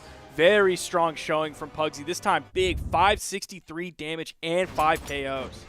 And you have to give credit to Zakoi for that ground pound, right? Like that was the game maker right there. Even though they didn't end up winning, right? Just having that 2v1 scenario, giving themselves that chance. It was a make or break, but luckily, you know, for Pugsy and Luna, they got enough damage before that scenario happened where it was like, all right, even though it's a 2v1, I'm coming into a scenario where I just have to hit the both of them once each, and it worked out. And even if you look at the numbers from Zakoi and Ethan, like, they're not bad. It's 490 damage from Ethan, 421, close to the weed number. But Zakoi also picked up 2 KOs. Ethan picked up 3 KOs. So it actually was really solid from that blue team, especially with that ground pound. Part of that, the lower damage number maybe coming out from Luna with 472 was due to that, like, early KO that he was able to grab. Has 1 KO on the board. So really strong showing from the red team. Nice 3-1 for the red team, but still solid play from Ethan and Zakoi. I look forward to this team playing together going forward for the rest of this year. No, I agree, man. They were looking great today, honestly. I'm happy to see Ethan and Zakoi just kind of like back up here. Not to say that they've ever been far away from the spot, but it's just been a little while, I feel like, at least for me, where I've gotten to have a chance to cast both of these players kind of at this point in the bracket, and just doing so well. So, like, love to see you. Want to see what happens the next time around. Y'all did great. So we're going to be moving on to our next set. I believe it's going to be at Java and Stingray versus I'm Llama and Snipe Socks. Let me look at their trip through the bracket. That's a godlike team. I want to know what they did. Dude, they beat Wrenched and Cosolix. Oh, they beat them 3-2 in Game 5 after going 2-1 over Experience and Tiffany. Oh, is that how Experience and Tiffany got knocked out? What a run, That's man. crazy. Good run. Snipe Socks and I Am Llama are like legends in my brain, right? Like, I have to know, is I Am Llama playing Thatch the God? Because if he is, it respects young Draco on the sticks. I love Thatch, dude. That's easily my favorite legend, hands down. But also, like, Snipe Socks, I don't know if you've ever played against Snipe Socks. I've played against Snipe Socks before. Let me tell you, I do not have a dub against Snipe Socks in my rank ladder, all right? Snipe Socks has kicked my hiney one too many times, and I'm sick of it. And at this point, I can't even get to the ELO where I can challenge Snipe Socks anymore. Okay, so you're looking for the Java Stingray dub here for the vengeance on Snipe Socks. Oh, I mean, I'm Llama's too hot, though. Like, I like Java Stingray, that's a hefty team to beat right there. But I'm Llama, That's the new hotness, man. I need to see what team combination they're rocking. If they're rocking good old Thatch with the pirate, with a little crustacean, that's what I'm talking about. Especially with that Mako skin y'all saw for back to school with the swim team Mako or whatever, dropping that new sword. This is looking great, man. I don't know. We got the water themes down pat. I think every time someone plays Thatch, there's no one out there who is not excited.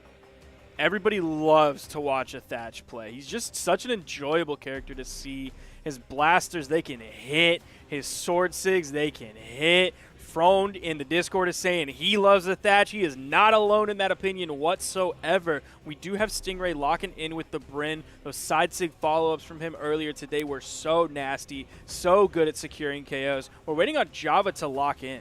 And, you know, Java probably going to be picking the Bode Bar. I'd be surprised if something different. But, you know, that's the thing, right? Sidra is not a legend that we haven't seen in 2s before. We've seen a little bit of Sidra. Still not, like, the maximum amount, but we got a fair amount of that from the Ninja 729 in EU, though I think he finally resolved to drop the character.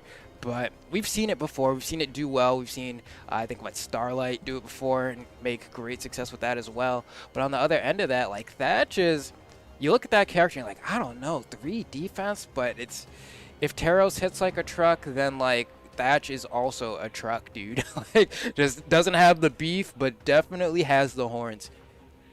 Now we see Llama even leaning into that as well, going in with the strength stance, not even putting one in defense. You know, my brain doesn't like it, but that's my the stance heart I does. do too, man. You live and die by the 3 defense.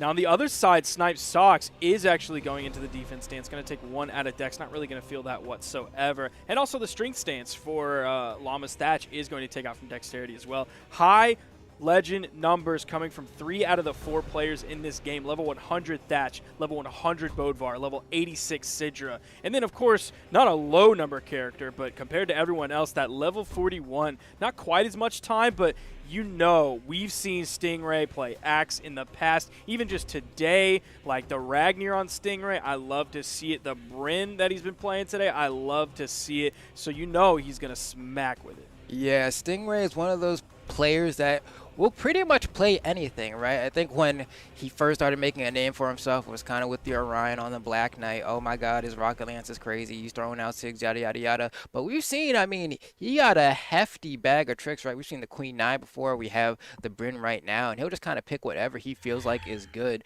So we're going to see how that pans out in this game 1 here. Stingray and Java versus I'm Llama and Snipe Sox. This is like a team with 2 underdogs, and I want to see him make it far. Now Stingray is going to be the 3rd person to grab a weapon. Everybody has a weapon now. It is 2 swords. Oh, yes. And a cannon and a spear. Just a lot of chaos. Snipe Sox and I'm Llama actually getting the better of it so far. That ground pound immediately punished by Java. And one thing you need to look out for, too, once there's a Thatch on the field, is that side sig, right? We just saw him charge it. That move hits so far and deceptively high and low. Gets both of them. And he's going to be throwing out that move all day. That's a double kill for the blue team. The red team probably wasn't ready to be fighting a Thatch today. And, hey, they managed to do it once. Who's to say they can't do it again? Yeah, that is an important thing. Anytime the red team is near each other and there's a sword in Llama's hands, like, you know there's a real chance that side signature will pick up 1, if not 2 players. But also the down signature, that's personally my favorite one. You can punish landing so well with it because it has a little backstep in it. So if the opponent is coming in to punish something, oh man, nice response from Stingray though, gonna get the KO, but a lot of damage has come out on this red team. It's gonna be a full team wipe, which is a good thing, but also they're gonna spawn in at basically the same time. You're not gonna get the 2v1 option, and there's not gonna be a real huge deficit between the damage. Yeah, and just like that, oh, just a little bit. And that's a moment where that down sig would have actually connected, but the side sig did not, right? Granted, the down sig doesn't pack as much power on Thatch, but it's also still good for team combos. It sends the opponent back in an area where your partner can follow up pretty easily. Oh, man. Both members of the blue team have the swords in their hand. Now we're seeing some Java hammer. I would say he's definitely more known for the hammer on the Bodvar. A little bit of a team damage coming out, but no punish actually goes on to Stingray after that. He was able to turn around and hit Snipe Sox as he moved in. Red team totally split. Weapon toss going out. Stingray was a little bit too deep to get hit by the ground pound from Snipe Sox, but Llama was there. Yo, nice option. Yeah, Java might still be the best at that, dude, in terms of just like being able to convert optimally off of slower conversions when his opponent doesn't have a dodge. He's the person I see probably get it the most. It's either him or Ethan for sure.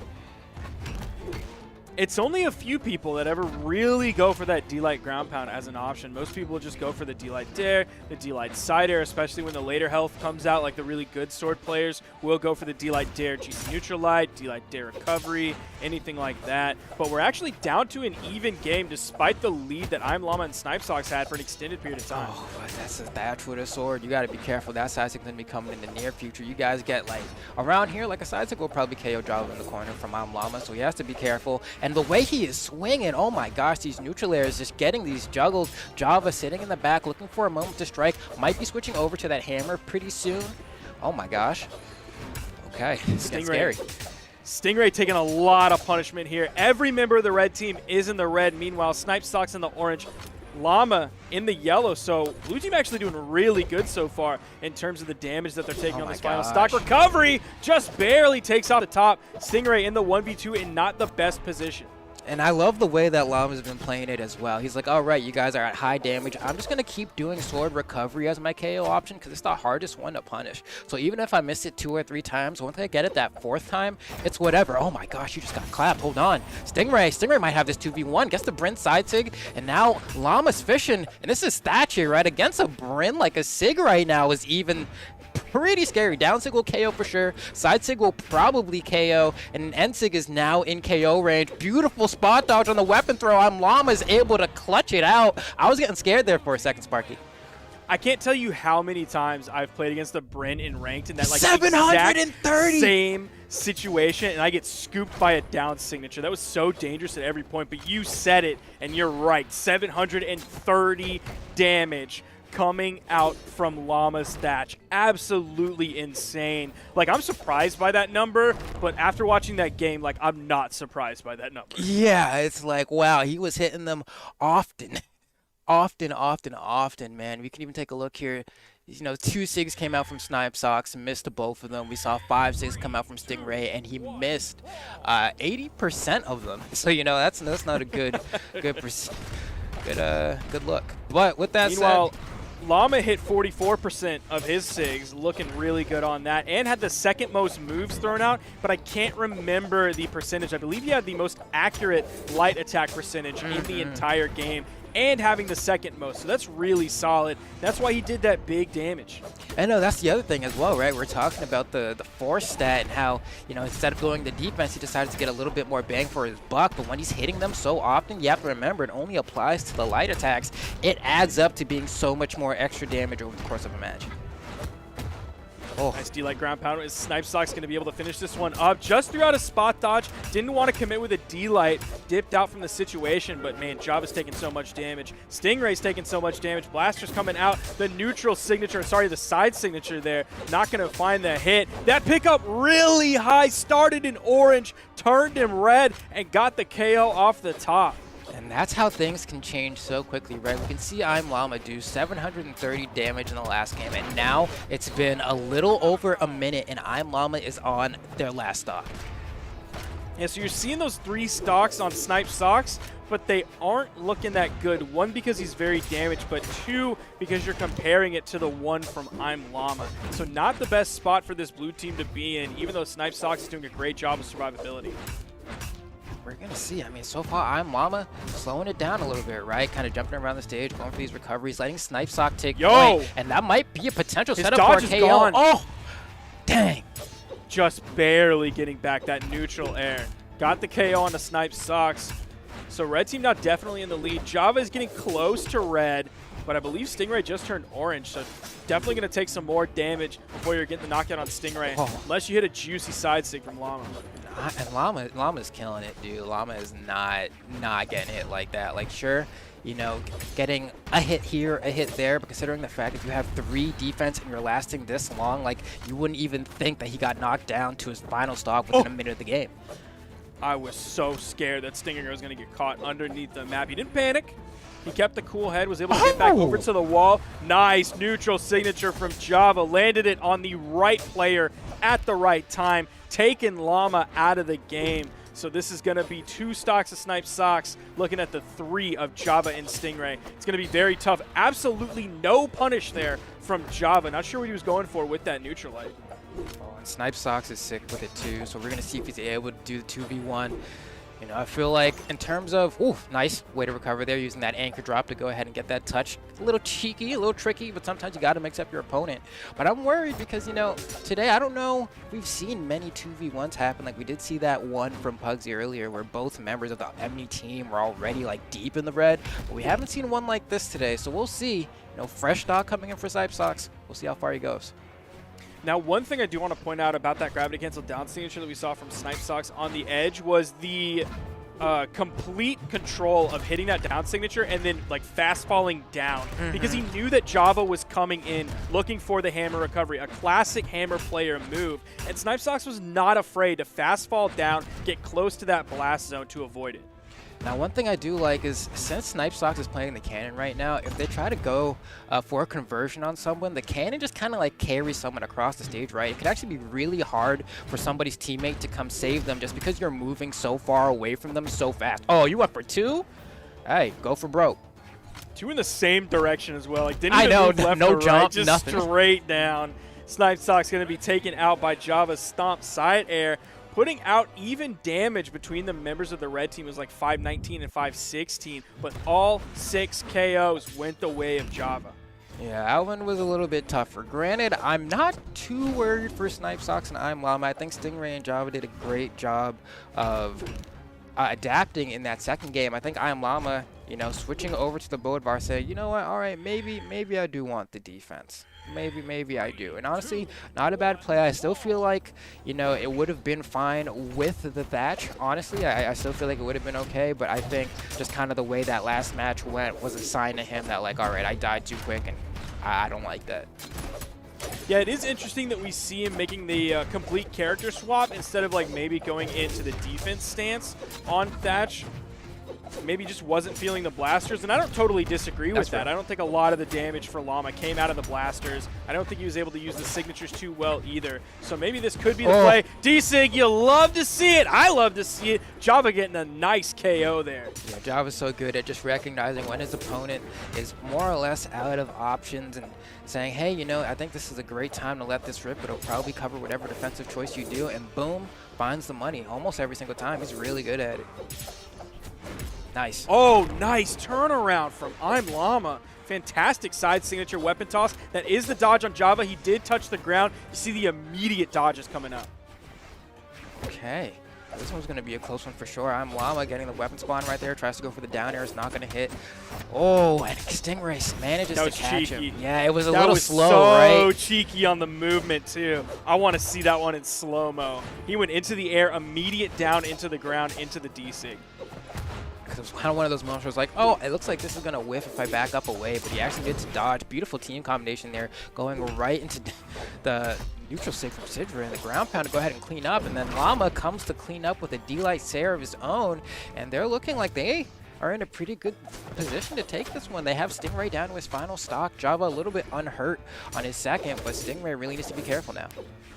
Going into this, I would have not expected a possible Game 5 situation, but I think the probability of that is very real at this moment. We're seeing 4 stocks to 3.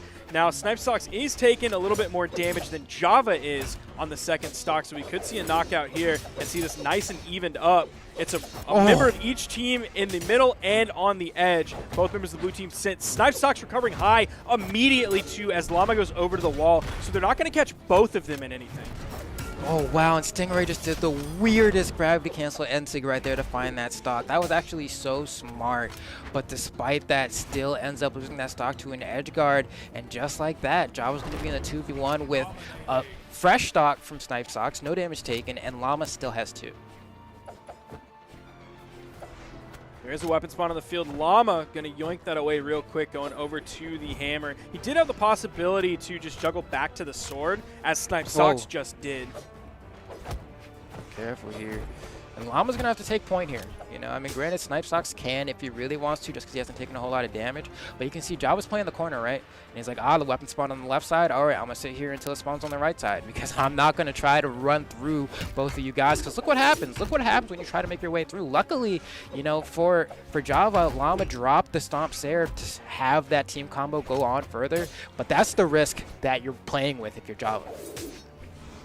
Now that's tough that they dropped it, because their setup for it was actually really good. For Llama to get through Java and then turn around for the neutral light, that was actually a really nice and clean setup. I respect that a lot. It's just super unfortunate that Llama dropped the stomp side air of all things. Yeah, sometimes it is what it is, you know. Granted, still looking pretty convincing for the blue team here. Java hasn't been able to make any crazy plays, hasn't been able to get rid of that stock from I'm Llama, and as I say it, finally manages to do so, but at this point is in the red.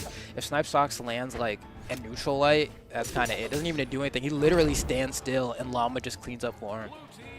Java got to the weapon, he got the KO, and that gave him the room that he needed to get to the weapon, and then it literally didn't matter. He didn't find a single hit with it, because Llama hit him, Snipesocks hit him. Llama, fantastic work on that 2v1 to clean it up. Even though it wasn't like the quickest, most efficient thing, they still were in control of most of that entire 2v1 situation, and 660 damage from Llama with 5 KOs. The swap was a great choice. Oh, man. So here we go. Snipesocks and Llama pulling ahead here. We can see the strikes from Java and Stingray. They're getting rid of, it looks like, Enigma, Temple, Great Hall, and Apocalypse. And so Llama goes ahead and strikes the other two. And it looks like we're going, I believe we ended up back on Mammoth. Now, Llama did throw out the most light attacks that game at 78. Also hit the highest with the accuracy as well, 50%. That's huge. I'm so happy we have that stat. That makes me so happy to see that. Yeah, and you also have to be thinking, if you're Llama, like, you must be happy that you switched to Bodvar and it worked out, right? Like, I'm going to make this switch, because there's nothing worse than switching your Legends and then just having it not work out. So you have to feel good about the pick now. You're definitely gaining a little bit more confidence, keeping that Bodvar pick moving into this fourth game. Oh my gosh, Stingray cooked him. Good option after that dodge to pick up Llama. Didn't lead to the KO, but Stingray is going to hope that he has the same kind of success with his character swap over onto this Ragnar, a classic Stingray pick.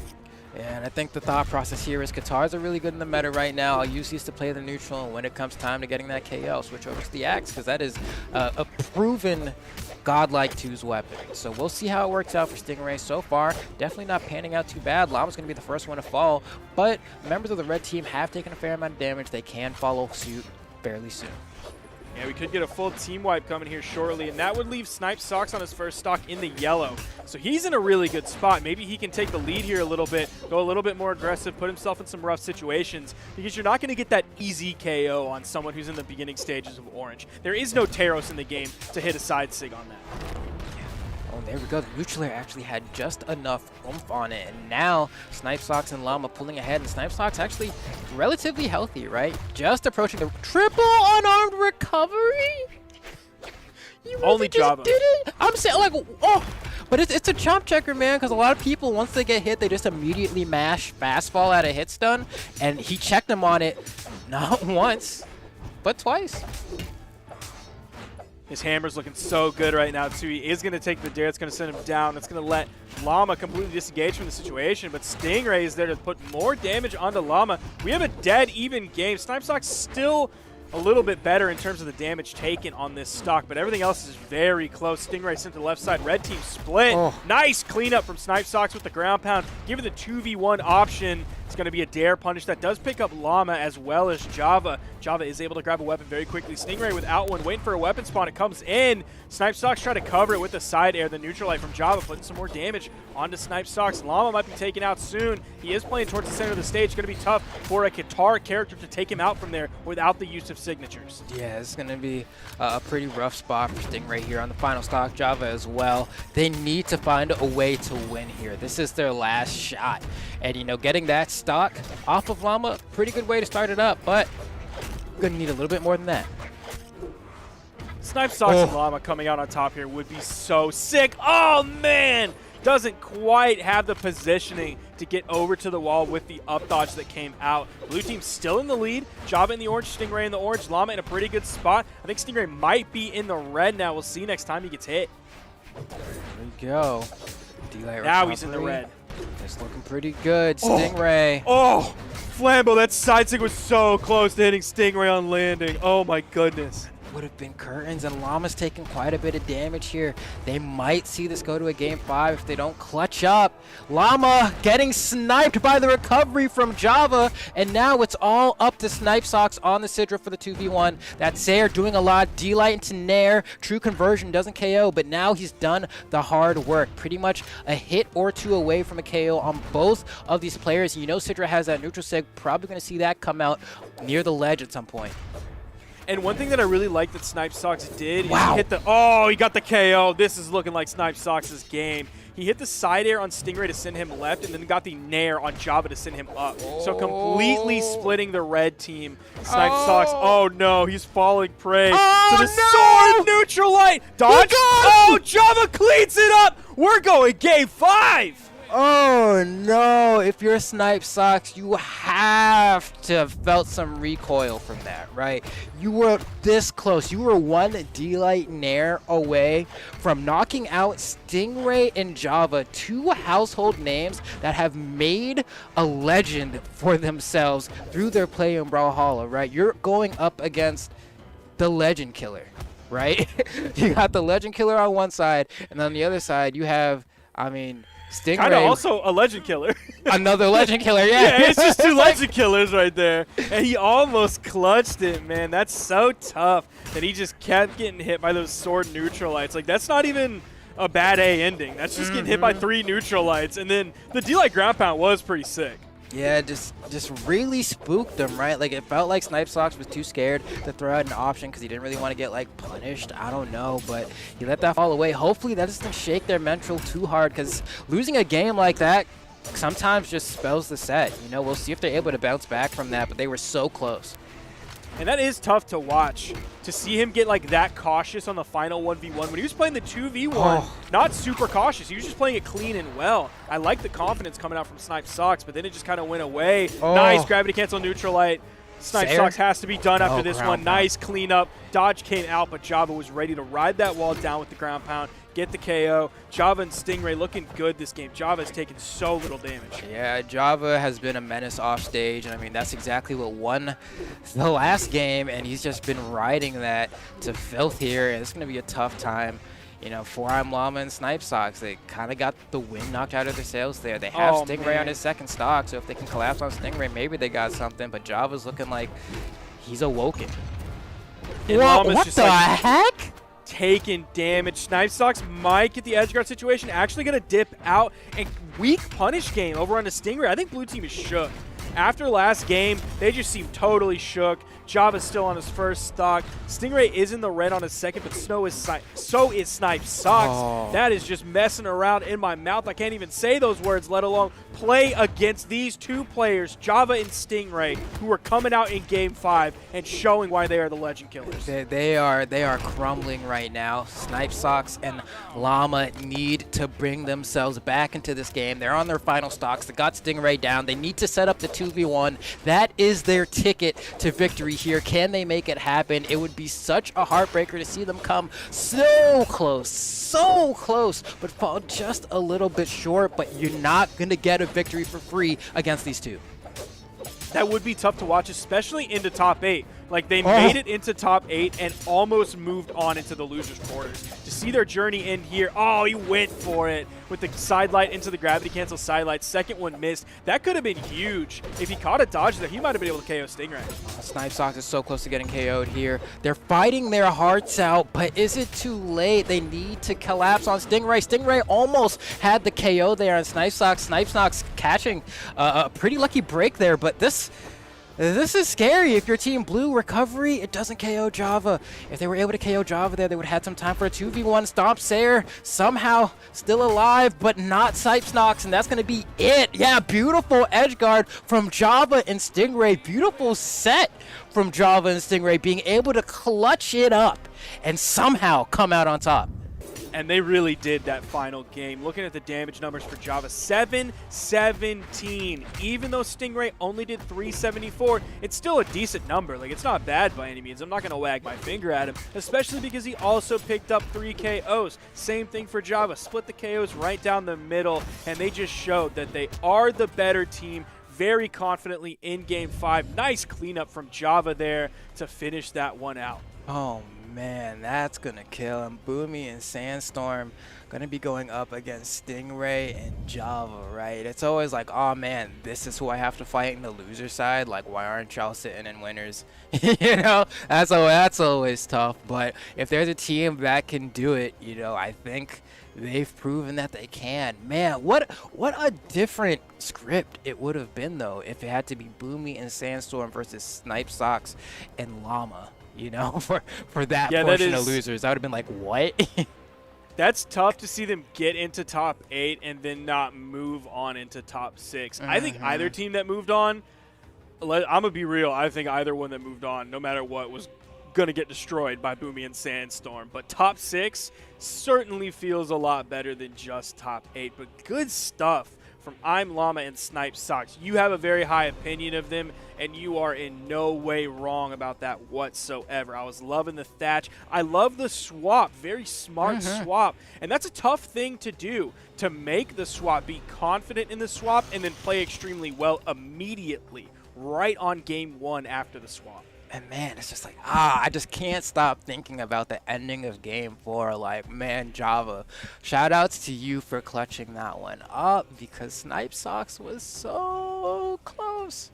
So close. It would have been a great win for them for sure. I mean, granted, getting top 8 is nothing to laugh at. They're definitely going to be ranking quite a few PR points for getting that far. But man, that would have been such a good win to have under your belt. But you're going to have to earn it and come back stronger next time. Now, granted, I mean, taking a look at the people we got in the lobby, it looks like Pugsy and Luna are here, and we finally get to see Simba and Walshy. I've been waiting to see these two all day. I want to talk about them. I love Walshy. You know, like, Walshy is how do you explain the concept of Walshy? This guy is like, everyone in Hardy MJ's Discord likes to clown Walshy, right? Like, Walshy is like the meme in quotation marks, but we say the meme because everyone knows Walshy is good, and they just push him to go even further. And I'm happy to see him finally getting a good tournament today, because I remember someone tweeted, it might have been Hardy MJ, saying, you know, today's going to be either a great day for Walshy or Experience. And I think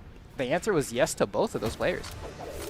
I know that Experience is unhappy getting 13th. Still good. We did see that tweet. Yeah, it is still good, but after what we saw in Pro Series, I do expect a little bit better from Experience. So it's a little bit rough to see it happening. I can't wait to see what we have more from Experience this year. But also, I'm excited to see more of Walshy, because you definitely have more experience either seeing Walshy, playing with Walshy, talking to Walshy than I do. This game so far, Simba is actually the one taken out pretty quickly. I believe we were about 30 seconds into the game. Now Walshy is taken out very quickly. They're going to have their hands full with Pugsy and Luna. And that thing's, I don't know what it is. Something about Axe down air into Taro's down sig. I feel like it's a true combo. Like, it's not, but like, people just dodge down off of Axe down air so often that like it's such a safe bet to go for.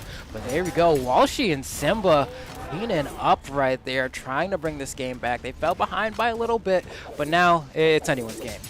Nice. Yeah, did a good job even in this one up. They put out a little bit of damage as well onto Pugsy. Simba, he's just taken so much punishment very quickly. Walshy completely split off, and Luna just grabs that edge guard situation so easily. Oh, and he got the scoop as well. Not going to be a follow-up from Pugsy, but still good damage. And you can see Simba's just trying to get something started. Can I get a weapon, please? Yes, but not without taking a hammer nair. Luna going for the gold right there with that side sig. And oh man, Pugsy catches both of them with the D-Light Sair. The red team's starting to crumble a little bit here. They need to regain their footing, because Pugsy and Luna are shaping up to be a different beast than I think they were expecting. And look at how slowly Simba actually recovered onto the main platform. The blue team completely dipped from that and went all the way to the right side, and it still took Simba several more seconds to come onto the stage. They are doing a pretty good job evening this one up. Simba's health still does worry me at this point, getting into the red on his final stock. Luna's still on the second, and Pugsy hasn't taken too much on the final stock. Simba is done. Walshy in the 1v2. All right, Walshy, what you got here? You got yourself a pretty tall order. Granted, Pugsy not going to be too hard to KO, all things considered. Doesn't have a whole lot of defense if you're able to just kind of get a pot shot here and there, like these D-Light Airs. Oh, you're going for a lot there, though. You just gave up your dodge for that, and that's probably going to cost you your stock. You let him hit you! Okay, he's alive, but still taking a lot of damage. Wow, that almost hit him into Walshy's side air. That actually might have been the save. Oh, wow, the D-Light KOing there. I mean, Luna, you know, going a little bit flashier than he even needed to there. Could have just gone for that side lights there because there was no dodge on him. We said, you know what, I want to get that extra damage and kills him with a D-Light off the top. But Walshy and Simba were looking great in that game until they weren't, right? And I feel like that turning point hit a lot earlier than they wanted. Yeah, Simba was shut down so early. I think he put out about 317 damage. So low 300s is not the spot you want to be in. Taken out so quickly into this game. That's going to be an immediate character swap over onto the Hattori. We'll see. I mean, Luna hanging in here, unarmed neutralites coming out all around, and Luna's Taros play is looking so good. The accuracy on these moves, the down airs, the neutral airs for the juggles, they're all just lining up and piecing up so beautifully. Oh, that could have almost been a crazy team KO there. So luckily for Pugsy, he didn't get hit by that. And you see Luna immediately rotating to the right side. That side signature from Walshy. Oh, just barely missing that neutral air. Oh, here we go. Weapon throw is going to be enough to go ahead and seal the deal there. Whoa, quick conversion coming off from Walshy on the right side of the stage. And now we have a slight lead for the red team. So I like this, right? You know, Simba, how long can you hold on to that stock? You are Hattori. You can't take that much more damage. But you can rack up a whole lot more damage before you go. But it looks like that's not going to be the case here. He gets caught by a sword recovery and gets escorted out to the top side. Ooh, Walshy taking damage from Pugsy there. Does have to be careful about. Oh, he's really going in deep with that one. Held that for a long time. Even steered it over to the left side as Pugsy was going deep in the push-off column. Side swing not quite enough to take out Pugsy just yet, but Pugsy is highly damaged. That recovery not enough to even send Pugsy off screen on the top. So I think it's going to take a little bit more to get that top KO. Neutral stick comes in, puts out some damage on the Luna, but that might have been enough team damage to let blue team get the easier KO onto Simba. Being very careful here. They know this is kind of the swinging point of the match, right? The first person to get sent down to their final stock is going to have a whole lot more pressure on them than anyone else on the screen. So you can see they're slowing down a little bit of friendly fire, but it's going to work out. Stomps there, found from Luna, goes ahead and sends Walshy down to his final stock. Simba might be soon to follow if he can't get back on the stage. The Sayer drops there, which is unfortunate for Simba as he gets escorted out to the top right blast zone. Now what I'm liking from Walshy and Simba, they're coming into this at the team that I would not expect to come out on top. Nice gravity cancel in-sig from Luna, but coming into this as sort of the underdog team, the fact that this second game is so close, I think that bodes really well for the set. Like, we've seen the more underdog team come in, maybe use some gimmicks to get game one, and then the better team is able to come back. Yo! That was huge! That took out Luna, put him on his final stock. And they both managed to get out of there alive. And Pugsy has a whole lot of damage racked up here. It's going to be the race to see who dies first, Walshy or Pugsy. Walshy getting sent to the right side. Gets hit by another Sayer. I thought he was going to bide his time a little bit in the corner, but unfortunately does not. Now Simba has to do the 2v1. But still, there is some hope here. You have to get to Pugsy, though. You can see Luna standing in front saying, if you're going to try to get to Pugsy, you have to get through me. I swear, Walshy was on his final stock. I blinked, and then he was completely taken out of the game. Weapon toss. Luna doesn't pick it back up because he knows it's going to land right on top of Simba's head. And Luna and Pugsy take another game. They're now up 2-0, but that one was much closer. We could see Simba and Walshy coming out victorious in Game 3. Yeah, this one, you know, they've been inching closer with each game that they've played. But, like, sometimes that's not enough. Like, all right, maybe you inch closer, you finally get the dub in Game 3, but, like, you have to remember that your opponents are going to be trying to adjust to whatever your adjustments are and make corrections as well. So now, you know, you have to do the reverse 3-0 if you want to make this dream happen, which I don't know if that's going to be the case today. I mean, we got 0% accuracy from Pugsy with the SIGs in that last game, and it, like, doesn't matter. You know, like, missed every SIG, doesn't matter. 6 SIGs coming out from Luna, 17% accuracy. You know, it's like, when they hit, they hit. If they don't, it was probably that Taros N-SIG that added to the count. You know, that was probably the one. So Even like, that number being so low, and it still didn't matter. We were seeing huge percentages from Luna earlier, like around 44 to 50% from like 7 to 10 signatures from Luna to take those games, and then he doesn't throw them out very well to where they hit, and it's still, like you said with Pugsy, it didn't matter. They still came out victorious. There it is again, man. That down air, down SIG, once again, feeling like a true combo. Like, Luna's just going for it, and it's like, yup, it hit. You know, it's like, you got the read on the dodge down on his opponent. Definitely paying off in the long run here. But is Simba going to fall? Oh, barely gets past that weapon throw, but it doesn't matter. Luna is so aggressive off stage with that axe, and it's like, all right, the axe hits hard, but like when you're in the bottom left or bottom right at stage and you're just trying to make it back, it kills that much earlier. And that was a really nice axe there. He didn't just like go for the autopilot axe move of I'm either going to recover into the wall or I'm going to throw a ground. Well, she's going to fall there. That is not good for this red team. It seems like they're falling apart a little bit here. Pugsy not even in KO damage yet. Luna not anywhere near KO damage yet. 2 axes on the field for the blue team, and you know that's scary. Oh my God.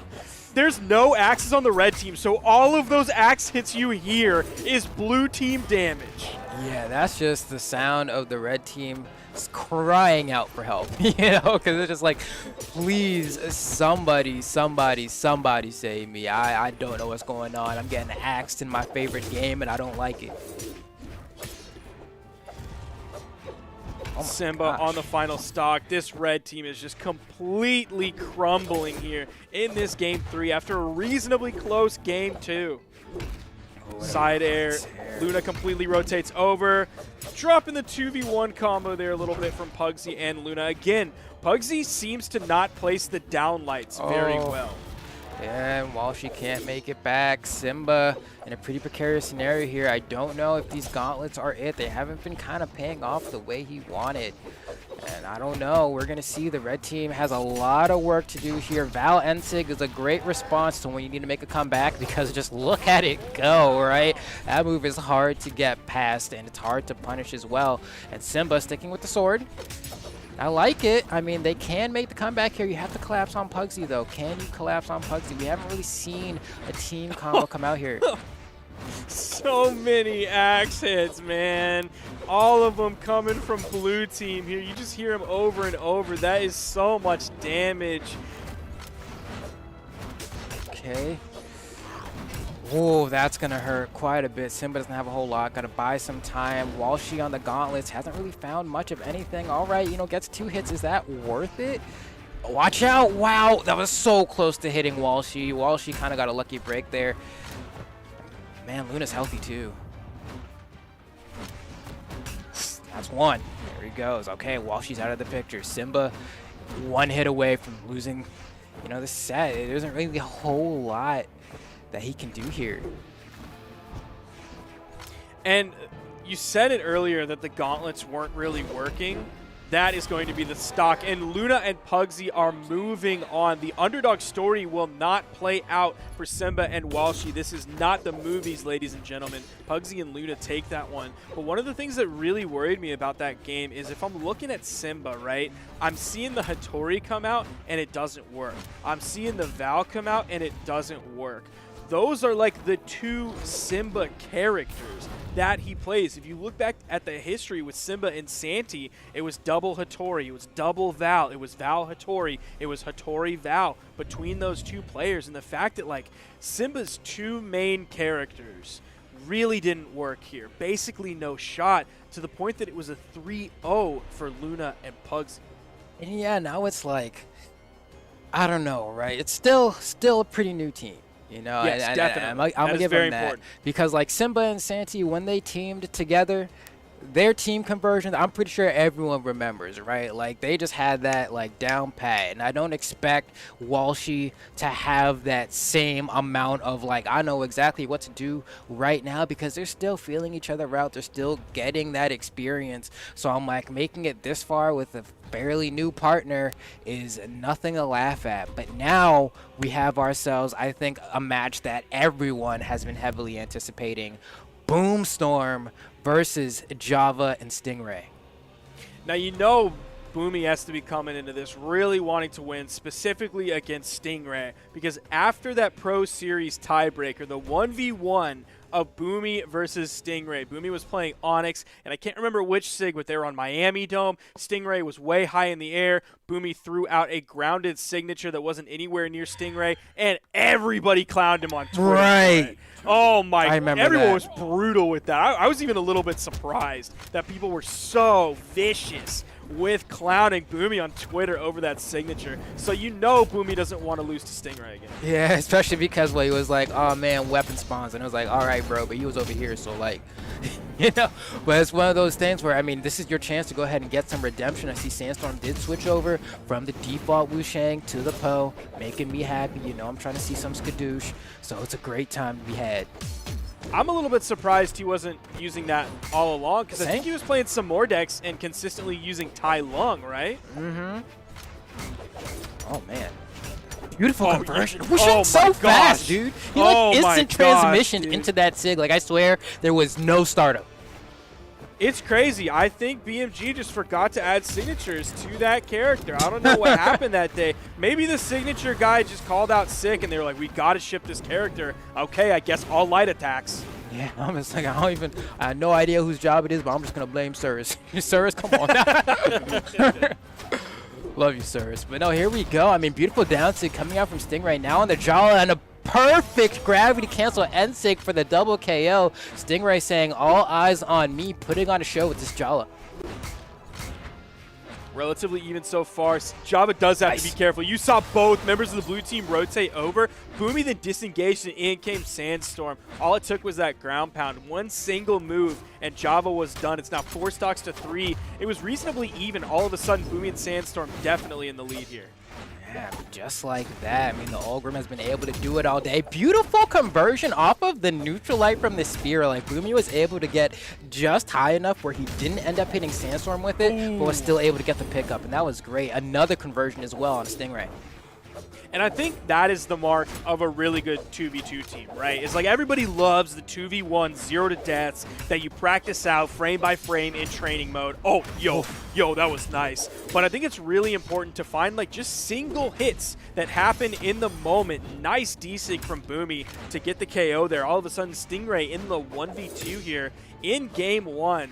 Losers quarterfinals.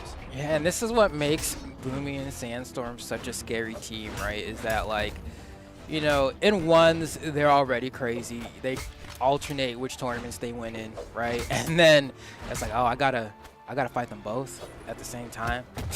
It's tough, you know? It is tough. I mean, Stingray feeling it with that D-like ground pound and saying, oh, man, we got some work to do today. Java only did 213 damage, though. That's tough.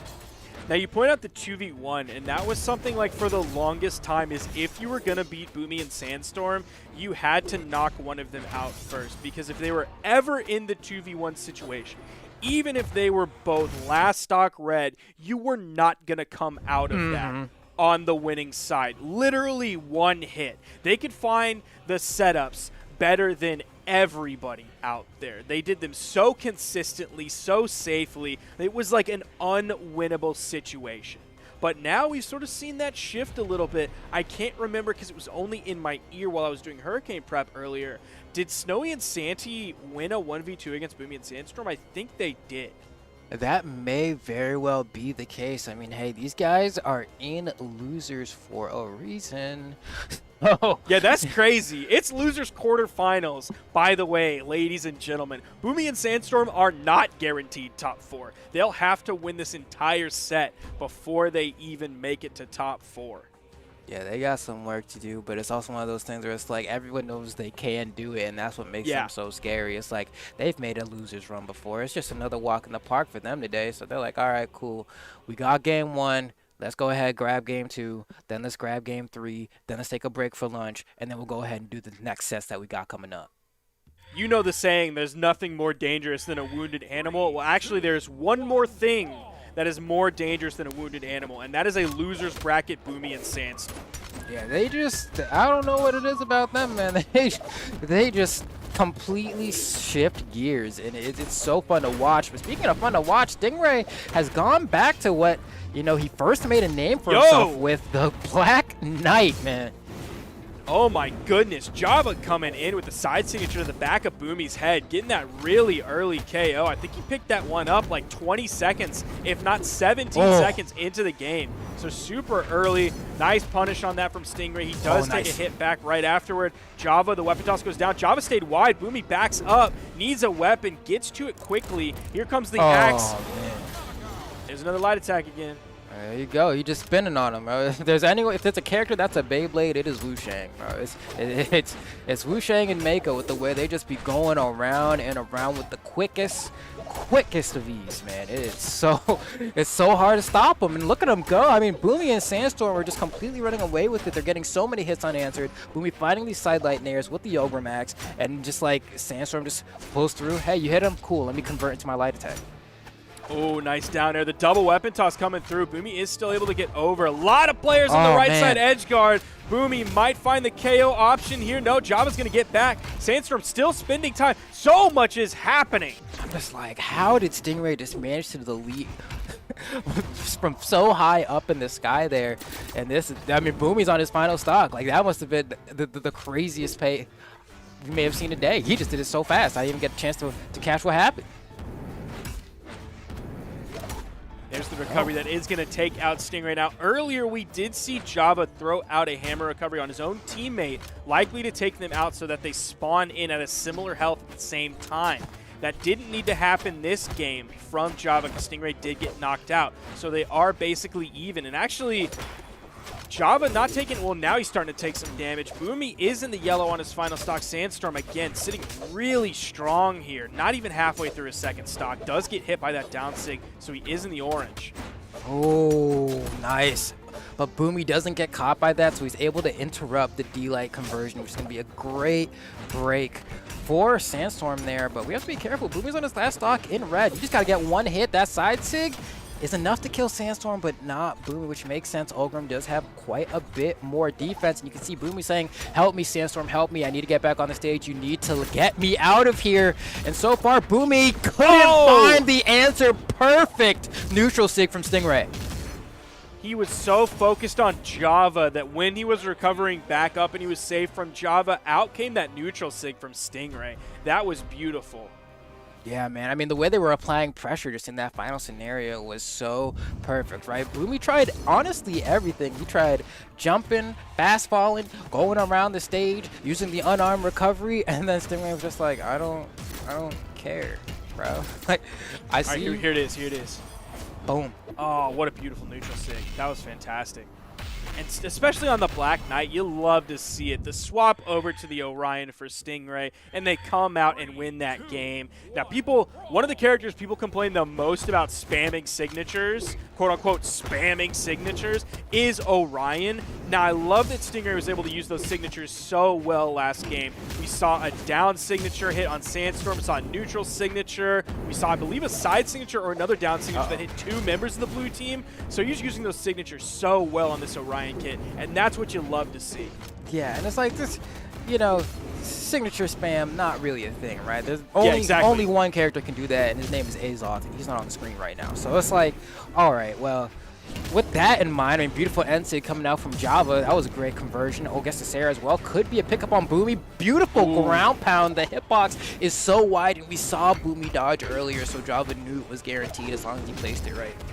The early game domination coming out from the red team here. They already got a full team wipe, and they were less than 45 seconds into the game. Java has so little damage on this stock. That was a good pickup, but Java's still only in the orange, so I don't even believe he went off screen with that, or if he did, it was just barely. Hammer coming out, swanging, hitting some damage onto Sandstorm, getting some nice juggle, even the weapon toss. Sandstorm can't quite hit the speed of recovery. That ends up KOing. Somehow Stingray, despite being the first one on the red team, deep into the red, still live longer than Java. Signatures from Sandstorm also very strong this game. It's not just Stingray. Yeah, that Wu Shang side sig, bro. Oh man, that joint is good. You know, and it's tough to deal with, especially in the fray of 2v2. There's just too much to keep track of. Those things that are like already extremely strong in 1v1s just become that much more potent in 2v2s because you got to split your focus a lot of the time. And again, you saw him throw out yet another side signature on this character. That just like takes me back to the days of when Wushang like just came out and Dobrain was dominating with him. It was like the follow-up off of every single move was a side signature because it was so quick. He hits yet another one and yet another one. This one from the wrong side of the stage, so it's good that Boomi was there to hit the side signature to, you know, kind of help Stingray along into the blast zone. Kind of show him where it is. Right this way, sir.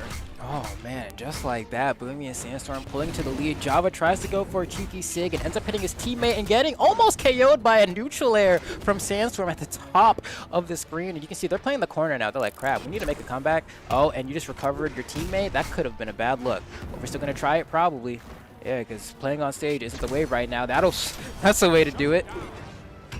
We actually, I think, saw Sandstorm dodge back into that neutral signature. Recovery comes out. The exhausted recovery does hit. He finds a KO as well. Java, oh my gosh. He was off screen in the air for like 20 minutes. And then Sandstorm still found a side signature. He picked up 4 KOs. At least 3 of those had to be with a side signature. Yeah, oh my gosh, man. Like Sandstorm. There's boom, one. Yeah, right? That's like really the count from Sesame Street, you know what I'm saying? There's 2! Tootsie Roll out, man. I always got to say. 3! There's 3! Oh, Quattro. That one technically does count for Boom. Oh, man. And I think here's, yeah, all 4. 1, that's 2, 5. Oh, man, 3, that's crazy. 4 side signature KOs. That is wild. Oh, man. Just like that. Oh, hold on, Java. Oh, goes for the ground pound. Be careful there. I thought it was like it's either the ground pound or the down two. You have to kind of pick there, right? You have to say, it's a little bit of 50-50. I'm not sure which. Looks like Boomi picked correctly, but we have ourselves a match here, everyone. I mean, I'm saying, like, Java and Stingray, they can definitely come out on top here, and they need to because they're down 2-1 now.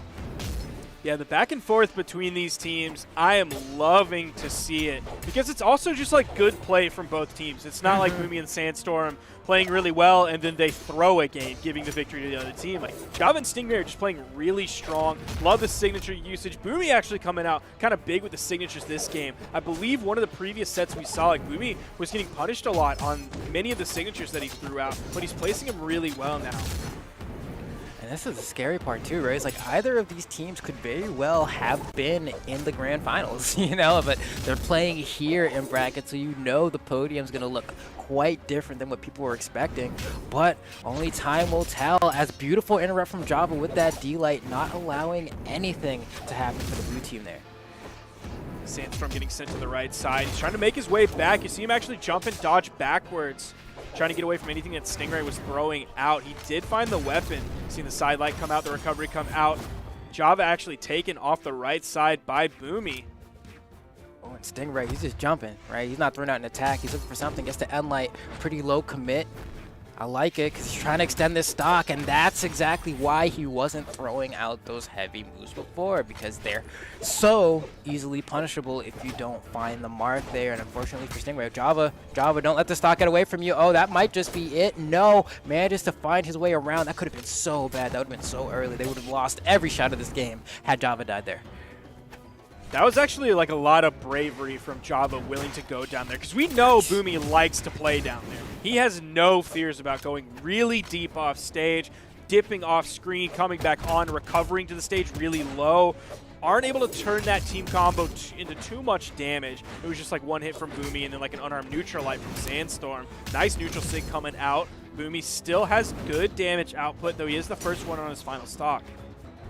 You're going to see Boomi so far on his final stock, trying to do what he can. This could very well go to a game 5. Great punish from Java there. Stingray trying to find a big play here, and somehow Java gets caught by the Sair there, even though Stingray was the one who's getting punished. But Stingray just needs to be careful with the Sigs right now. You're in a pretty good spot. You don't have to throw them out willy-nilly. Maybe only if they're going to KO. You're looking pretty good. Java, on the other hand, is taking a lot of damage really quickly here, and that could spell doom for the red team here if Java keeps getting kind of just ticked a little bit. That on top of Sandstorm's really good movement to avoid a lot of the KO moves that could take him out, because he was super damaged. Like, you saw how low that Nair was that Java sent out. That actually KO'd Sandstorm off the top.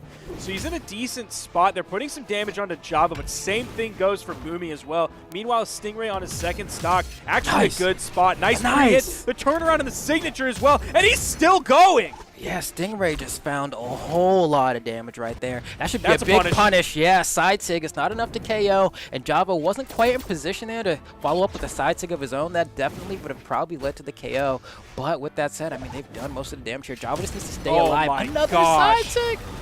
Oh, Java, you gotta live. Gotta live. Sandstorm tries to end him there. Oh no, Java messes up his input. Had he gone for the Sair, that would have been the game. Even the recovery might have been enough at that point, but should still be fine. Just gonna go ahead, let Stingray take point, and if there's something he can punish, he's gonna come in and do it. And there it is. Stingray finds the anti-air with the D-Light, gets the Sair, and that's gonna be game number 4, going the way of Java and Witty the Stingray. We got ourselves a game 5. Yeah, you were saying at the end that, like, Java, you need to live, but, man, I don't know if he really did. I think Java had that 1v1. Sandstorm was so deep in the red. Stingray was just spawning back in, so I think either way, that was going to be a red team game no matter what. You saw how quickly Stingray found the KO there as he was taking the lead on that. So I think the 1v1 also would have gone his direction, but Java did survive. He listened to you. He saw how smart you are and listened to you there and stayed alive. You could just visualize my IQ. I think he's right. Oh, careful. Java going for these hammer recoveries, right? Trying to get those quick early KOs. And we've seen Java already today have great success with those hammer recoveries off stage. It's dangerous to play with that man off stage. Stingray has thrown out so many neutral airs this game so far. He's hit at least 6 or 7. And I don't blame him. That's one of the harder moves to punish on the Rocket Lance. And it's also like the Rocket Lance neutral button. You trying to get some good neutral, you throw out that neutral air and you see what happens. Now, you did see that neutral Sig come out, but Boomi punished that, but it was also damage on the Sandstorm as well. First KO is going to go the way of the blue team. Boomi picked up a nice side air on that one. Oh, doesn't quite get the full KO combo. Hit the side light. Didn't get the D-Light into the side air after the chase dodge. Okay. Wow, goes for the jab, jab, jab, right? Stabs him to death, and then immediately turns around and side sigs in the other direction, picking up a KO. Even though Sandstorm died, definitely got the bang for his buck there. We're back to a dead even game. That's exactly what you want to see here in a game 5 situation between these two teams. Oh, man. Now, a lot of damage being taken from Boomi there. Trying to make the Ulgrim finesse. Oh, beautiful reverse snare to go ahead and catch the juggle. But they got to be careful here. These neutral airs from Java keep finding the mark. Wow. Okay, that KO'd. Yeah, Stingray. First one down to the final stock. And this is a departure from the last game. He was the only one surviving on a second stock for an extended period of time. In fact, the KO he got in the last game was right after spawning back in. So he survived for so long. Nice D-Sig on that one. Yeah, just managed to react quick enough to go ahead and pick up the conversion and secure the KO. Great pass from Java as well. Oh, nothing there. It's starting to get scary, right? Stingray has one stock in the red. Boomi's throwing out those down sigs. We were talking about ignorance earlier. A beautiful Sair from Boomi to go ahead and clock Java. Stingray needs to survive now this time to have any shot. You can see Sandstorm hovering. Oh, there it is. Stingray's gone. And this is so scary for Java and Stingray. Not only are you looking at the 3 stocks of Boomi and Sandstorm and their 2v1 potential, but like Stingray was the one doing more of the KO. See, there's Boomi, not afraid to go down there, but Stingray really was the killer for the red team. His signature usage, his follow-ups off of Java, he was doing so much work this game. You can see if you're Java, you want a hammer, right? The weapon spawns on the right side. He goes around the world because he doesn't want to deal with the both of them. But he's like, come on, can the weapon spawn show up? But hey, if Boomi keeps juggling the weapons like that, it's going to delay that weapon spawn even more. And whoa, oh my God, he almost got the craziest clip of the year. Holy cannoli. Dude, Sandstorm is so swaggy today. Again, Boomi going so deep. Like, every time I think he's going to fall to his death, and then I realize, oh, wait, that's Boomi. That just doesn't happen. Boomi, 790 damage that game and 5 KOs. Yeah, I think Boomer was like, you know what? I'm going to take a page out of Wesley's book, right? Wes from South America, like, Yup. He's been on to something with this Ogrim. Cosolix, yeah, they probably had the right idea, but I'm going to just do what they did.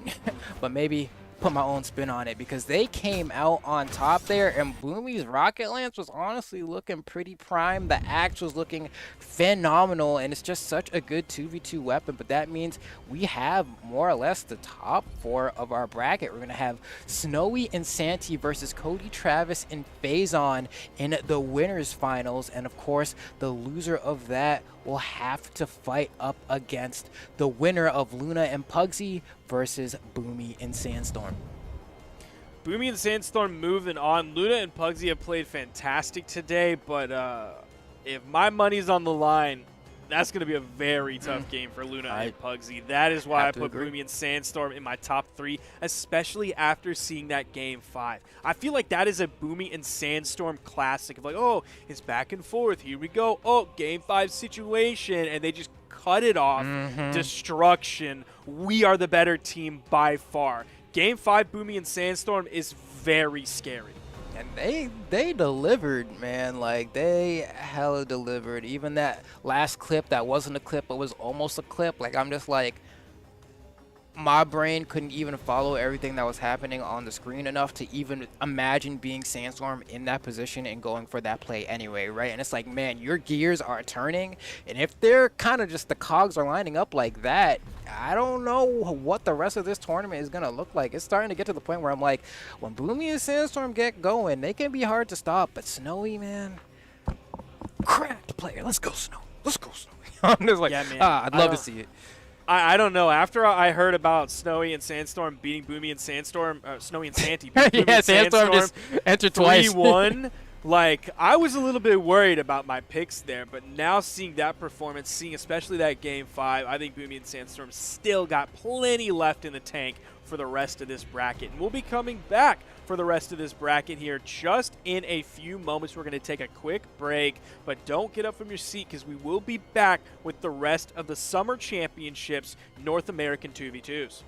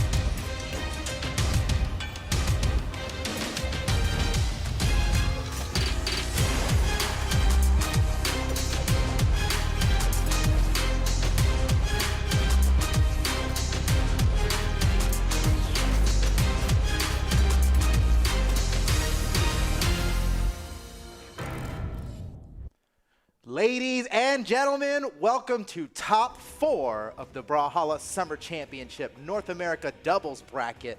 And it is a pretty spicy top 4 we got here. yes, Steve. Yeah, dude. look at these names, dude. We have Seed 4, Snowy and Santy, going up against Seed 2, Cody, Travis, and Phazon. Everybody thought it was going to be Boomi and Sandstorm up there in Winners Final, but they're not out of the tournament yet, right? They're down in the lower semifinals. Well, they'll be going up against Luna and Pugsy. Oh my, nobody had Luna and Pugsy in top 4. Can they defeat the #1 seed, Boomi and Sandstorm, to make it into grand finals? I don't know. It's going to be, there's a chance for the expected seed 1 versus seed 2 in grand finals, right? But there's also a chance for the crazy seed 4 versus seed 8 in grand finals. That's entirely a realistic possibility here. We're just going to have to watch and find out. What do you think? Over under. What's the I am so excited by this Snowy Santy team that they're kind of my pick right now to take the whole thing. He's not lying, guys. Yeah. He has been all of it. We've been watching the tournament, you know, waiting for our yeah. casting block, and he really has been super, super hyped on Snowy and Santy. And you know what? They look good, man. I Dude, believe you. They're like it's chocolate and peanut possible. butter, dude. Two great tastes that taste great together. I never thought about this combo, but now it's all I think about. They got the S, they got the double S's, the alliteration's working for them. 5 letters, double S. Yeah, so The synergy's unreal. Well, let's see if they got what it takes here, because our match is ready with them versus Cody, Travis, and Phazon. Esports elite, these guys. Cody, Travis, and Phazon have won so often. They are true champions. And Santy and Snowy, this is their first tournament together, or their first major official tournament together. Right. Yeah, that is true. Oh, man. All right, here we go. Ladies and gentlemen, winners final of the Summer Championship 2021. Here we go.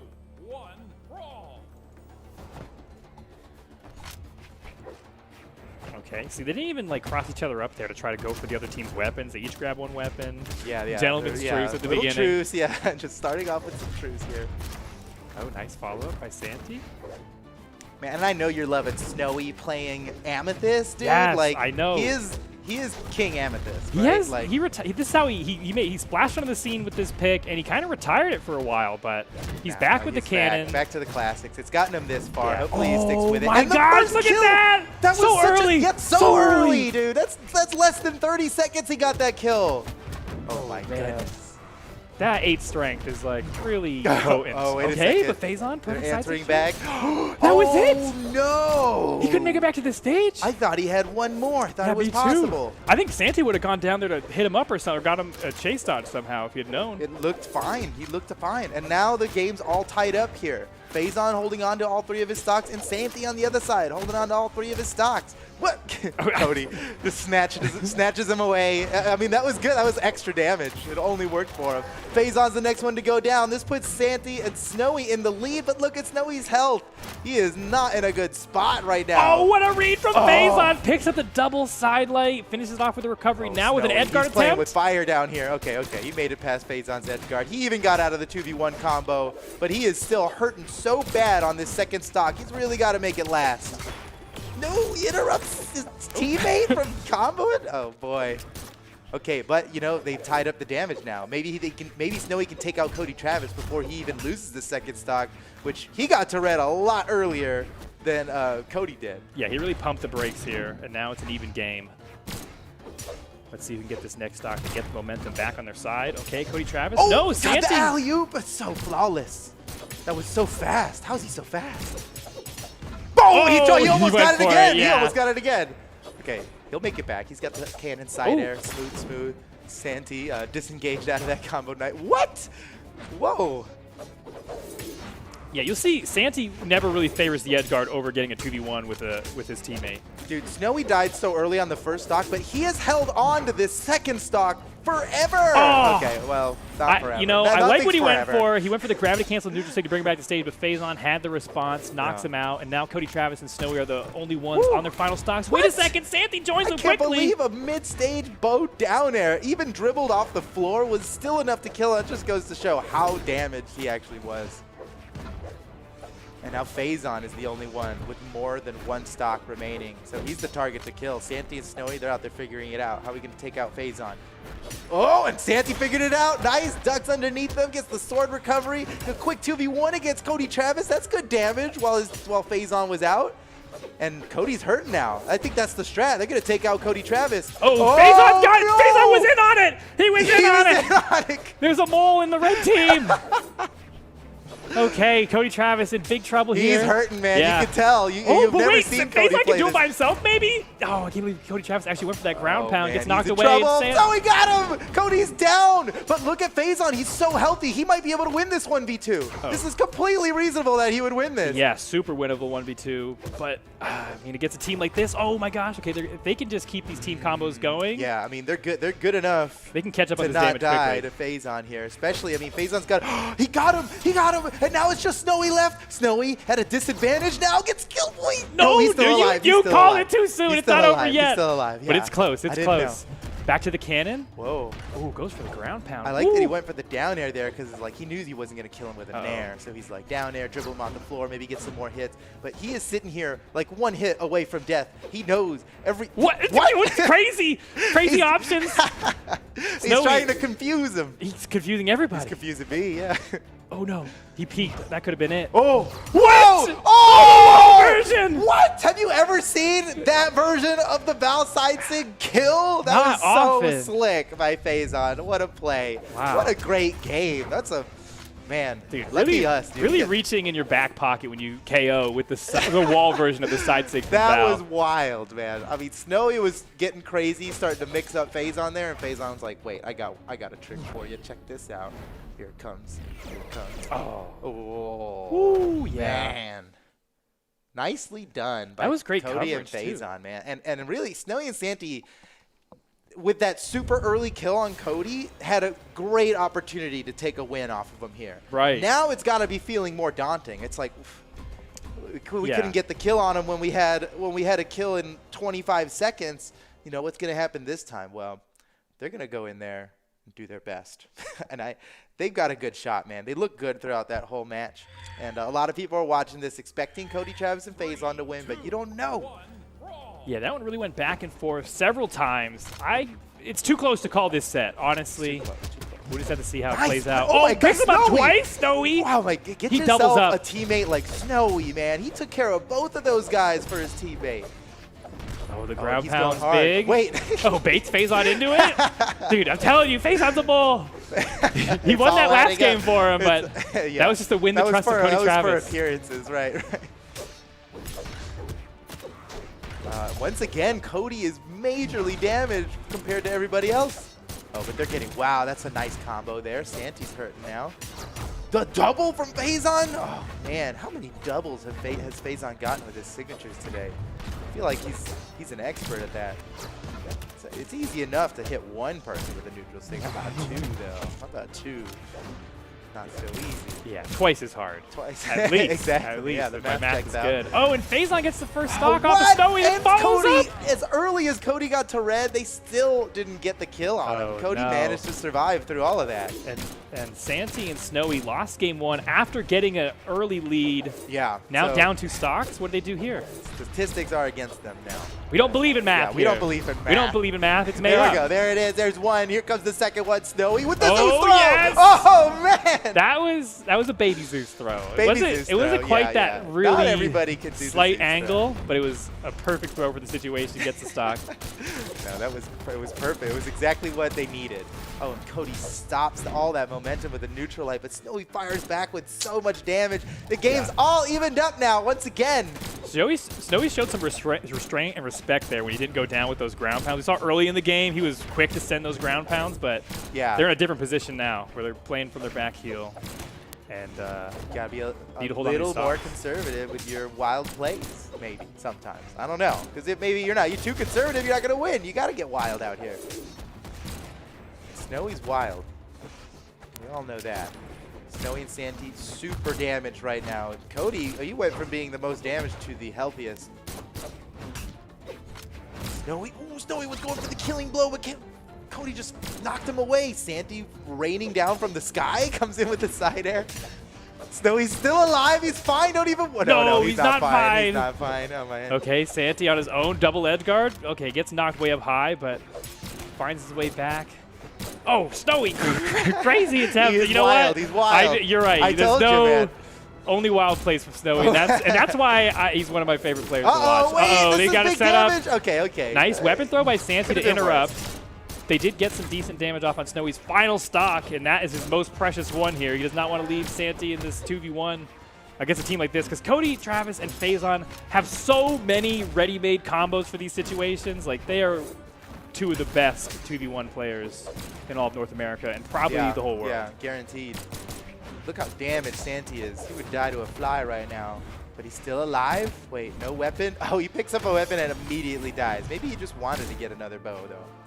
Oh, no. Careful, Snowy. Snowy's so hurt right now. Santi goes down there to help him, and maybe Snowy needed the help because he is one small hit from death. Santi and Snowy still have a chance here, but with Snowy so close to death, he's just got to play flawlessly now. Uh-oh, a little bit of friendly fire from Santi. Okay, no, he can survive all these sword down airs. Wait, whoa! Toss back up, lots of damage. Man. Yeah, Phazon's hurting now. Oh, they can get him. And what a play! What a play! Santi and Snowy have a chance here, but Snowy he is so damaged. Cody's looking really healthy right now, and we have seen Snowy win all kinds of 1v2s in his career. So Cody Travis. This is. I mean, yes, Cody Travis. Thank you. This could still go either way. Cody Travis is one of those players who I think he plays better when he's by himself in a 1v2 for some reason. So it's the extra pressure. Yeah. He plays best when he's under pressure. Okay. Oh, Good man. movement here. He's avoiding a lot of damage. This is dangerous for everybody. Oh, wait, no, he's good. The sidelight's never going to kill. There's no variable. Why did he dodge that? Oh, he can't He's dodge this alive, one now. and Snowy gets the kill. Unbelievable. Santi and Snowy, against all odds, have taken a game and tied up the set. That's anyone's set now. Woo! Yeah, Man, Snowy was trailing behind that whole Yeah, game, and somehow to be the one to pull off the final KO, incredible. No, that really was incredible. And he picks up, is this the alley-oop here? No? That alley-oop was, This is it, yeah. This is it. What a play. Oh, yes. Man, Snowy. Dude, the alley-oop meta is like so strong today. We've seen that in every single set. Like if you're not handing off to your partner. The meta's really evolving in 2v2, right? We're just seeing that more and more. Yeah, they're aware, you know. They got chameleon eyes. They're always looking at. They're always looking at their. Yeah, it's all about at following their up. teammates. Okay, Santi now switching over to a Surrey, only character swap on the field. We're back at Mammoth Fortress for Game 3. A pretty classic pick for Santi. This Yeah, is maybe more back to roots for Santi, really. I don't know. I was really liking his Koji, but you know. Yeah, it worked. They were doing great. They in fact they just won, so it's kind of crazy for them. I know the win and right now. swap it always leaves a question mark in my mind, but They know what they're doing. they know what they're doing. They're pretty good at this game. Yeah, they're not in this position out of luck. There's big reasons why they're here. Okay, and Cody Travis again trailing behind and damage just a little bit. Santi picking up both of them there with those claws, but oh, swiped out. Ooh, man, Phazon picking up the alley-oop there a little bit. Big damage from Phazon. And now a standoff. Weapon throws either way. That breaks up the. Oh, Cody! Ooh, misses the follow-up. Here comes Santi to fight back. Oh, nice dodge by Cody, but the double. Wait, what? Oh, wait, into the that ground looked like it hurt. That looked like it hurt. That was like the most damage he could have done. Not going to KO off the floor, but. And it sent the biggest message that he sent too. Like Santi's pretty bruised up now. He's hurting on this first There's something stock. real aggressive about a sword ground pound. Oh, and Phazon picks up the kill on Santi. That puts Cody and Phazon big time in the lead now. Team combo. Wait a second. Okay. Santi was coming back down. Phazon and Cody knew that they needed to end that 2v1 combo real quick before Santi came out and broke it up. Phazon still alive after that. And they're both on their first stock. Cody and Phazon both still rocking their first stocks here as they get further and further ahead in damage on Snowy and Santi. Never gravity mind, cancel, Santi! down light recovery. Yes, Woo! dude. As a pretty new Qatar main, Yeah. that's beautiful to see. Yeah, it's great. I love that you can appreciate Qatars now on a whole new level now that you've recently been maining them. Yeah. Yeah, you see the beauty now. That See what is what such I'm a good also move. excited about. Such a good combo. All right, now the game is evened up, but the damage still favors Looking, Cody Travis and looking Faison. kind of like the last game here with Yeah. Snowy really Oh. hurt. Maybe a little worse than last time, actually, from Santi and Snowy's perspective. Wow. Santi, lucky to be alive right now. That was his last, you know, Cats have 9 lives. That was his last one. Yeah, Cody Travis, nice pickup there, taking Snowy down to his final stock. And look how healthy Cody Travis is. This is classic Cody Travis 2v2 play right here. He is always such a strong anchor for the team. Right, he's always been known as like the stock tank. Like Cody Travis with a big health bar is the last thing you want to see.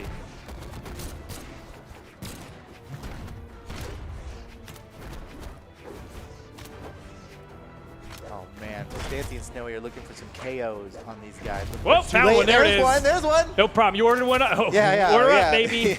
There it is. He went One looking more. and- Oh, that look done at it. that. I They can't believe actually it. equalized it, man. Things were looking. Oh! Oh, the team combos. That was pretty swifty follow-up there. Oh, my- wait, and he's now got no dodge. They are pushing this so He far. did? What? Oh, he might be dead. No He's way. dead. Cody has to save him. Oh, he does. And he gets the save, but not without him taking Is it a save or is it just part of the combo? Faison started this at white. All that whole exchange he was Dude. at white when it started. Now he is about to die. This is He has wild. been- What a huge turnaround from Snowy and Sandy here. They slapped him around so much, so quickly. And they were like fending off Cody while doing it. Now Faison's down. Oh, all right, And Snowy once make it again, back, it's can a he? 1v2 with Cody Travis, and Snowy is very hurt. This is the same. We just saw deja this. vu. This deja vu. This is deja vu, but can Cody Travis, he's been in this. He can, he he's can. experienced this before. Yeah. Okay, wait. Ooh, goes for the ground pound tech off the side tricky, corner. Tricky tech. Yeah, that would have landed too. It looks like it was pretty far onto the Oh, nice platform. dodge. Jumps over that weapon throw. Okay, Santi looking for his way in here, and Snowy is just ready for any follow-up potential. yeah. And well, Cody's being real smart about like not using downlight or anything that keeps him in place for too long if it lands. No neutral lights, Snowy. no downlights. He's got to stick and move, right? He's still got a chance here, but Cody is getting more and more damage. Holy Okay, cow. everybody's red. Can he Everybody can be really- KO'd. He's starting to get weapon starved now. Cody's in trouble. Bad news for Cody. He's still got it though. Ooh, he steals the weapon. Snowy tried to starve him out, but Cody's got a weapon now. What's he gonna get done with this bow? Dude, this is wild. This is wild. Like, I know. anybody He has can to go avoid down at everything. any moment now. Oh, what a crazy gravity cancel. It lands. No, pushed off Oh, side. they That's it. got him. They got him. Santi and Snowy take another game in the set. Steven, they only need one more game for supreme victory, for a ticket into grand finals on the winner's side. Doesn't get much better than that. That's guaranteed top 2. That's like a couple $1,000. Like, oh, man. Yeah, this is match point for Snowy and Santi. Unless. Unless. I mean, Cody Travis and Faison certainly have the skills it takes to bring us to a game 5, but Oh, come on. can they make it happen They've here proven it today? time and time again. But Snowy and Santi, the new kids on the block. You've seen plenty of Snow and you see plenty of Santi, but you've never seen Snowy and Santi. It's a whole new thing. I like the not applicable percentage for Snowy's signature usage. He did He not used 0 use one. signatures. Yeah. I mean, when you're playing a beefy character like Amethyst, Yeah. with axe and cannon, your light attacks are doing, you're doing some work there. I don't want to alarm you, Steven, but Snowy actually took one strength out to give Oh himself my more gosh, speed. he lost me. All right, I'm He gonna li- keep Cody no Travis and longer a Faison. friend. I No- thought he played 10 strength. No longer a Amethyst. fan. No longer a fan. No respect now. Unsubbed. But we talk about how important speed is a lot of the time, right? It's true, it's Especially, true. No, it's respectable. especially in the top tier And- meta like this. Having airspeed, just being able to do more to avoid edge guards is really, really helpful. Oh my I gosh. can see why he'd do it. Snowy but- picked up both of them with that gravity cancel sidelight and stole their weapon. That's a big display right there early on in game 4 or 3. What are we at? 4. 4. Okay, this is do or die for Cody Travis and Faison. They need to get this win to keep the set alive. Otherwise, they're going down to losers bracket, and nobody wants to be there. Oh man, Santi and Snowy making it to top side grand finals would be so monumental. Whoa, that's yes, big, okay. that's big. Oh man, Like that Santi's lucky follow-up? he's not dead from that one. Like that's Yeah. such a hard-hitting sig. We're on such a small stage. If they were positioned just a little bit closer to the wall there, he'd be done. Man, Snowy still, he lives through that nair. Seems like Cody and Faison have a better handle on things, but it's just too soon to tell. These guys are Anything can happen. Oh, Whoa! yes! Wow! The pick up weight, though, but Snowy. He actually dies off the punish from that. I know. That was from like a sweet tortoise of the play. hare race. Like, one of them started the race first, the other one made it to the last zone. All right, and Snowy, yet again, we see this every single game, but it doesn't seem to determine the outcome. Snowy down to his second stock first. Yeah, let's not pay attention to their current health and stuff. 'Cause it clearly doesn't matter. Snowy's really a last stock warrior. You know? There's people who really know how to play that last stock. Oh, man. Even once again. Oh, Oh, that nice. looked like it hurt. Had the sound on that one. Yeah, It sounded I heard harder a crack. than ever. I heard a crack. That was gross. Hope he's okay. Okay, somehow Santi, I mean, anything's going to KO Santi. But every piece of damage he gets is just extra credit bonus for this mission. Oh, goes for the follow-up there. He's being real cautious with it, too. This Santi on his final stock hit. Well, and for good reason, because that's all it took for him to lose it. Now Right. Snowy's alone with these two killers. Oh, great. You know, even though he got hit there, he avoided the edge guard. Yeah. And that's good. With Phazon's out there chasing you down with gauntlets, you got to be happy just to make it back to the stage. But Snowy's looking primed to be the first person onto his final stock, but we've seen him This pump the brakes is here. always Yeah. how it goes, It's always dude. how I've it seen goes. this episode before.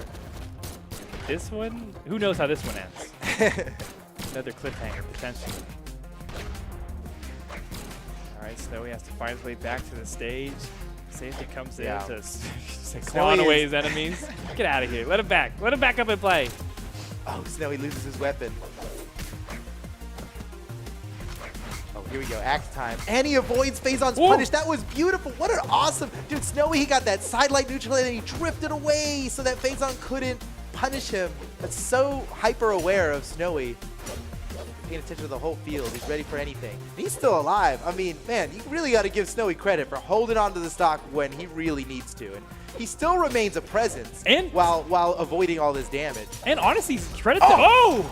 It's a trade. It was a twins, trade. Yes, nice. Equalized immediately. I was going to say, give Santi the credit for... You know, taking the lead position, dealing out all that Right. damage, and still being the healthiest person on the field. But now, wait, just as I so say much that, for healthy. oh He's my done. gosh! Well, what are you gonna do against that? Oh man, Ground keep your eye on pounded. Phazon here. He's really here he goes. Yep. Yeah. It's pretty see, tough to keep your eye on him when that These happens. Casu curses are getting ridiculous. Everyone's down to their final stock, but the big difference here is that Santi and Snowy are just one win away. This could be it for them. A ticket into grand finals. They may be able to do this. Whoa! Oh, Snowy, he bailed backs out. off. He backed off out of that. Hey, The potential you know 0 to what? death, but it's the respect he places on Phazon is He clear. netted some good damage, Yeah. and he got away He got- unscathed. and- That's yeah, that's big. important. That's important. And when it's the 11th hour, you know what? Those are the types of plays you got to go for. Okay, punish for that ground pound attempt. Gonna avoid the neutral signature. Things are looking really good for Snowy and Sandy. This could be, oh, never mind. It's, you know what? We're just going to have to find out. Anything could happen right now. Oh, man. That was a dangerous neutral light from Snowy. The punish from Phazon could have been worse. What? Oh, okay, Santi Santi- really wanted that punish, Wow. and now they're both off stage. It's not a good place to be. I don't know. Snowy Snowy's doesn't like- even have a weapon. I know. He's like, I'm coming. And Sandy's like, stay up there. Stay up there. Yes. Oh, wait, that oh, wasn't enough. man, I that can't was believe so it. If he close. had 9 strength, you know what? Oh, That's you the got a difference maker. point. Not to, Oh, but that's Phazon gets it. the kill. It's up to Santi now, and Santi gets the kill. A 1v1. It's coming down to the last hit, ladies and gentlemen, and they got it. Snowy and Santi are going to grand finals. Wow. Woohoo! Oh man, what a set! Dude. What a set! Wow. Woo. Look at that. Most damage done by Snowy, but 5 stocks taken by Santi. That's to set him He's up, the knock him finisher. down. Yeah, set him up and knock him down. Shake and bake. Oh, but look how quickly this Dude, this Santi- doesn't get out of control at all. Quickly gets that KO, sees this gravity cancel, like, oh, you're food for me now. Boom. Yep. Yeah, Phazon thought it would be a save gravity cancel because the move kind of has a built-in jump away, little retreat, Yep. but no, Santi is too fast for that. And now they are in grand finals. Seed 4 of this tournament is in grand finals. Newly minted and team. a newly minted team. Their seed is so high because individually they perform so well with Exactly. other teammates. Right, right. And now they're here together. But, wow, what an amazing combo. Man. Okay. Okay. Well, the next match we've got coming up is also awesome. Yeah. Luna and Pugsy versus Boomi and Sandstorm. Now, I know what you're all thinking. What are they all thinking? Luna and Pugsy are definitely going to win this, right? Easy. Right. Easy money. easy Easy money all easy day. money. No, we'll have to see. Boomi and Sandstorm. Look, you've heard it before on this stream. We don't need to repeat it again. But I'll do it anyway. They're the #1 team for a good reason. Yeah. Now going up against Pugsy and Luna, who have really been impressing today, honestly. Especially Pugsy, man. He's been going off. It seems like every time we looked at the screen, maybe it's a coincidence, but every time we look at the screen, Pugsy's popping off. It's crazy. We've got Boomi still out here rocking the Ulgrim. Everybody's wondering why Ulgrim. Everyone's wondering. He needs not explain himself. Just watch him win or lose. Either way, it's gonna be cool. Glad to see Sandstorm on the Poe. He was playing Wushang, and I was like, Yeah, what's up with come that? on. Yeah. Chainsaw. Nice. Wait a second. Yeah, and Man, Sandstorm Bold, going for hard I mean, reads. you don't see many people playing 3 defense legends in 2v2s. It's just, Yeah. It's mostly Pugsy. it's mostly Pugsy. Couple crazy Thatches out there. Oh, Pugsy, whoa, my gosh, he went all the way to like, Luna's in trouble. Luna's down. Pugsy also down. dang. Takes the L. Oh, no. Now at least he's gonna spawn back in with his teammate and not leave Luna in a 1v2 against Boomi and Sandstorm. That's bad news for the most part. And this is game 1 of loser semifinals. So this is an Yeah. elimination match. Whichever team loses, they're out of the tournament. In 4th place. In 4th place, which is nothing to scoff at. Yeah, but you're in the money. Yeah, big time. But all these players, they don't have their sights set on 4th place. That's not the peak of the mountain. Right. I mean, Especially Sandstorm and Boomi. Woo! Oh my What gosh, a nice great- pickup, Luna. that was such a good combo from Luna, following up off of Pugsy there. Oh, wait, Luna's in trouble. Oh, he touched my the wall. gosh. Just barely, Is but he he touched gonna, the wall. Pugsy, help him out a little Oh, bit. and there we Oh go. my He's gosh, done. He's no. done. Sandstorm came in with pinpoint precision and took out Luna. That was an early stock, too, for Luna. Oh, Great nice dodge by by- Pugsy. Jeez, Yeah, yeah. wow. To get around the Glad rocket you saw lance, that, too. it's a lot of hitbox to work your way around. You need a dodge. Your movement's not enough. All right, saves that stock, but man, Pugsy also primed to be down to his last stock quickly, and Luna's taking some punishment on his. Nice follow-up by Sandstorm, switching gears. Okay, sniped off the side. Pugsy's hurting. Oh, man, but Sandstorm maybe? No, Pugsy's down. Sandstorm. Oh, what a perfect dodge from Sandstorm, but not so much for Boomi. He got whacked by it. Oh, okay. Oh, okay. Good disengage there. yeah, Good disengage from Pugsy. You can't just auto-combo your teammate. You can hit him with the setup, but not the punchline. Nice combo. Oh, man. Oh, wait. You know what? It looked like a really good follow-up, but it actually spelled the end for Boomi there. Oh, Sandstorm. What a tricky recovery. No, and now Pugsy's and in. he No still- way! he checkmated turned him. that around. He Oh, totally just, man. Oh, boy. Yeah, Is there Pugsy any was fine. He hope? died at like white, dude. He was at a very, very faint yellow when he died there from Yeah. Sandstorm's crazy reversal. And there we go. Okay. Game 1 goes to Boomi and Sandstorm. But Pugsy and Luna, they got what it takes. I'm convinced they could win this. But you know, we're gonna pop off because it's still a little bit unexpected. Man. Yeah, that was sad. Look at Sandstorm's Ugh. thing here. Wait, was that it? No, it's gone. We lost it. I already lost it.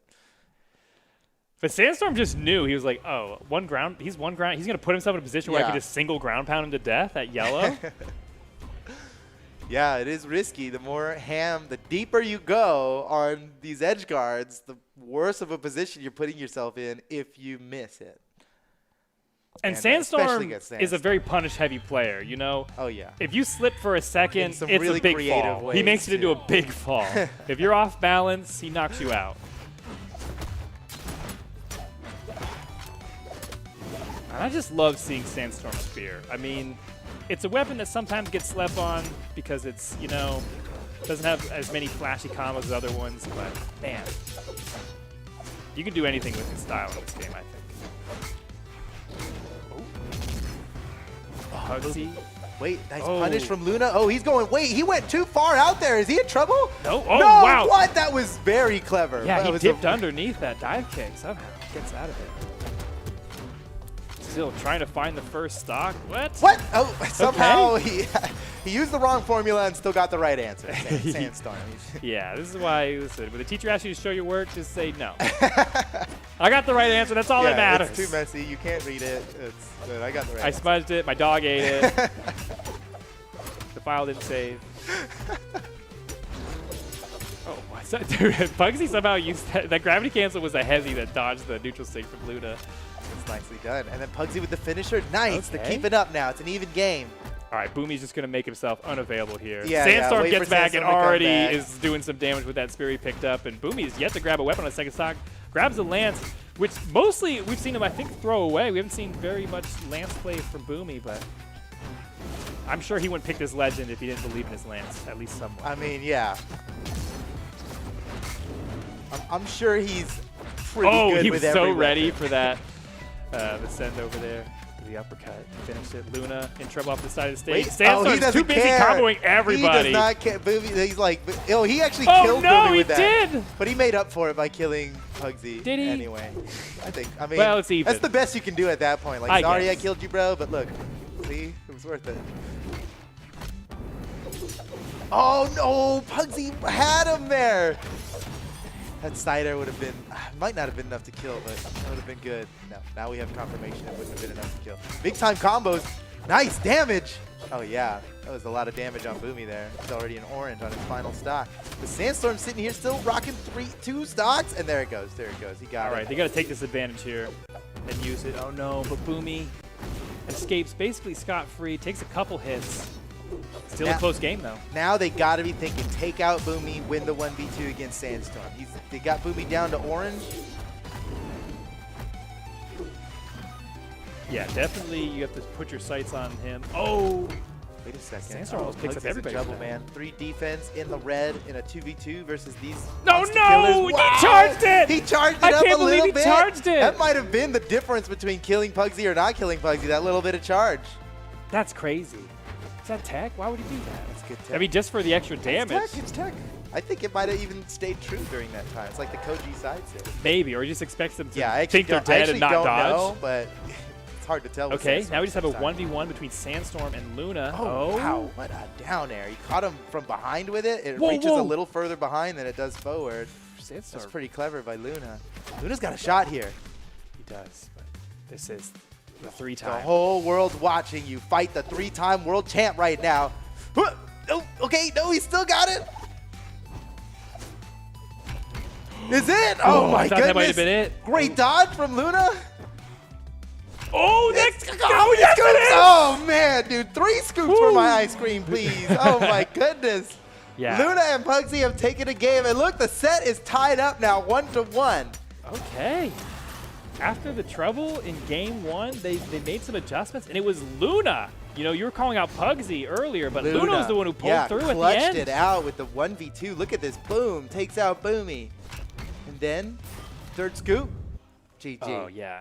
He couldn't order the baby size ice cream. He had to get the large. It was the Yeah, large that that's- did it. Yeah, that's a big one. All right. Boomy and Sandstorm running it back, but we're going on Apocalypse now. Yeah, how exciting. Game 3, the set's tied up. This could really go either way. I mean, nobody would expect Boomy and Sandstorm to get knocked in the lower bracket as soon as they did. Nobody expected to lose it here in 4th place, but Pugsy and Luna are making that look very possible.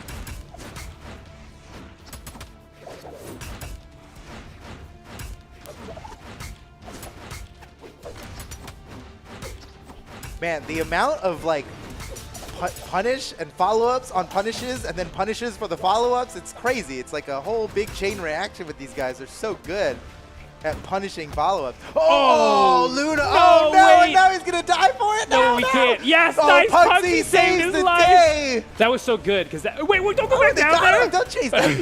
Yeah, wait. Don't go in there. Whoa, like a nice horror dodge movie. from Pugsy. Oh, what 2 a stocks beautiful up. dodge from Pugsy. And Luna, he can take some. I mean, Yeah. if his teammate keeps hitting him, maybe not. But he can take some jabs here. He's got a healthy They're stock. pretty healthy.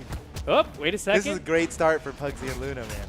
Oh, wow, just barely Yeah, fast falls that's a good underneath fast that weapon fall. throw. Blasted away. Wait, Oh. another one. Oh, my Oh. goodness. Dude, that was just like They tied it up. It like did not matter that those first 2 stocks were lost. that was by like Boomy and like Sandstorm. your teacher holds up a flashcard and it's 2 + 2, but you're like, I can't remember the answer. He's like, I'm gonna slide charge my gravity, my down sig off the side. And he's like, I can't fade away. I don't. Yeah, what do I do? I can't get away from it quick enough.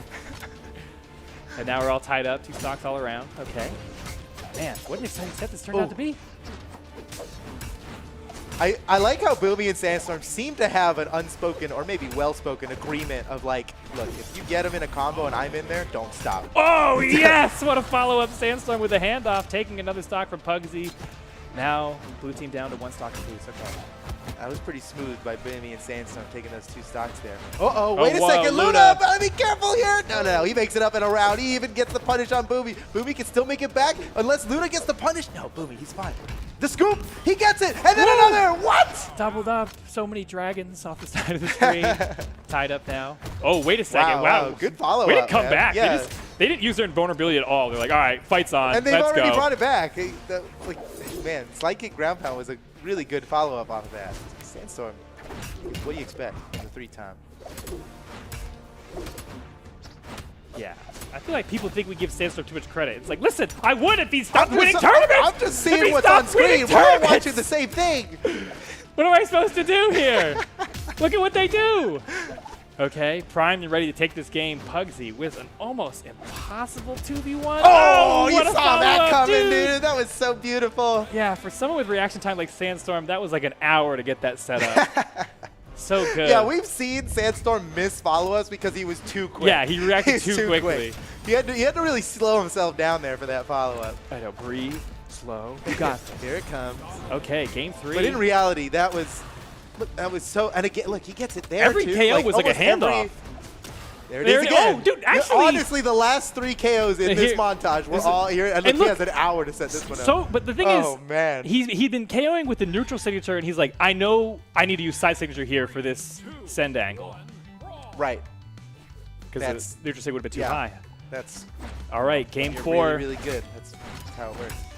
This is it for Pugsy and Luna. Yeah, they're not able to win this. This is they're on their tournament lives here. They're fighting for their tournament lives here. So if they lose, they're out of the tournament. If they win, we're going to the spiciest game 5 we've seen in a while. Oh, that would be so spicy. Oh, man, nice. I mean- Wow, Pugsy and Luna, some good follow-ups off of each other there. You know, more than I'm a fan of Boomi and Sandstorm or Snowy or any of these players, I'm a fan of the spice, okay? Yeah, the spice.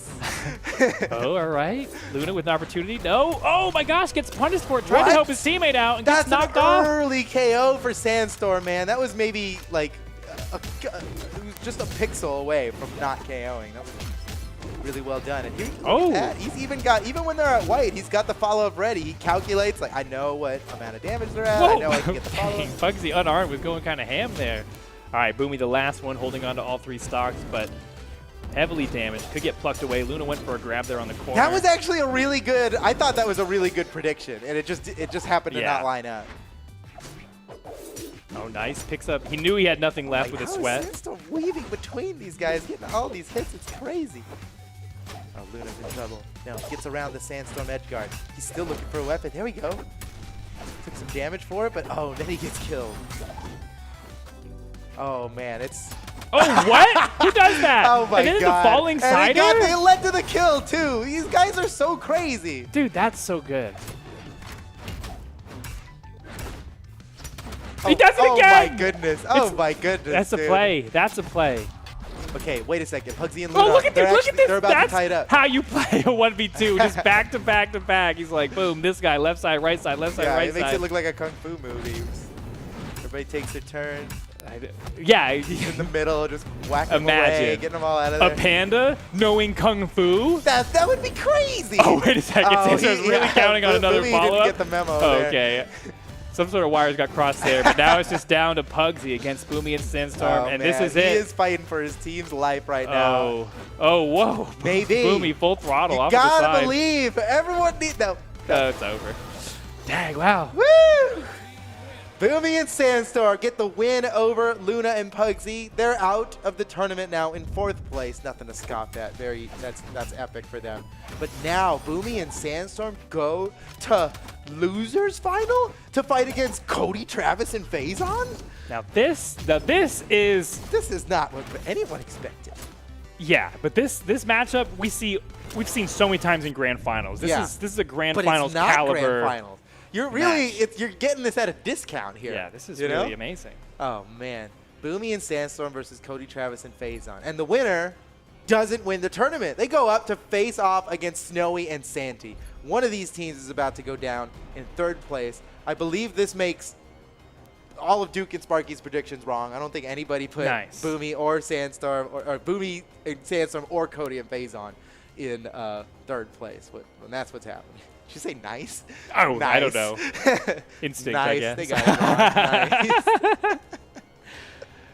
Well, all right. we'll Well, see. here it is. It's a grand finals caliber match that we're about to see here in lower finals. Man, what can you say about this set? We've seen it time and time again, and it has gone back and forth. In fact, when Boomi and Sandstorm were at their most dominant on a crazy, crazy win streak, it was Phazon and Cody Travis that dethroned them, and then kept them off the throne for quite a bit. Yeah. And recently, Boomi and Sandstorm have brought it back, but Phazon and Cody, they're still right there. And this could go either way. Check out these stats. Oh my goodness, that's a lot of money. These guys have made a lot of money playing this game. Wait a second. That's a lot of money. Dang. Yeah, good for them. Look at top 8 placements. This is the most top 8 placement match that there could be, I think. You know what? Maybe, honestly. Probably. Yeah, Like, of all without the counting thousands of EU people who players, played in this tournament, that's probably the biggest number you could get in that stat for a 2 single, matchups. yeah, for a single matchup, just add all these top 8 placements together. These guys have so much high-end tournament experience. I mean, they've all been around since the beginning, since 2016 when official esports started, and some of them even earlier than that, before it was official esports. There were just people fighting each other in tournaments for fun, and they were still out there crushing it. Does somebody see in the park? You're like, hey, fight me! No, wait, Brawlhalla, no. Brawlhalla. For fun. For fun. It'll be fun. Fight me. Woo. Okay. Man, Boomi is really sticking to this. Oh, did he lose a bet? No. He believes in this. He trusts. I'm wondering if he's ever going to switch off. Back against the wall. Game 5 and losers final. Will he switch off of Ulgrim? I don't know anymore. All right, ladies and gentlemen, here we go. Lower finals for Summer Championship North America 2v2 here in 2021. In case you're watching this in the future, this is 2021 right now. Yeah, and if you're watching this in the past, get out of here. Yeah, get outta Quit here. messing with the You're not timeline. Quit messing with the timeline. Here we go. Okay, oh it's man, close. Cody's he's back to his roots now. He's done with Diana. Yeah. Well, we've seen him pull out the Rick today Yeah. before, and you know, When the this time is the right. pick. When the time is right. Rick enters the fight.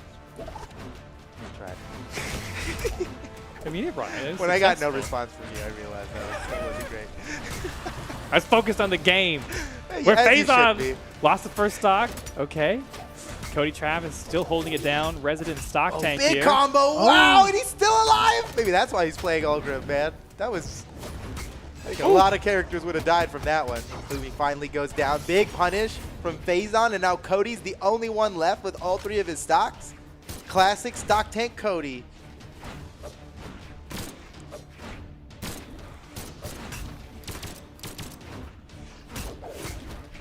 That's What? wait, I he think turned into it. turned You saw into his it, character yeah. turn around, which He means he turned came into out it. of stun. He thought it was more valuable to get back into the fight as soon as possible than try to make it back and leave Phazon in a 1v2 and then potentially get knocked away yet again, which is basically a form of crowd control, right? I mean, it's a way of controlling your enemy. If they're busy coming back to the stage, they may as well be stunned, you know? Oh, nice follow-up. Great alley-oop from Phazon. Can he get the finish on Boomi here? Boomi, clever recovery back to the stage, uses the lance, which is really the best weapon to be helping yourself recover. Yeah, to toss in general, but especially when you're throwing it up to help yourself get back to the stage. It's really well done. All right, everybody deep in red on their second stocks. This really could go either way. And then Cody Travis picks up the first one and then gets another one to follow it up. Double KO for Cody Travis now. Cody Travis and Phazon 2 stocks up, but they are each basically 1 tap. And Yeah, there's the 1 there's tap one. there. And another tap. Wait. He's getting Cody some Travis damage gets out the at damage least. in. Yeah, Keep it before going. he goes down, if he can do some oh, follow up. Nice. Wait, he's still going. Interrupts the interrupt. So many interruptions.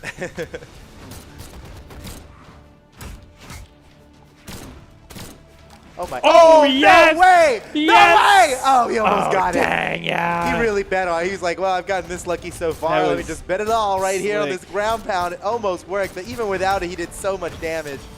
Finally goes down to his final stock. Cody Travis is in a great position. Boomi, not so much, man. He is hurting right now. Yeah, Oh, this both could be the Boomi finish. and Sandstorm are in trouble on their final stocks. Okay. Looking really good for Cody Travis, and Faison to get the first Ooh, win. Cody just could not get there in time. He was ready Oh, for the nice. follow-up, but Takes the outside lane. oh, Wow. Faison, man, he almost got shut down there. That was But he snuck that neutral area and pulled Sandstorm down before it got too bad. Sandstorm, now, I just don't know how he's He gonna can't pull get hit this by off. anything. He has to This play is- immaculate if gameplay right if there's here. anybody who can do it, it's Sandstorm, but like, come on. Really? Okay, I'm says- ready for the highlight reel where I say, come on, really? And then fast forward and Sandstorm wins. But I still can't see how it's going to go down, man. He is so hurt. And these guys, they're playing it right, dude. There is no reason to take an unnecessary risk here against Sandstorm. Sandstorm, that's all Sandstorm wanted, was for them to take one little overzealous mistake, and then I get a gimp, and then it's a 1v1, and Sandstorm wins those. Like, it's been proven. But they didn't. They didn't fall for it. Cody and Faison get the win. Yeah, we saw Sandstorm pushed all the way. Desperation at the end there. Wait, was the win count wrong on stream there the whole time? It's 1-1, right? I'm not crazy? That was No, game one. it's game one. Oh my God. That was game one. Woo! That's how action-packed it was. Yeah, Just that game felt one. like a whole set, dude. No, it's... Oh man, this is a buffet. I'm not sure how much more I could eat. Nah, you're keep gonna have eating. to- Keep it yeah. coming. Keep it coming. Hopefully I'm only eating. We're the not good even at stuff. dessert yet, dude. Yeah, And we're in top 4. We're only eating the good stuff here. Oh! Whoa, Sandstorm! This could Yes, be huge. yes, he got it. No, dude, Faison touched the wall. he Just did? barely, How? but he touched the wall. Oh my gosh, for Cody like Travis. 1 frame. Who's going to come out of this alive Oh my as the God! dust settles? Not Faison. He's down. Whoa. That was wild. That was Dude, so much damage. Sandstorm's spear edge guards are so good. Yeah. Those down airs, It's pristine, man. It's precise. that was crazy. That went back and forth so much, but Faison lost it out in the end. Only won onto a second stock, but everyone maybe soon to follow here. Okay, Faison breaks up that team combo. Lands the neutral signature, not enough to KO yet. Chasing Boomi up into the air. Boomi has to find his way back down. Okay, loses dodge, gets it back there. Able just in time to dodge his down lane from Faison. That was a setup for the KO. Still holding on to his first stock. Oh, nice follow by Cody Travis. Wait, no, onto Faison, his teammate. Just kidding. Boomi kept it No, going. not great, not I got great. confused. They confused me. I see how it happens. Oh no, Faison. Wow, man. Any follow-up. They are ready for any follow-up. It's so impressive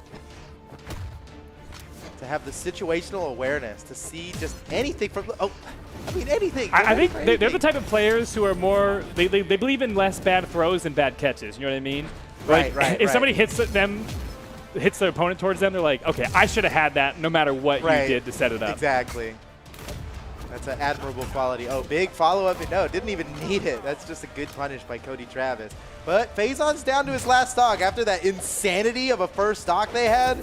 Faison's still feeling the painful effects from it. Wow! To thread that side signature in there without hitting your teammate, that That's was really insane, great. dude. Those And he same, caught both of them, both of his opponents. those same side combos are difficult to keep going and to not get any team damage in there, and they did that so Yeah. perfectly. Honestly, that was amazing. Boomi and Sandstorm kind of pioneered that, man. I feel like back in 2018, they started doing that all the time. And we were, Oh no, our minds were Boomi blown. didn't have enough to make it back. Still has a full Oh, final Faison stock. tried to help. Wait a second. Oh, he's fine. Uh-oh. He's fine. He's fine. He tried to save his teammate there. He almost paid the ultimate price. And once again, he barely avoids a nasty edge guard. Faison is on borrowed time right now. Oh wow, what a read Woo! from Oh, Sandstorm. he gets Gets the punished kill. for it. But Sandstorm's still coming back on a fresh stock. I don't know how Faison and Cody managed to pull this off. It involves Okay. Faison not getting hit anymore. Maybe it involved Faison KOing Boomi over here on the side. I don't That'd be know. good. Wait, Cody they're actually, Travis, they mad brought it dogging back this. now. Yeah, but Boomi's in the same amount of trouble as Faison is. This could go. What? Oh! Oh, he lives. Oh, he's so He lived lucky to through be that. alive. Finds his way to the weapon, gets the gauntlets in hand. Okay, now what happens? Boomi, Faison, both primed to be KO'd. Could be a 1v1 between Sandstorm and Cody Travis, but That seems like Anything this could happen, seems really. like how this is gonna end, but Don't skip ahead now. We don't. Yeah, you don't yeah, want to yeah, skip yeah. to the last chapter. Don't tell me people from the future what happened. Don't you dare spoil this for us. If you're a chat from the future, hush. Yeah, chill. Yeah, hush. I think. Yeah. We don't want that. We don't want that. No, Oh. Phazon's down. It's all up to Winnable. Cody. But he Winnable gets the for Cody kill. Travis. It is 1v1. very winnable. I mean, Sandstorm, he's at a disadvantage, really, with the amount of health. Oh, man. Cody, the big finish. Sandstorm, oh, man, Sandstorm, make one mistake, Cody. He says, make one mistake. There it is. He got him. Oh, my What? goodness. No way. He gets the hard read. I don't think he even reacted with that gravity cancel side light. He was in Cody's head there. I know you were going to go up and away. Another gravity cancel side light after the first side light. That's the big finish, man. I was Oh, just my thinking- goodness. well, 'cause- Cody had it. Yeah, Sandstorm started that combo when Cody was at orange, and I was like, all right, tanky legend like Barraza, high defense, here it is. Yeah, look at Boom. this. He just 3 goes side lights for in a it. row. Bang. Hard Oh, read wow. there from Sandstorm. That's going to tie up the set now, 1-1.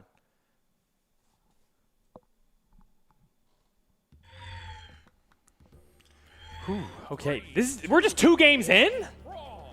This is Yeah. this is stressful. My endorphins, my big endocrine meals, dude. system is being tested. Everything's being tested here, and I'm not even in this competition. Oh, let's talk about huge, side huge! combos. It's not over Oh yet. It's not over yet. It's not over yet. Woo! That was so much. That What was the so heck? much. They heard us complain about, We were talking up Boomi and Sandstorm about those same side combos. And Yeah. then Cody and Phazon were like, wait, what if we actually do a whole big mix 'em up here? They started with the same side combo, and then it morphed into like a reversal, and It just kept it going. was so crazy. That was dude. the Energizer Bunny that of was one combos. that's my vote now for greatest combo of the year. That might have been it. That was so much. And against Boomi and Sandstorm, that's got to give you some extra points. It was so many times of Sandstorm and Boomi just being in hit stun. Pretty wild. Oh my gosh. Wow. Okay. Uh-oh, wait. Boomi and Sandstorm are on a mission to equalize here as soon as possible. With that huge of a lead to start, for Boomi and Sandstorm to bring it back now would be nothing short of amazing. Oh man, this is Cody and Phazon a crazy brawl here. kind of popping off, man. Phazon goes down. I think Oh. I think he turned into it too. I think he wasn't gonna die, and he helped it along the way, so he wouldn't leave Cody alone. Oh, okay. Oh, another kill. Wait. Oh, Boomi's still alive. just barely Phazon lifted going for the edge guard. It's Boomi versus Phazon here. Phazon just lets him back, even while Boomi was sweating. Man, that's a lot of respect he's putting on Boomi there. well, they're in the lead, you know.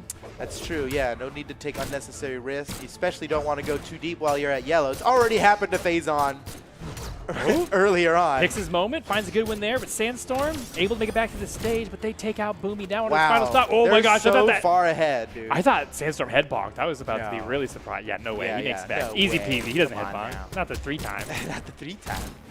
Oh, but he might be the first one knocked out of this game. Woo! Oh, Sandstorm Looks puts a stop likely. to that combo. Nicely done. But Sandstorm is hurting. Phazon yes? finally down to his final stock. Chains on the corner. I always believe that's a great move. Uh-oh. Boomi! Oh, that was actually set up by Sandstorm's weapon throw. Can Boomi make it on stage? Yes, he does. He And Sandstorm does. comes down there. That's a bro. Saves his life, but risks his own, and now he's out of the game. And now it's just Boomi in the 1v2 against Phazon and Cody Travis. Yeah, this is a tough 1v2. And, yeah. Not just because of who he's fighting, but because of the amount of health he's got here. Okay. Oh, that's maybe he a just keeps them both pretty in the good same start. combo? Yeah, if he That would be hits great. both of them every time, there's no worry about follow-ups. That's the strat. No punishes. Oh, wow. I like Wow. the attempt, but gets him punished. Yeah, Phazon has him yeah. off the side of the stage. That's the best he could have done. I feel like that is such a good option to go for because that definitely could have led into a kill. Great punish. Boomi doing a good job not leaving himself vulnerable to any punishes here. That's what he's got to do. Weapon throw. Get out. Get out. Side light? No. No nair. Everybody expects the nair. Get out of there. Oh, But he that's just it. not enough he can do against Cody, Travis, and Phazon. Super solid play. And they go up in the set now 2-1. One more victory for Cody, Travis, and Phazon. And they will knock Boomi and Sandstorm, the #1 seed. Oh, of this the is the combo. Look tournament, at out of this. the tournament. Oh, Huge. This is so good. In oh, slow-mo, it yes. takes forever so to do much this. slow-mo. This is, woo. Oh, man. Oh, look at that. So just barely. And then still And now, oh, now just cut the clip. Don't worry, he didn't. No, he died. Don't worry, cut the clip. Yeah. See, he didn't even. Yeah. We don't know. You don't know if he didn't die there or not. I think the reason why that didn't work perfectly was because Olgrim has more defense. He took less damage during the combo and he gets sent as far into the side signature. Yeah, either that or DI might have played a part. It's hard to tell. Because I think maybe DI reset on Boomi there. I don't know. We're going to have to go so super slow-mo to figure that one out. Either way, that was epic. So epic. And now one Cody of the Travis. best combo I've seen all year, man. Yeah, Cody Travis and Phazon on match point here. One away from taking themselves Oh to man. grand finals. Boomi accidentally side 6 Sandstorm there and almost killed him. Luckily, Sandstorm's still alive. You see Barraza going for those neutral six off the side of Once the again, stage. Sandstorm kisses the Oh, kill line. wow. Oh, but he doesn't have enough to make it back. Boomi sent off the side. Phazon's going for the edge guard here.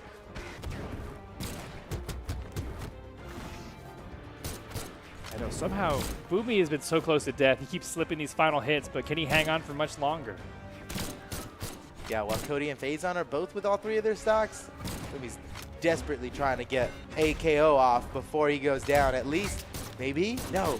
Oh, man.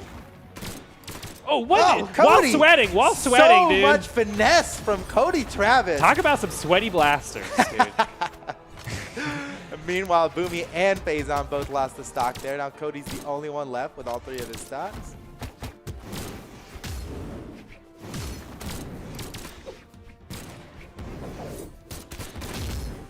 Nice. Okay. Punish there for Boomi. What do they got here? Wait a second. Wait They a have second. it set up. Oh, what? Dope. I mean, Phazon still good Good damage. damage, Still good damage. Yeah. We might be a little bit spoiled for Yeah, combos. you know, that is very true.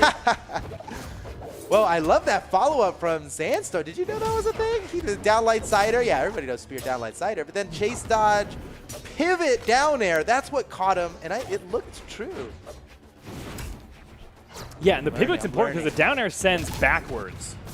If you play a lot of Kung Fu, and you'll know it that reaches, for, right. for saving balls And from it going into reaches goal. a little further out, too, Yeah. backwards. Okay, but Boomi on his final stock, and this could be his last stock Yeah. of the tournament. Uh-oh. Now Sandstorm down to his final stock. This is Oh, boy. bad news for Oh, boy. Boomi and Sandstorm. Epic comeback is needed from this team. And they're the guys to do it. If you're ordering an epic comeback, I think these are the guys who can deliver. Okay, there's one. There's part of Looking it. for the finish. Oh, just- rare miss from Sandstorm. You can't get it every time, man. It turns out it's really hard to do that, even just once. But just the panda hair away from just landing. the panda hair away. Okay, even game. Even game. Wait This a is sec- anybody's game now. Wow. Okay. Are we going to get the game 5 here? How incredible. Yeah, this would be such an insane game 5.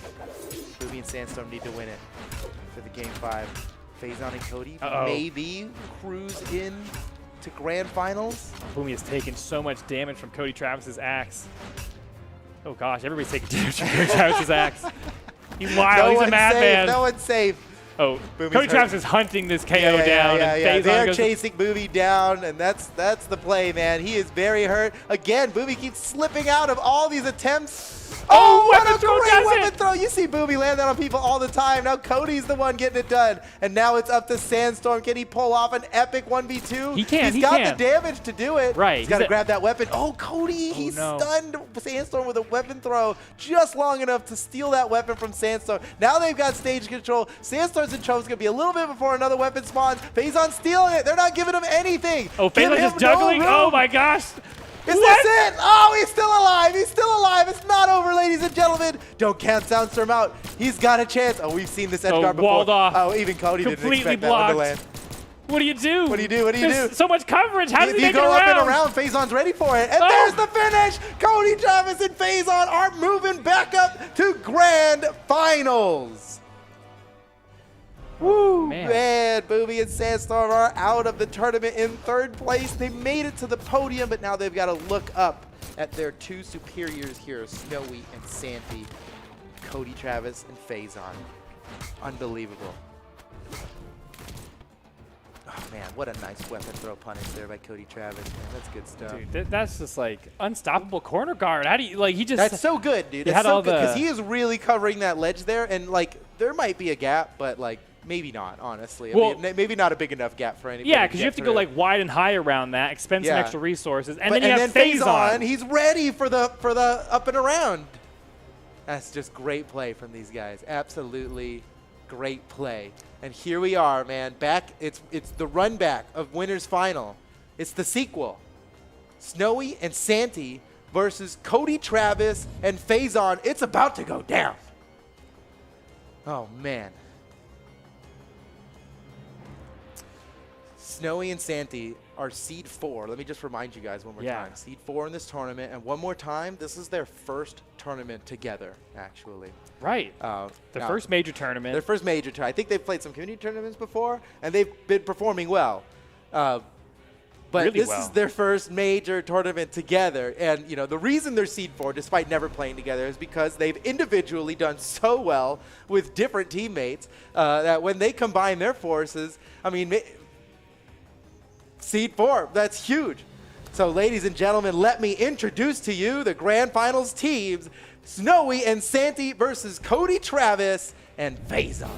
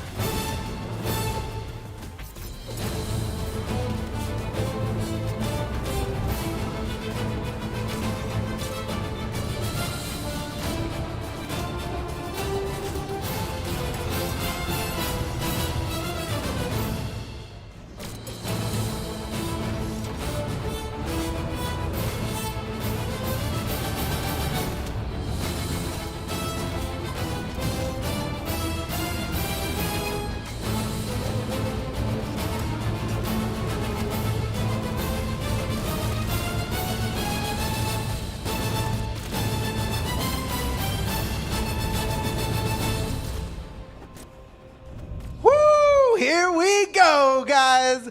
Faison and Cody Travis. Are they thinking about their legends? No. They're going with the classic Snowy and Santy. Also sticking with what won them the last set. Last time they fought these guys. We've seen this once before, and it went 3-1 in favor of Snowy and Santy. If they can pull that off again, the tournament's over. Cody Travis and Faison are going to have to win this set twice to defeat Snowy and Santy. And I know, Steven, I know you're believing in Snowy Santy on this one. Well, yes, maybe. And you would be right. You know, they did win the last matchup, but how many times have we seen Winners Final get changed up in Grand Finals, right? We have Twice. It. I don't know. Well- I have no idea. I made a guess.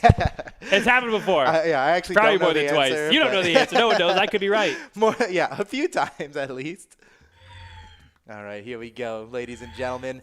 Welcome to Grand Finals of the Summer Championship North America 2v2 here in 2021.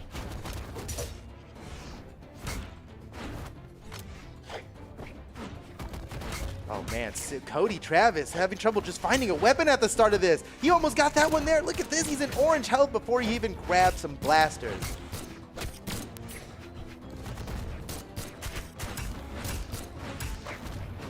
Oh my gosh, Snowy and Santy doing great work on the first stocks of Faison and Cody Travis. Slight damage lead. Can they turn it into stocks? I mean, Cody Travis is so good at playing heavily damaged. Oh, but how good can you be when you get slapped off the side of the stage? Faison really goes for it. Man, he really tried to salvage that stock, but couldn't. Now clapped off the other side of the stage. Weapon throw, follow-up. That was from way downtown. Snowy's still alive. He's using the cannon siders to help him get back to the stage. Avoids the edge guard from Faison. Avoids the follow-up for Cody. My goodness, Snowy's so slippery.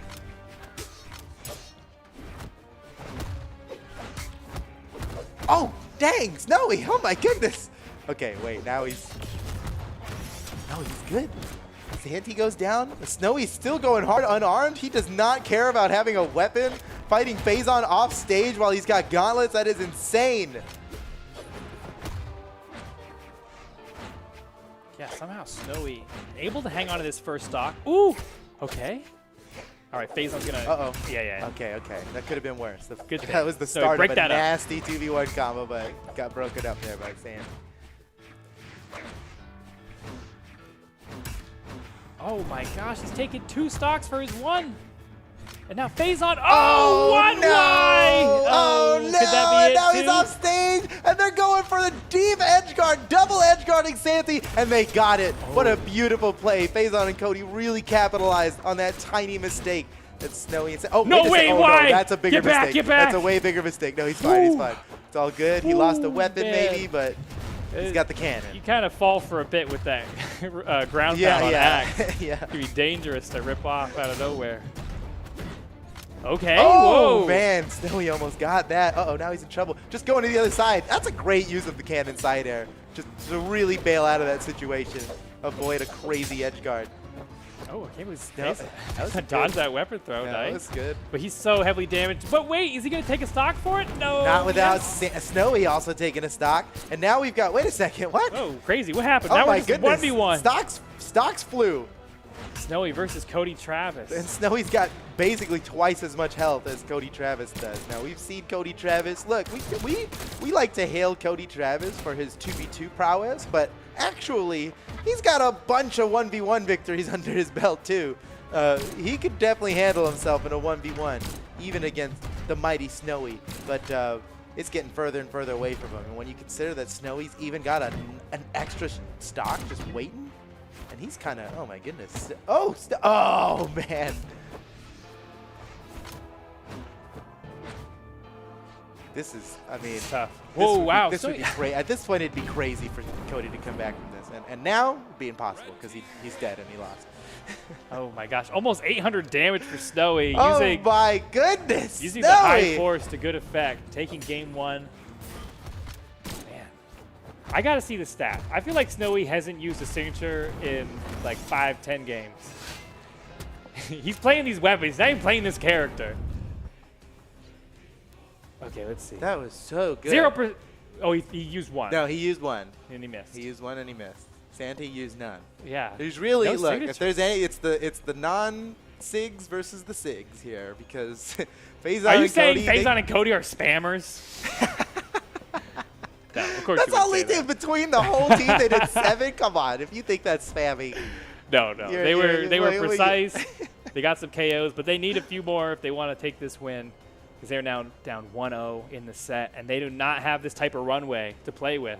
They're coming up from the loser side, which means they've already That's lost right, once. In man. a double elimination tournament, they're on their last life. This is just 2 more wins for Snowy and Santi, you know, and that's how they're looking at this. They're just 2 more wins, 2 more wins. Don't even give them 1.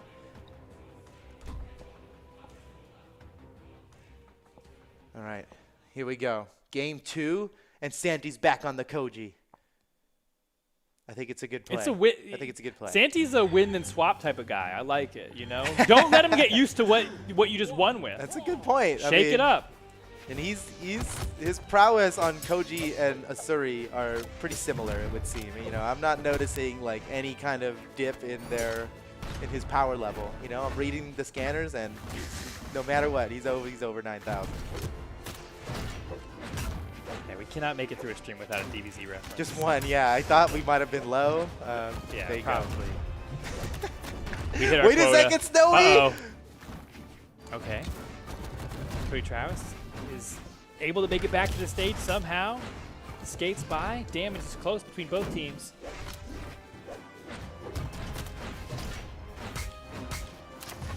Snowy side airing his way back to the stage. Phazon's looking for the edge guard. Look at Santi, just snipes him out of the way. What a bro. Really helping his teammate out there. And that's an important facet of 2v2 that I think gets overlooked a lot, is relieving pressure off of your teammate trying to recover back from the stage. Especially at this level where these guys are so good at edge guarding, that can make such a big difference.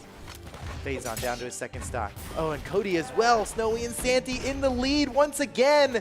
This is looking like it could be their tournament, man.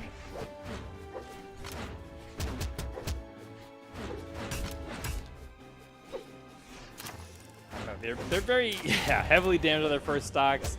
Snowy falls, and Santi could be close behind.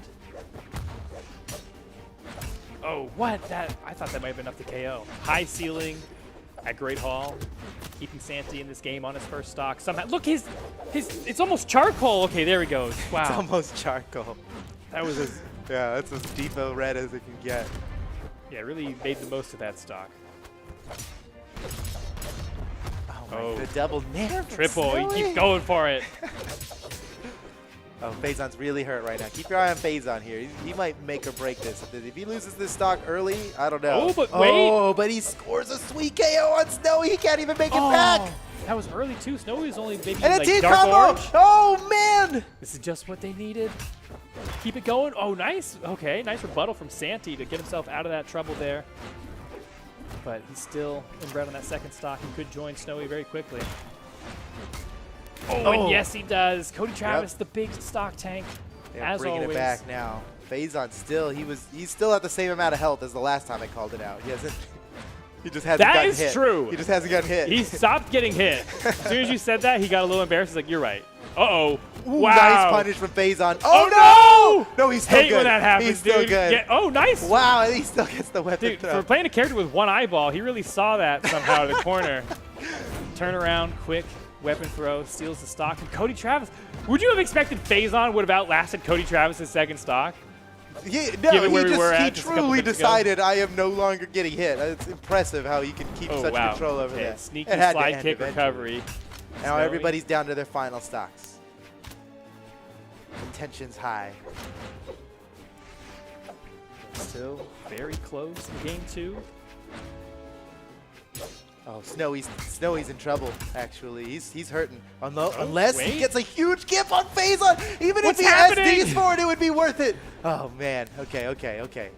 Calm down. Everybody Calm makes down. it back. There was a big scuffle off the side of the stage as the smoke clears. All 4 members return to the stage. So they're like, all right, let's all calm down for a Snowy's second. still looking for That was a too weapon much. since that scuffle there. Okay, he's got the cannon.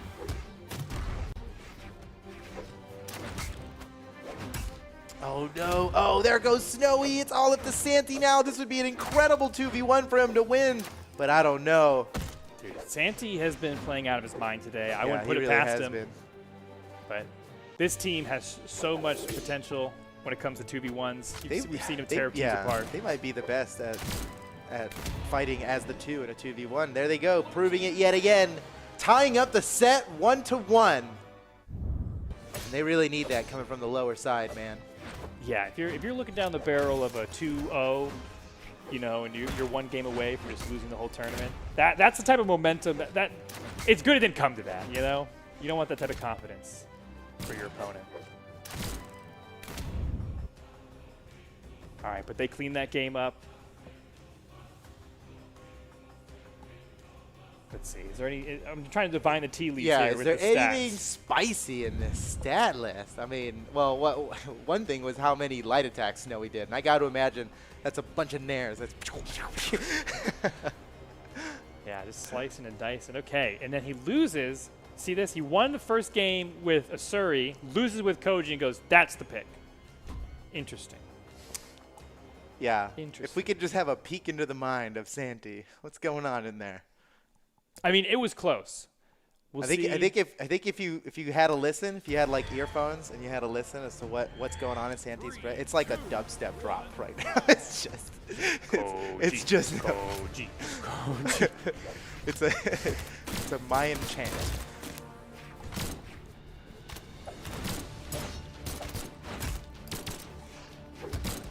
All right, we're on Apocalypse. Some more potent edgeguard potential here with the small walls. Yeah, set's tied up, guys, 1-1. Santi doing a good job. He's done so much damage and has not even gotten hit. This is wild, man. Santi avoiding so much. Finally, some damage. But look at this. This does not bode well for Cody Travis and Phazon. If he keeps going like this. Whoa, Oh, what nice. a follow-up! Yes! What a beautiful follow-up! Oh, my goodness. Oh, my goodness. That was really good. So good, dude. That was so good. What a perfect follow-up to an Axe side light nair. Side light nair, and Santi's already up there with his own nair. Double dare? I'm done. Oh my gosh, wait, they're up 2 stocks now. Santi and Snowy. Nice. They're running away with this one. This is a huge lead, man. They're this healthy, being 2 stocks ahead here. Oh, whoa, wait! Sting No way! spike! No way! Is he Down done? air, He's done! done! He's done! I can't believe he just took Phazon out like that. Snowy just won MVP of this match. Yeah. Holy cow. He really made the most of that stage spike, got the weapon throw, and then Yeah, the actually- final down air to boot. That friendly fire down air Snowy just did there was actually awesome because it stopped the 2v1 combo. Like he couldn't hit either of the opponents, so he just hit his teammate to get him out of there. And that was probably better than what Phazon had coming. Okay, ooh, finally, stop this man. Yeah, Snowy, take it out. I mean, but look at this. Phazon and Cody have to do something crazy to come away with this game. Phazon's already, he's on his last stock and he's hurting. He's in orange here, getting worse. Cody's bleeding out on his second. Meanwhile, Snowy's chilling. I wish we had a stat for how much damage you stop, not necessarily how much you do. 'Cause I know. I think Yeah, Santi yeah. probably stops more damage than anybody. It'd be really hard to calculate that. You'll see But he never we goes should for an figure it edge out. guard when he has the opportunity to like be with his teammate Yeah. and provide them some relief or maybe maximize on a combo or anything Yeah, that like would be a nice stat. Also, like, just swag rating. We need a swag rating. Oh yeah. Swag. Figure that out. Oh, look at Oh, this beautiful. follow up. That's swag. That's Was that? big Oh, and the time. weapon throw hits. Santa keeps it going. Still the same combo if you ask me. Okay, wow. That just netted them so much swag rating. That was pretty high in the swag rating. Okay, Cody Travis. We've talked about best 1v2 fighter out there maybe. but this- Yeah, if he wins this, he's proven it forever. That's very true, Oh, no. but that's probably not it. No, enough defense. Okay, crossing the streams there. Snowy and Santi offside of the stage, and Snowy just wanted a piece of that. He He's won, yeah, let me in on this, Santi. Come on now. a killjacker, dude. I hate that. Teammates like that, you know. You talking about me. I know you're talking about me. Snowy and Santi are ahead in the set 2-1, Steven. This just means that they need only one more victory in this set Dude, to hey- win the entire tournament. Yes. No one would have predicted this. The new team, the fresh mint. Oh, I like that attempt by Snowy still. Man, okay. Wow. Wow, Santi on Koji, a lot more signatures are getting used. 11. Oh yeah, they went from from like zero. 0 signatures to a bunch. I guess that's the Koji difference, man. He's using those sigs on Koji. All right. This is a big one now, ladies and gentlemen. Phazon and Cody maybe thinking, they're either strategizing or thinking about their picks, and maybe a little bit of both here. Whoa. As we see Cody Travis lock in with Taros. Listen, I know some inside stuff. You know, I've watched Cody Travis's YouTube channel, and I know he only plays characters for their aesthetic, aside from Taros. He does not like the way Taros looks, but he knows that likes- sometimes you need to pick up the Taros to win the game. So let's see if it works this out is, for him. This is it then. Gloves are This off is his for off Cody meta, Travis. off aesthetic pick. He's going in. for I gotta it. win this mode. Yeah. Okay. Well, let's see. If it works there's out no for better him. time really than now because he really does have to win it twice in a row or they're done. Yeah, and that's just to reset the bracket. That's not even for the win. That's just a reset. Okay. Ooh. And meanwhile, a lot of people are watching, holding their breath. Snowy and Santi could potentially win their first major tournament ever together that they've ever played. They'd be 1-for-1, 100% win rate. Oh, very true. That's a powerful stat. And yeah, few people have ever had that brag. Talk about tournaments, you know. All right, Shipwreck Falls. A wonderful place to settle this. Oh boy, and if you just pick up a Taros, you're like, yeah, take me to Shipwreck Falls, please. That's honestly, Go ahead. yeah. I'm game. Let's do it. You got a Taros. I'm banning Shipwreck if you're playing Taros. Yeah, and Foul with the side signature on sword. They've got. Oh yeah, It's a big they spiking actually, potential. Yeah, this is the offstage potential they have here is excellent. We'll see if they take advantage of it. I'm sure they've got other plans.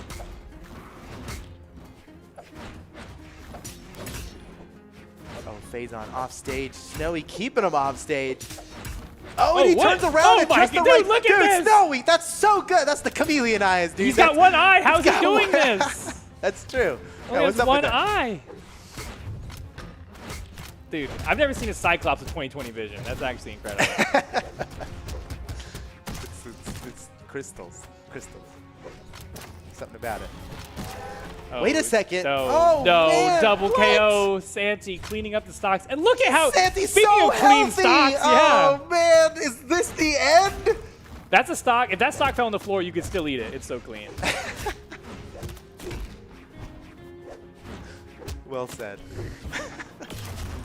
Oh my gosh, is this going to be a runaway? Okay, all right, they Snowy. equalize on Snowy, but Santi is so healthy, man, and he's gonna lean into that. Now he's gonna allow Snowy to take the lead on stuff, and Santi's gonna hold on to these stocks, and he's gonna get ready for a 1v2 here, I think. Yeah, it's kind of the great thing about the Snowy Santi team is they're both like flex players where they can depending they on play whatever position they need to based because the on game what's can be very happening. dynamic with like, all right, who's ahead in damage, what's Right. going on, who has a weapon. Oh, Santi, get in there! Breaks it up, but man, Snowy took a lot of damage there. Scoop. Finally, Santi Okay. goes down, and you know what? Yeah, This is doable. that's not for too sure. late. It's not too late.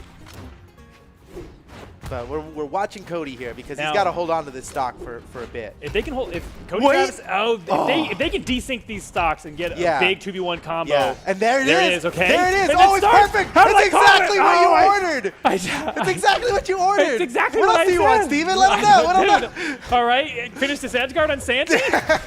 Maybe? Am I from the future? What the heck? I had my suspicions. I know, it's always, you know, if you see someone calling out like that, you know they're really the perpetrator. Just trying to get credit for stuff they already know. Yeah, I've got the Brawlhalla Almanac in my back pocket. All right, Cody Travis so deep in the red. Yep, boom. Okay, Anything but the would've KO'd stocks and there. damage are totally even here. There is potential here for Cody and Phazon to bring this back, but we are dangerously here. We're dangerously close to a beautiful follow-up. They Man. keep doing that into the neutral signature, into Phazon's neutral signature, but Cody's he's never able to follow up on it. Yeah. It's too fast. This It isn't- hits too far. I don't want to question Cody Travis' character pick, but I wonder if he was playing Barraza, if he just has Gravity a... cancel axe neutral sig. I know Yeah, that's what you're thinking. I just imagine he has more playtime on Barraza than anyone in the world. He has all the follow-ups. Don't Okay. doubt the Taros. Don't doubt the Taros. Okay, guys, this is it, man. We are really coming down to the wire here. The stocks and damage are so even, but if Snowy and Santi wins this, it's over. All right, come on. Cody Travis and Phazon. They have what it takes. Bring us to game 5. It's possible. All right, Phazon trying to decide, is he edge guard Snowy? Yes. Oh, good pickup. Has Snowy on the other side of the stage. Oh, the ground pound doesn't connect. But man, Snowy's it's just getting either tossed Snowy around or left and Cody. right. It's either Snowy or Cody that's going to be going down first here. What's it going to be? Whoa, there goes Snowy. They've got the opportunity. This is what they've been waiting for. But Santi's not going to give up without a fight. He's just going to fight. Oh, yeah, great positioning by Cody Travis there. Got out of the combo. Hey, Nice. Phazon, beautiful Ooh. interrupt. Man, That could've- pinpoint precision. And they've done it. Yes. We're going to game 5. Yes. Oh, I mean, wow. Listen, we just want I the just sauce. want the We game. just want I the want the spice. sauce. We need more. Oh, my goodness. Woo, man. Somehow. It looked pretty dire from the very beginning, but Cody Travis and Phazon pull it off in the end, taking us to game 5. Game 5. Okay, now the two outcomes are very different. It's either a whole another set Right. or tournament victory. One way or the other. This is wild. Okay, significantly less signatures on Snowy and Santi there. Correlation? We don't know. We're just trying to make sense of some No of this. signatures from Cody Travis? See, It's not very Taros of him. that's what I'm saying. That's what I'm saying. We'll see. I mean, it worked out for him. They won. Oh, wait, look at that. 9. Oh, I'm way on. Okay, he won tipped your the heart. scale. He He won won my your heart. heart. I didn't see that before. He went up to 9 strength. Taros, that's the difference maker, baby. All right, game 5. This is big. A Taros with more strength than Gluttonous. Amethyst. You gotta love a damage glutton like that. Cody Travis knows where it's at, dude. Let's go. Every hit netting him so much. This is big, guys. Game 5. If Cody and Phazon can manage to win this, it's going to reset the bracket, and we do it again. Another best of 5. I know that's what we all want to see here. But Snowy and Santi, they could just end it right now and win the tournament by winning this game right now. The pressure's on. Imagine the pressure, man. They got to be so nervous. No, probably not. They've been here before. I don't know. I'd be nervous. This is probably the only time they're calm, you know? They're so used to these high-stakes tournaments that regular life just isn't exciting enough. That's right, yeah. They're like just jonesing for the next adrenaline rush of being in grand finals. Snowy down a stock here. Everybody else still rocking all three. Yeah, I don't know if they targeted Snowy there, but they seem to pick him off with some precision. Uh-oh. Phazon? It's not a bad strategy. Oh, man. Oh, what? Oh, That yeah. KOs? Oh, my gosh. And he picks up And another again. one. Back-to-back stocks for Santi. He brought it back. I told you, dude, I like his bow. It's funny because he's really been favoring the bow with his Koji pick, so it's interesting when he swapped off to a Suri, but.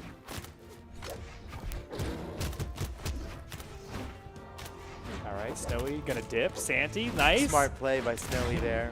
He aggroes the mobs, keeps them off Snowy. Good work. A great tank. But hey, I mean, like tanks, he did take some damage that cost him a stock. Now it's all evened up, 2 stocks apiece. He's better armor. His shields might not be. All right, enough of that. It's so even. And once again, Santi a little bit healthier than Cody if you're comparing 1-to-1 here. Wow. That was a fastball. Did Phazon dodge that? Yeah. Dodge that down Yeah, smash? yeah. Oh, nice punish. Wait, no. That bad punish from Cody. He hit his teammate. Sometimes when it hits, you're like, good job. I'm like, wait a nice, second, who'd you hit? Wait, no, you hit the wrong guy.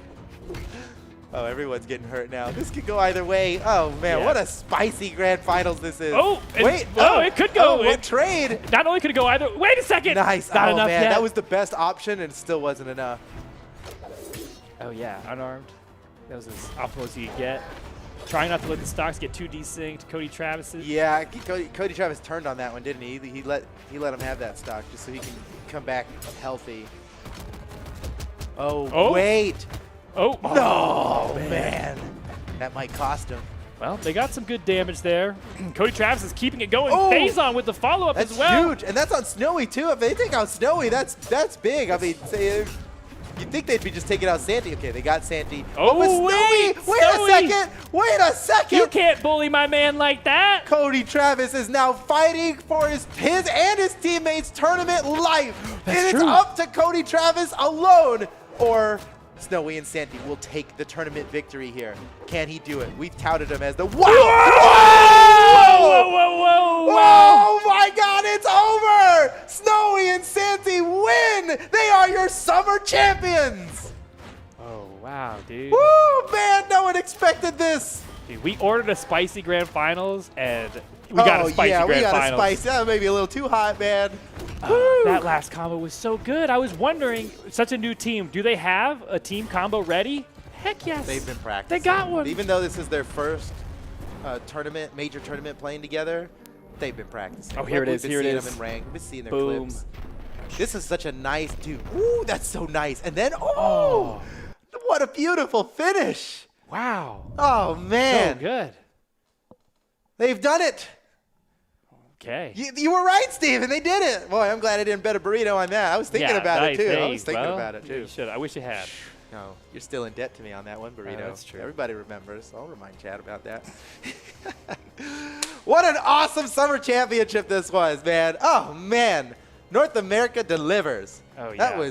That was excellent. Snowy and Santi coming out on top in first place. Cody Travis and Phazon in second. Boomi and Sandstorm in third. I forgot how to count for a second there. Yeah. That's the podium. These players are amazing. That tournament was amazing. The tournament is over. I don't know what else to say. Steven, you got something for us? That was awesome. We saw so many upsets today. We saw some new teams formed and thrive in Snowy and Santi. Yeah. No strangers to stream, but together, so powerful. I'm excited to see the future of this. I hope they stick together, okay? Put a ring on it, guys. Just Come on. Put a ring on it. That was Stick together. Clearly, it's working. Powerful. And also, we got to give major shout-outs to Pugsy and Luna for getting the surprise fourth place Yes, there. I mean, yeah. they're good enough to do it. It's not that crazy, but, like, still an excellent surprise from Luna and Pugsy getting that far. It's incredible performance from everybody here today. Over 5,000 entrants in this tournament. Snowy and Santi come out on top. And guys, the Summer Championship is not over yet. Tomorrow, we've got the grand finale of North America 1v1. That's going to be insane. So join us tomorrow, same time. We'll see you there. And until then, bye. Come on, wait for him. Yeah.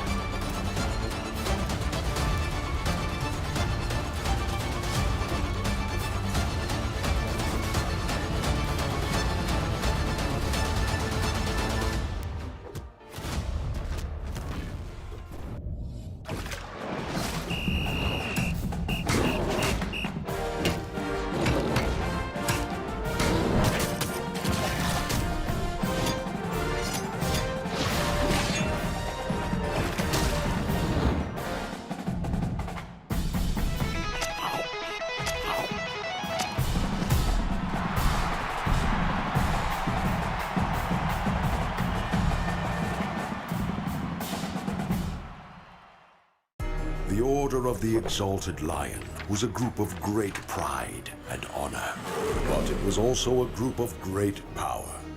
This great power is what caused the fall of the OEL at the hands, well, claws, of Octavius Mordex, thus throwing the world into chaos.